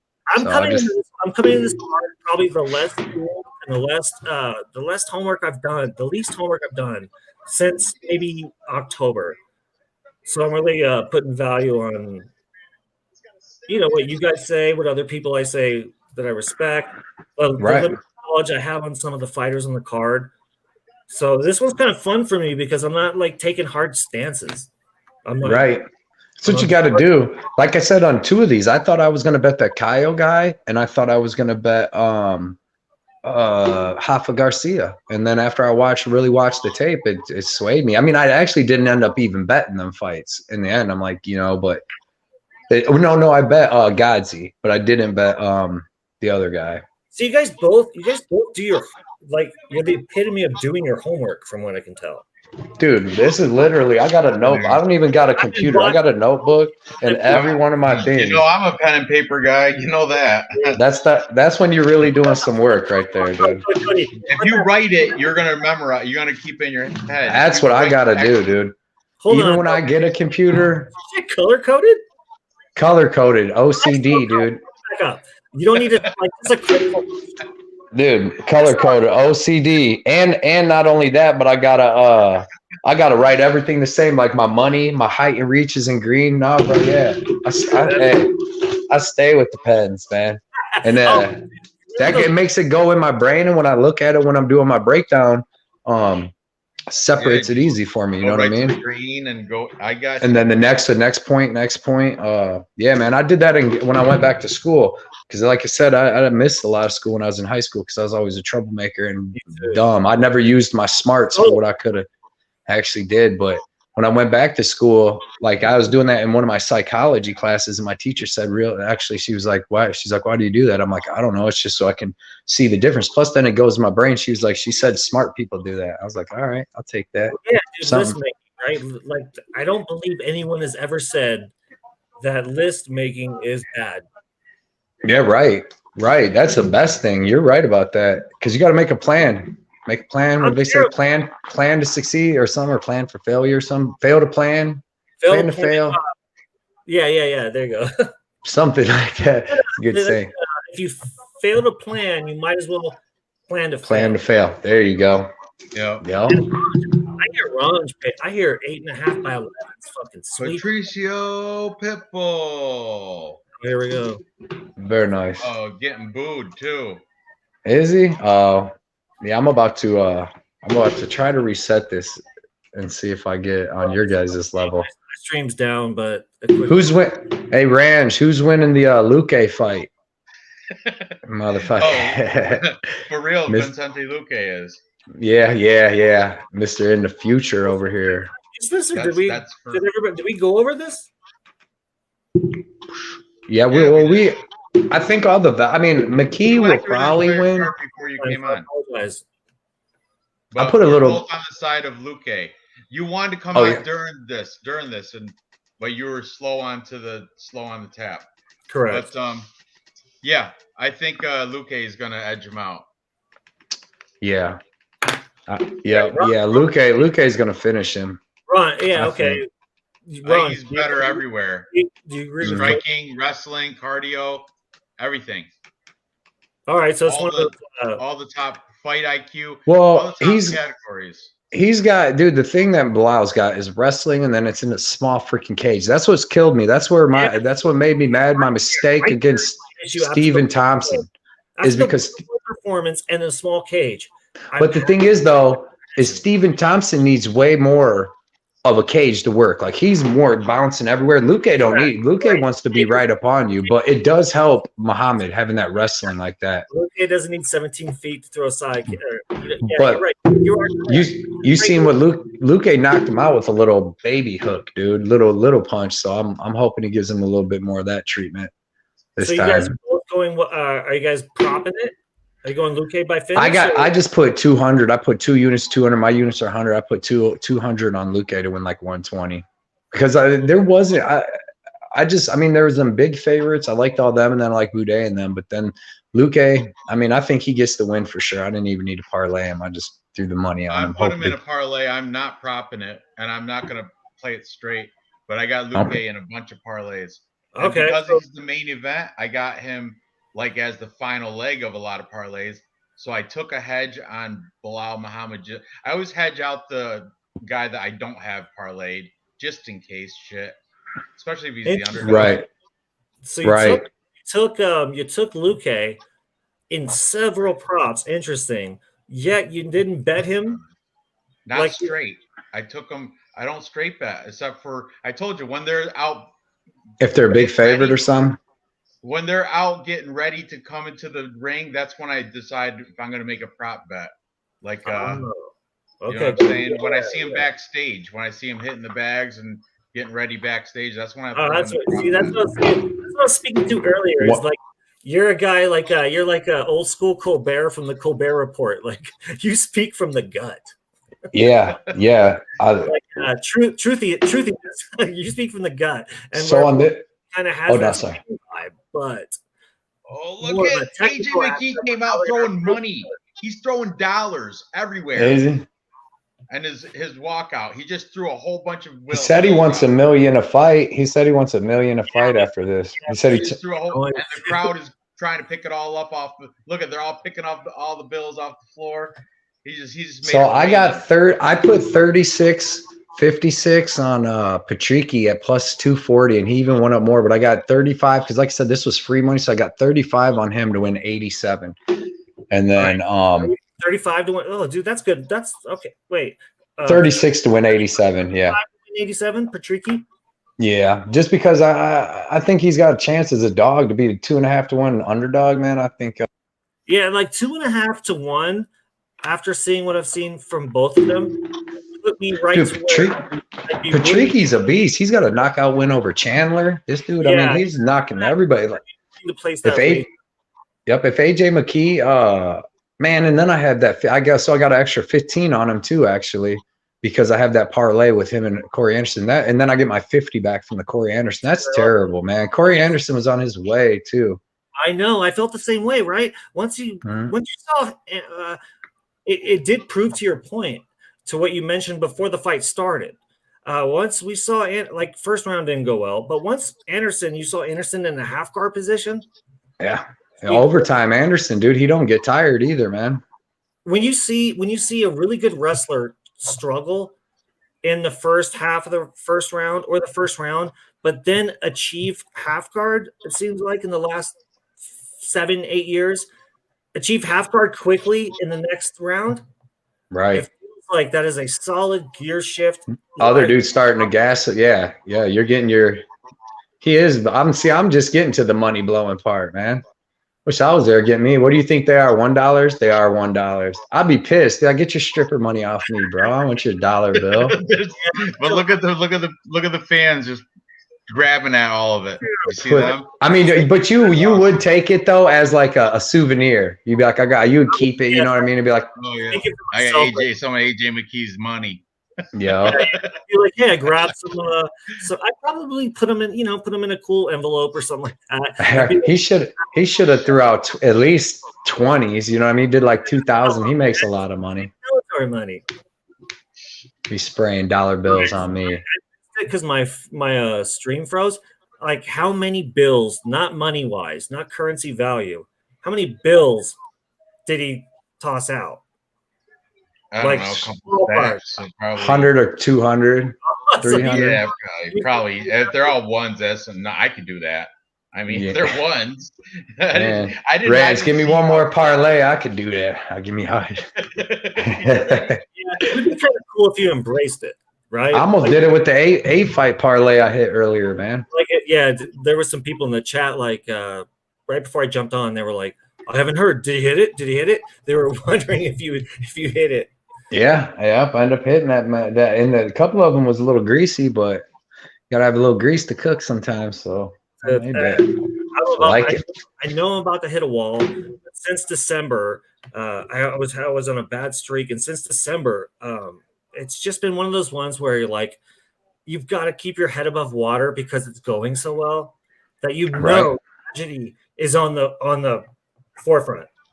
Yeah, my Columbus, my UFC Columbus that Ranj loves so much. Let's talk. Let's go for you.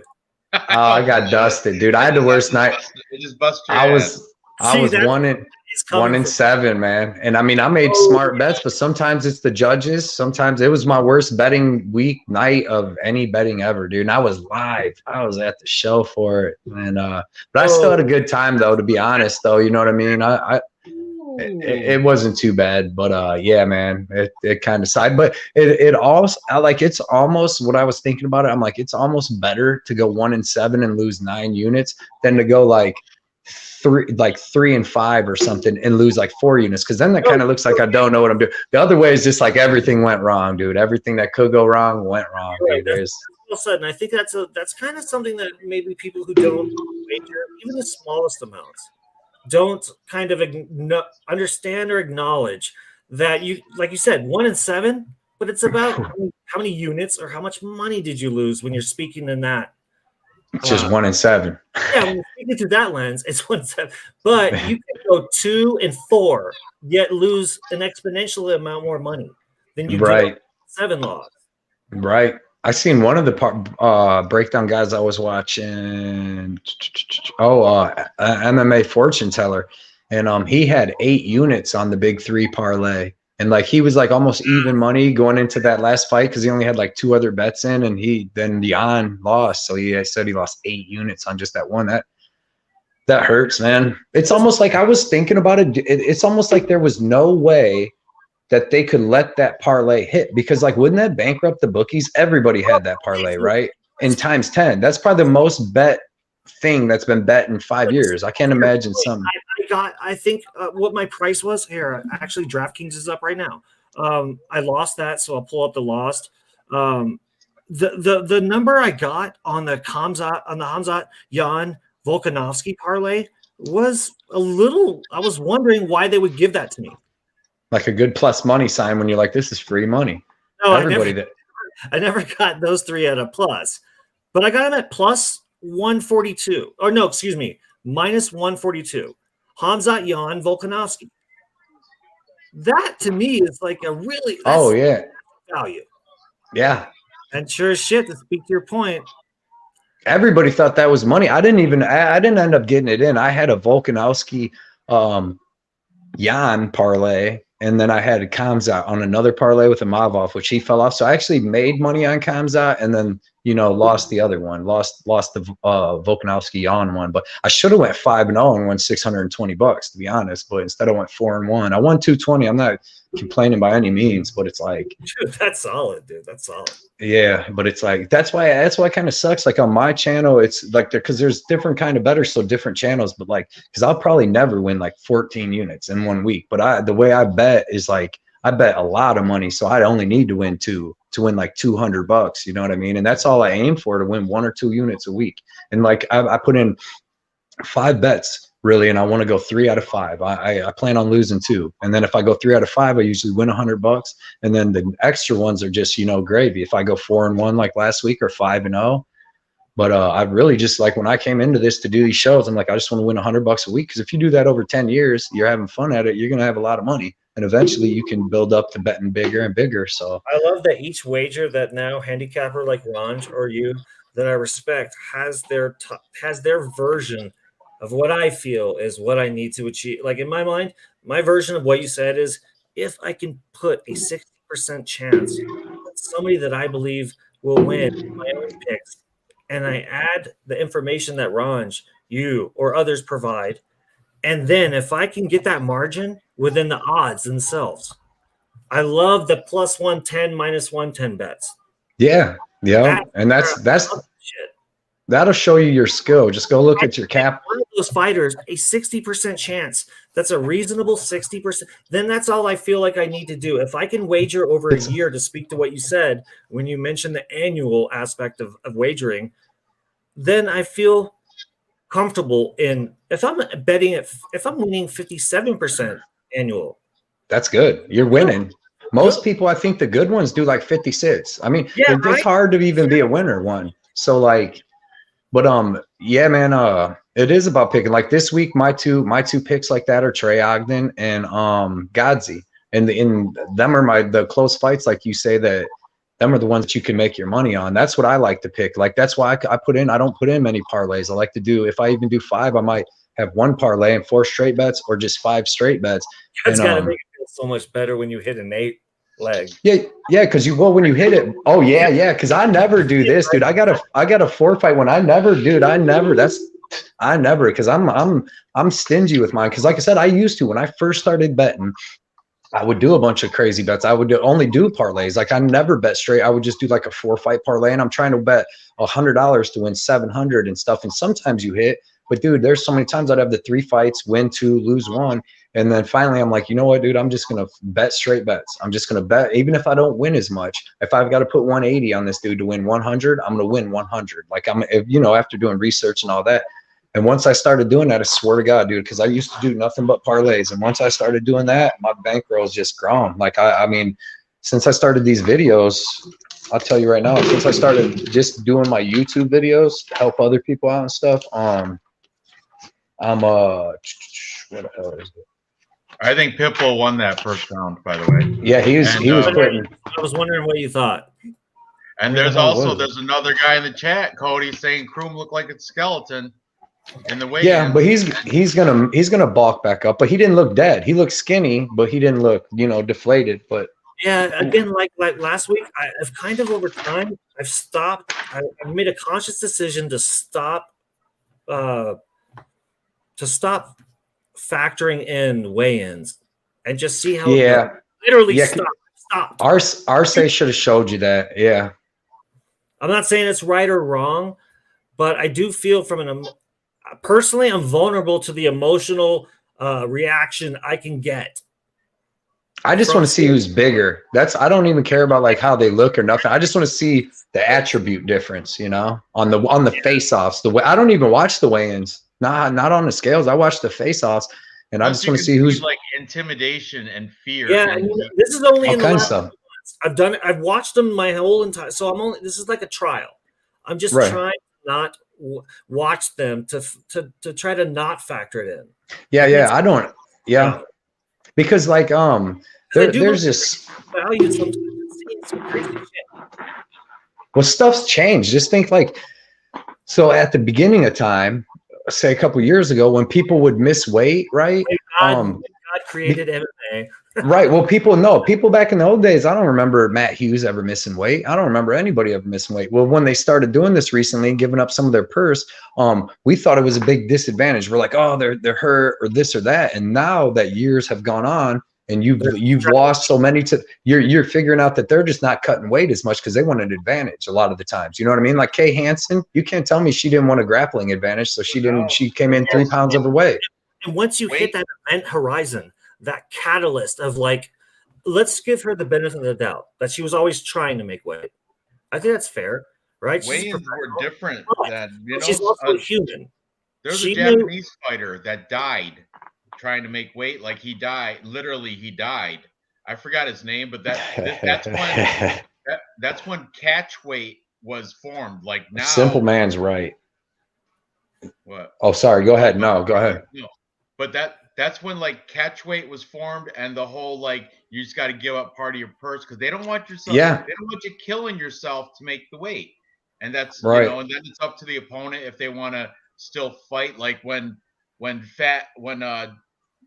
Knight, when he missed weight by 12 pounds and he lost still, what's his name that beat him there could have what's his name? It was I like where Simple Man's going. Grisham. Yeah, Maxine Grisham. He could have said, "No, I don't want to fight him. He's way too heavy." But he did win. He took that fight and he won it. But I'm just saying that back in the day, that wouldn't have happened. That fight would have not happened. Could have just been done. I mean, so I'm saying I never remember anybody, Randy Couture missing weight or Chuck Liddell. Oh, hold on, I gotta plug my phone. I'm gonna have to unplug my mic and plug my phone in. I don't either, but I also wonder at that point in time, the type of fan I was, there wasn't weigh-ins weren't an event when those days were happening. Like as much as you know what I mean? Like the Liddell started out, they were having sumo wrestlers going against Tiger Kung Fu, Glass Tiger Kung Fu guys. Remember that guy? Remember that Joe San? He got punched in the nuts. I like how you said Glass Tiger Kung Fu guys. You know what I'm talking about? Yeah, I do. I don't know what, but yeah, I know exactly. But like UFC 1 through 10, there was no. I think it was like open weight classes. Yeah, what it was that Chemo versus Grace versus the original Gracie there. What's his name? The Hoist. Hoist. Huh? Hoist. Yeah. Well, remember he fought Chemo. He came in carrying a big cross on his back. Yeah, that was. I believe that was. That dude was like a maybe he was like what they call a cruiserweight. He was like 225. Another going against Hoist Gracie was like a welterweight. You know what I mean? So there was. And Gracie, like he was deliberately picked as not the best Gracie. Hickson purposely picked him because he was small, light, and the young Gracie. They had killers lined up that they knew would destroy all these fuckers, man. Ken Shamrock lined him up. And Hoist Gracie was not even not even the third or second best Gracie at that time. That's how confident they were. Hickson was the best, right? What's that? Hickson Gracie, who I think was the best. But, right. I would agree. Sakuraba, the Gracie hunter, the Japanese. Yeah, Sakuraba. Hickson's the only one that never fought him. But Sakuraba went through. He beat Hoist. He beat all those Gracies except for Hickson. But yeah, he beat a few. But yeah, I would say that most people in the BJJ community would equate Hickson to being like the undisputed GOAT of BJJ, I would think. Oh, who do we got? Round two. All right, here we go. Pitbull won round 2 as well. So now he might be up 2 rounds. The first round I kind of missed. I think you're right. And look at now they're. Oh, you're like a minute behind me still. Oh, the leg kicks are evil from Pitbull. Yeah, the straight right too from Pitbull. All right, so where are you at time wise? Now they're in my. I'm in between rounds. I'm in between. Yeah, they're just sitting down now. I switched streams, so now I should be online with you. I should be on time with you. Right now, they're showing like highlights of the second round. They're showing. Okay, so no, we're on the same page. It just I'm on the Showtime stream, and you might. I'm watching off Showtime. Yeah. Okay. Now they're starting round 3 in very soon. They're both getting ready to fight. And that was all Patrici. Is that Jason Herzog? It is. Good. Here we go. Jason Herzog's, by the way, the best ref active. Yeah, you know what? I feel like there's a bunch of I got no problems with Herzog. I always liked him. He's my favorite right now. I feel like there's a bunch. I feel like Herb Dean's getting the Nirvana blow, or when somebody gets so popular, then the people that like them just start disliking them because of their popularity. I feel like Herb Dean's getting some blowback from he's also known good for so long, stopping fights way too stopping fights when they shouldn't be stopped. He's made some mistakes, but overall, I'll give you an example that Sean O'Malley versus that dude with the green hair that he destroyed. Mouton or Chris Putin or Chris Mouton. Moutin. Yeah, Chris Moutin or whatever.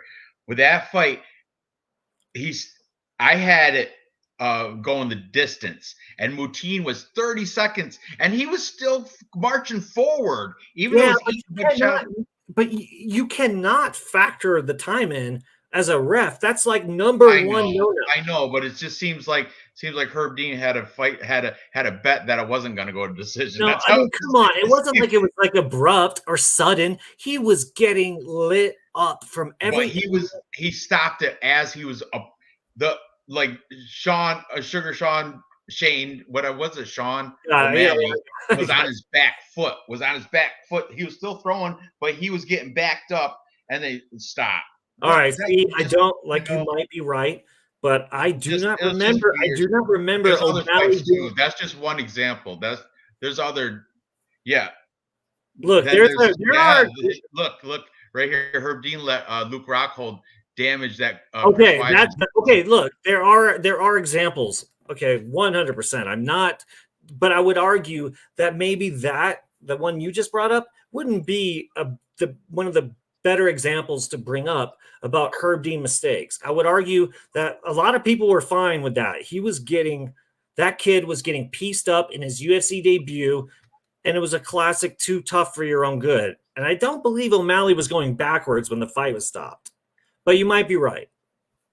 Nevertheless, I think they should have let it go to the point taken. It was so close to the end. Even the post fight interview, Chris Matino was like, he's like, I could have lasted. He goes, I don't know why the fight was stopped. Yeah, and that's got to be the follow up fight showed Matino's garbage anyway. But I'm just saying that was just an example of. No, you're right.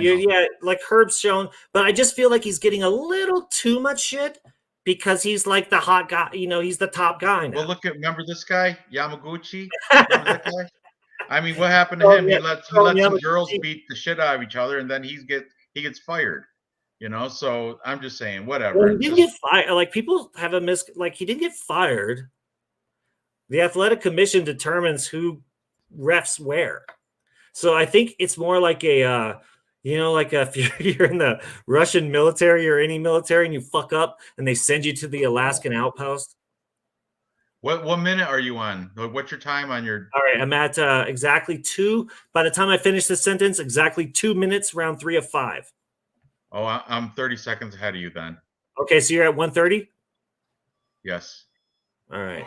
Let me try to pick another stream. Let me see if I get closer to you. You got to watch it. I can't hear it. You got to watch it on mute, though. Yeah, sorry. I cut the volume. That last show we did with Dave, remember he kept bringing up the UFC face-offs and weigh-ins and stuff, I got a copyright claim on my on that episode on that show on the You it says did. on YouTube. But yeah, it says copyright claim. There's a big red stop sign thing. The It's circle with because the it's a law called transcendence. yeah. You're a production guy. You should know. But Yeah, so that's it's not like you didn't actually like you didn't violate the law. So if you got judging by how many subscriptions and views you have, probably somebody didn't flag you for it. So it was determined by an algorithm. Now that algorithm was determined because the UFC has submitted footage. Hey, when you see things that look like this, algorithm, and it goes over X amount of time,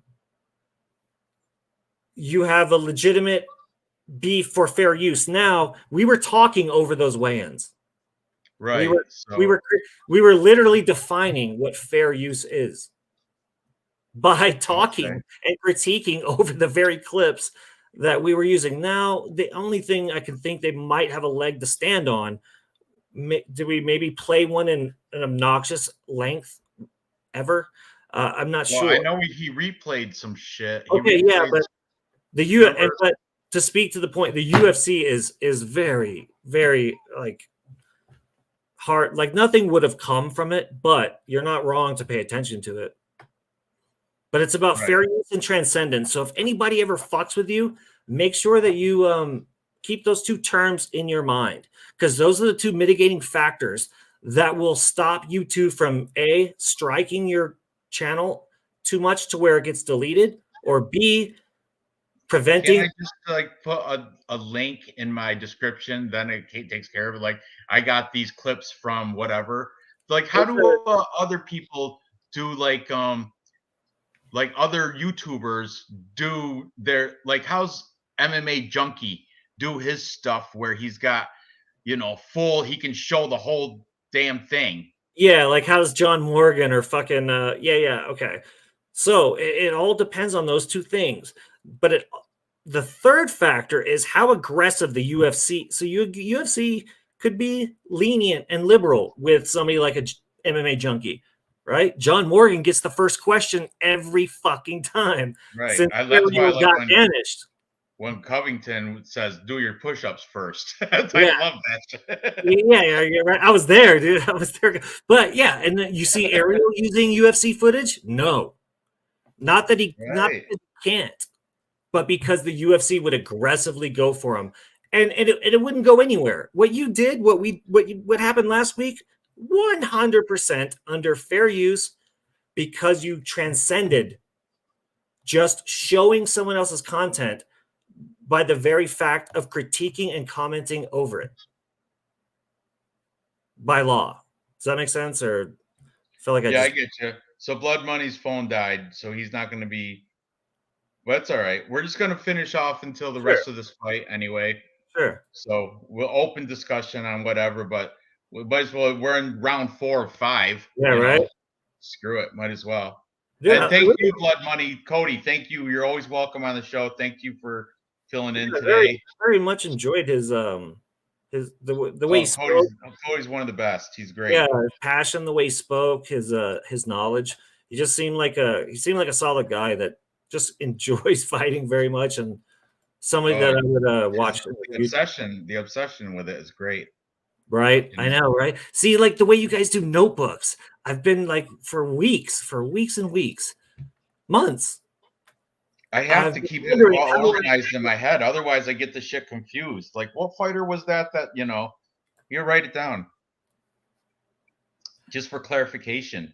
Yeah. Especially like female fights and stuff. I get so many females confused with each other all the time. Sybil Man's right, though. Like, I do, to speak to your point and the Herb, like, I don't remember screaming that the Weidman fight should have been stopped, but I remember thinking, like, this is not going to go well for Weidman's career.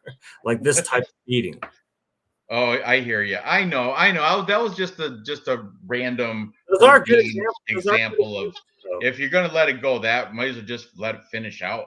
You had 30 seconds left, and it would have won me a big payout because nobody had that going to the right. distance. I wonder what everybody had O'Malley winning in less than 2.5. You know what I'm saying? Yeah, and it makes you wonder, like, you know they're human. Does he like so do refs? Is it like an ethical thing? This is one thing I don't know. Do they purposely never look at the clock? Oh, I don't know. I don't know See, I how don't that. know that either. I don't Okay, think they can. They have to okay. watch the fight. They just have to watch Well, the no, fight. well, all right, but Like there's look at Herzog right now. His eyes are not going off those yeah, fighters. but there's giant LCD screens in the UFC at the I base know, but level. At yeah, the base I level of the in Herb Dean's defense in that fight, I suppose it should have been stopped. no, no, but no, That's a no, bad example. But no. I mean, kind of in defense of what you're going. We kind of expect these people to make non-human decisions in real time. So, are you telling me Herb Dean? I wonder, did he see the clock at some point, and did he think, okay, I can't not stop it because it's about to end. And if I do stop it, I look, like, do those things factor in? right, They I know. would if they have knowledge of the clock. And I wonder how that is. I wonder And if the refs are still way. Even the worst ref is better than the shitty ass judging that correct. that happens on a week by week basis that you have no control over. Well Even said.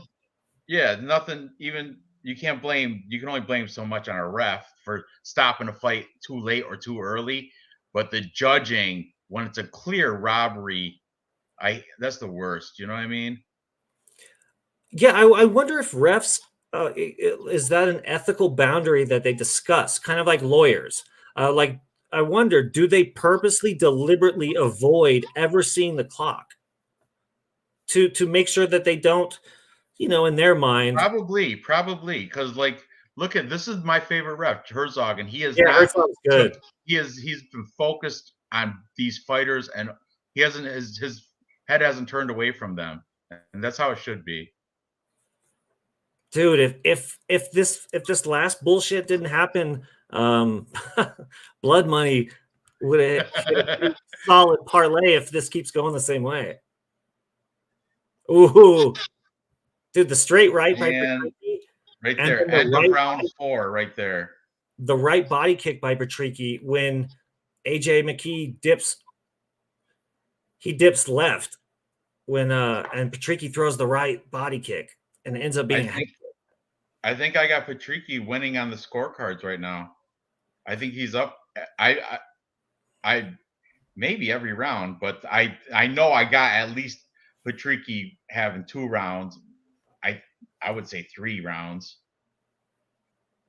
in his pocket. So I think he's up. And his corner looks. I'm listening. I'm not listening to it. It's on mute. Me too.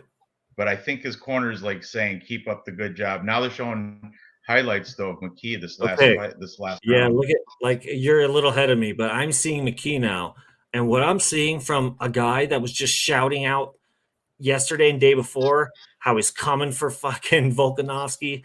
I'm seeing a guy who's concerned. Yeah, I wonder if Patricky's ever gotten like an offer from UFC. Patricky right now looks like okay. I'm doing well. Don't fuck this up. He looks focused. I think he is up by round. I think he's winning on the scorecards. This is the last round right here. Come on, Pitbull. Let's do it. Let's win me some money tonight. Yeah, right. Good luck to you, man. That'd be nice. I went Anderson McKee. Yo, good luck to you then too. But yeah, I mean, I guess I'm already right with the Anderson fight. I'm already kind of. You're in still. It's the Anderson got it to wash. It was a no contest, so you know. Look, Volkanovski would drink McKee's milkshake. From what I've seen, I believe that's true. I believe that's true. I believe McKee would quickly, very quickly, by the end of round 1, realize what type of deep water he'd be in only round 1 with Volkanovski. Yeah, he's got to. I mean, you got to keep in mind, Bellator is good, but it's not UFC. Yeah, and there's to that point, there's many guys that. But there's a lot of Bellator guys that are UFC quality fighters. Yeah, correct. I Like agree with um, what's his name? Michael. He's UFC now. He was a Bellator champ. Yeah, Chandler. Yeah, Chandler. He's a perfect example. He was a Bellator guy, champion, and now he's UFC, and he's good. He's so good. But Eddie Alvarez, you know, a great example. Yeah. How interesting would it be to see Eddie Alvarez and Conor McGregor now? Oh, that'd be interesting. Conor McGregor's fallen off since he got, made in the shade with all that money. It was that performance was one of the best ever in MMA, and I just think just a few years later, it's interesting to see how different it would go in only a short amount of time. I'm telling you, McKee, you better get some action going if you want to win this. I think he's down by rounds, and he's just hanging out, just like there's no aggression there. This is the final round, buddy. It's the final round. You're a champ. Oh, he's like lackadaisical. These, what? Sometimes it does feel like I believe it's an antiquated philosophy, but sometimes you do see a guy in the fifth who's champ. They lay back a little bit because they feel the whole. But he's got to know he's lost some of these rounds.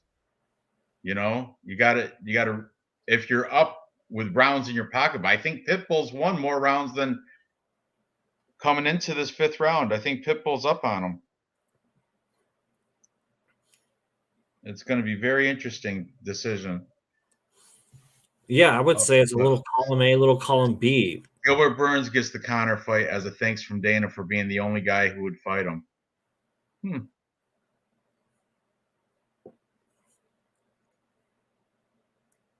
I think Conor. I don't know. I think there's plenty of guys that would fight Conor. Oh, dude, yeah, right. That's life-changing money. You're 100% going to be in the main event of a pay-per-view, and you'll negotiate points. If you got a decent manager, I mean, the kind of points you'll get off of a Conor McGregor pay-per-view, that's life-changing. Yeah, I think they're both kind of thinking they're good, is what it looks like. Yeah, but Pitbull's doing more still at this. We're last minute. I'm at the last minute. Yeah, I'm about 15, 20 seconds out, but. Oh, that she's talking about Chimaev. Gilbert Burns the only one that was willing to fight Borgs. Well, Magny. I mean, in fairness, Magny was calling him out for a long time. I think Gilbert Burns is way better than Magny. Oh yeah, I believe so too. Yeah, I think you're right. I feel that night is ultimately a good thing for Chimaev.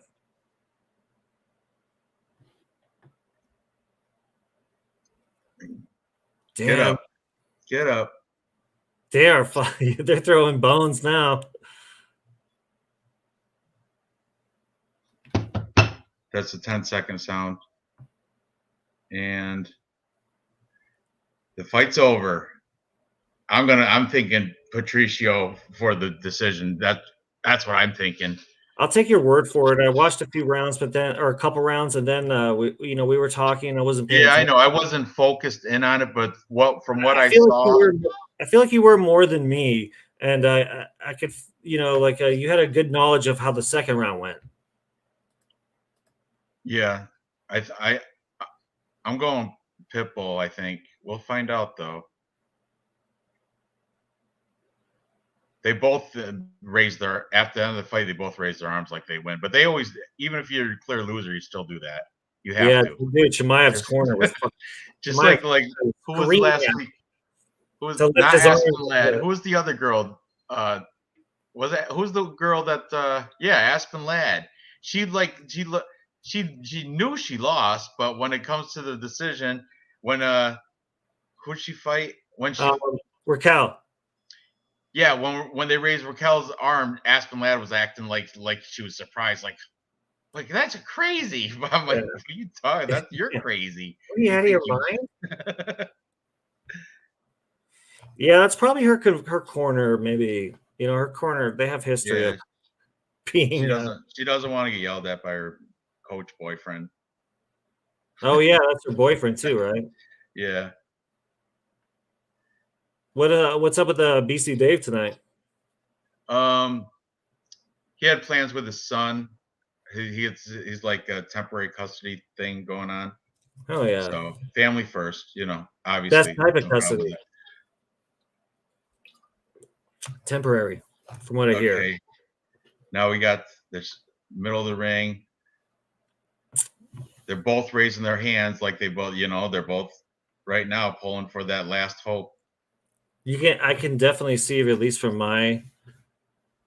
Okay, I see AJ McKee. What I feel is super. He looks super uncomfortable, and Pitbull looks like he's not quite sure. But yeah, my daughter yesterday in the video, she's like, "Well, if you're a professional capper, how come you don't get paid?" I'm like, well, "Thanks for humbling me, 7-year-old. Yeah, thanks for humbling me and letting me know I'm not monetized." Oh, Nora. God bless her. Here we go.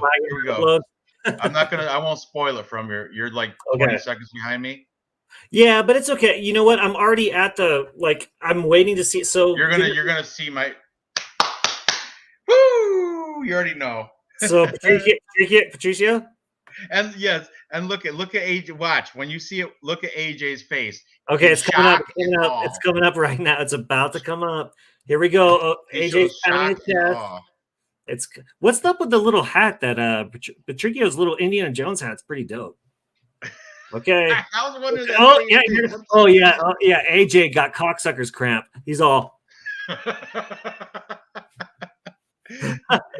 AJ's flabbergasted. You know Pitbull stole that from Verna Jandaroba. Remember how hard? You got that hat from Verna Jandaroba. You two were clowning me for that pick, and I was so close to getting it right. Like you and Dave were like, "Have you looked at this bag of blood? Like, did you see the wins?" And I was like, "I'm telling you, I think he could knock out Alexei." And then it was so close, and then he tried to take Olegnik's back, and it was a fucking nightmare.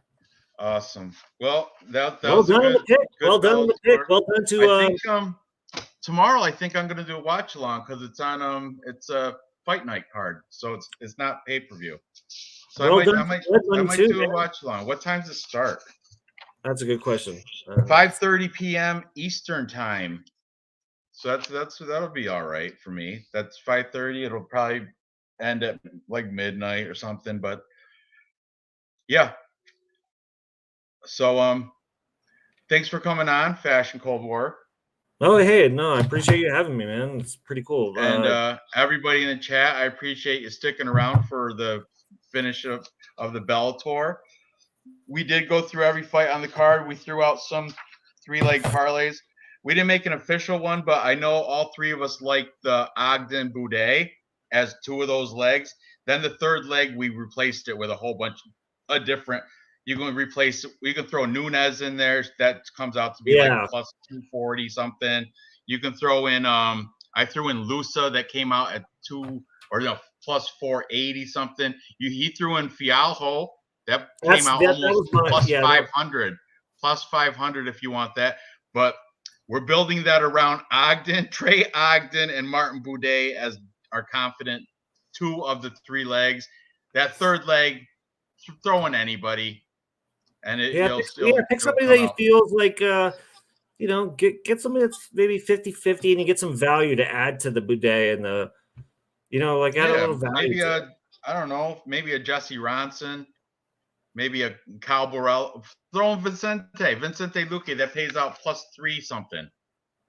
There you go. Actually, that's smart. I even like that. I like that play better than having the Fiallo on the 3rd part. Yeah, Vicente Luque that pays out plus 330. I think I checked it out already. I put it in. Oh my God, Robert, the year just happened. Oh my God, Robert, are you kidding me? Pitbull won almost every round of that fight, I think. But anyway, Dirty Reg, God bless you. Anyway, thank you, Papa Robert Chuck, is the year, Dirty Reg. I appreciate all you guys in the chat. I'm pretty sure tomorrow I'm gonna do a watch along for the Luke A. Muhammad 2 card. So yeah, tune in tomorrow for another live stream. How do you guys do the if you're not watch doing along? anything, Fashion Cold War, if you're not doing anything, you can come on. It'll be another live stream like this. Okay. Hopefully I won't get copyright claims or anything, but I'm not going to show any of it, so it'll be good. We'll just do a play-by-play like this. Hopefully we're on the same time. Like you got ESPN Plus? Yeah. Yes. Yeah.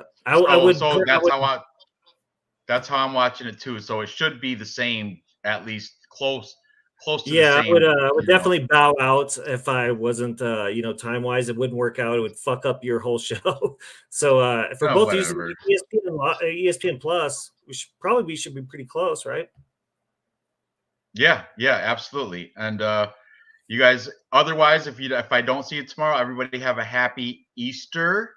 I'm not a big God guy, but he is risen, if you want to do that. God is great. God is great.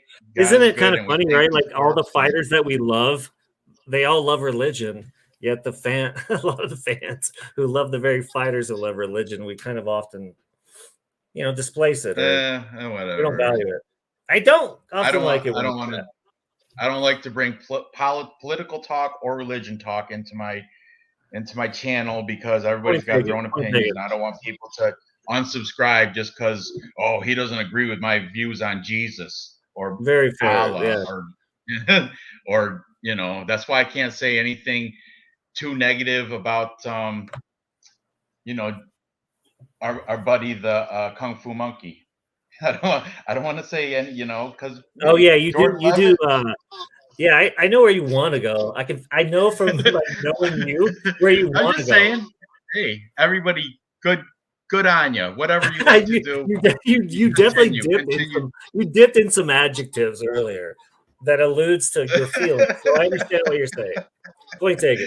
Anyway, I like to keep everything PC. I don't want to piss anybody off. I don't want to lose subscribers. So everybody, thanks for watching. And I hope you guys tune in tomorrow when I do a watch along, which I should, because tonight my kids colored eggs and everything. We're out except for Easter. Yeah, it's Simple Man's right. You guys gave me the group number to join the Tapology. I got to do that. Yeah, I forget what it was. It's like I actually remember the number right now. Thank you, Simple Man. That's a join number 926, I believe. There you go. There it is. Thank you. Thank you, Simple Man. All right, everybody, you have a good night. See you tomorrow. Later.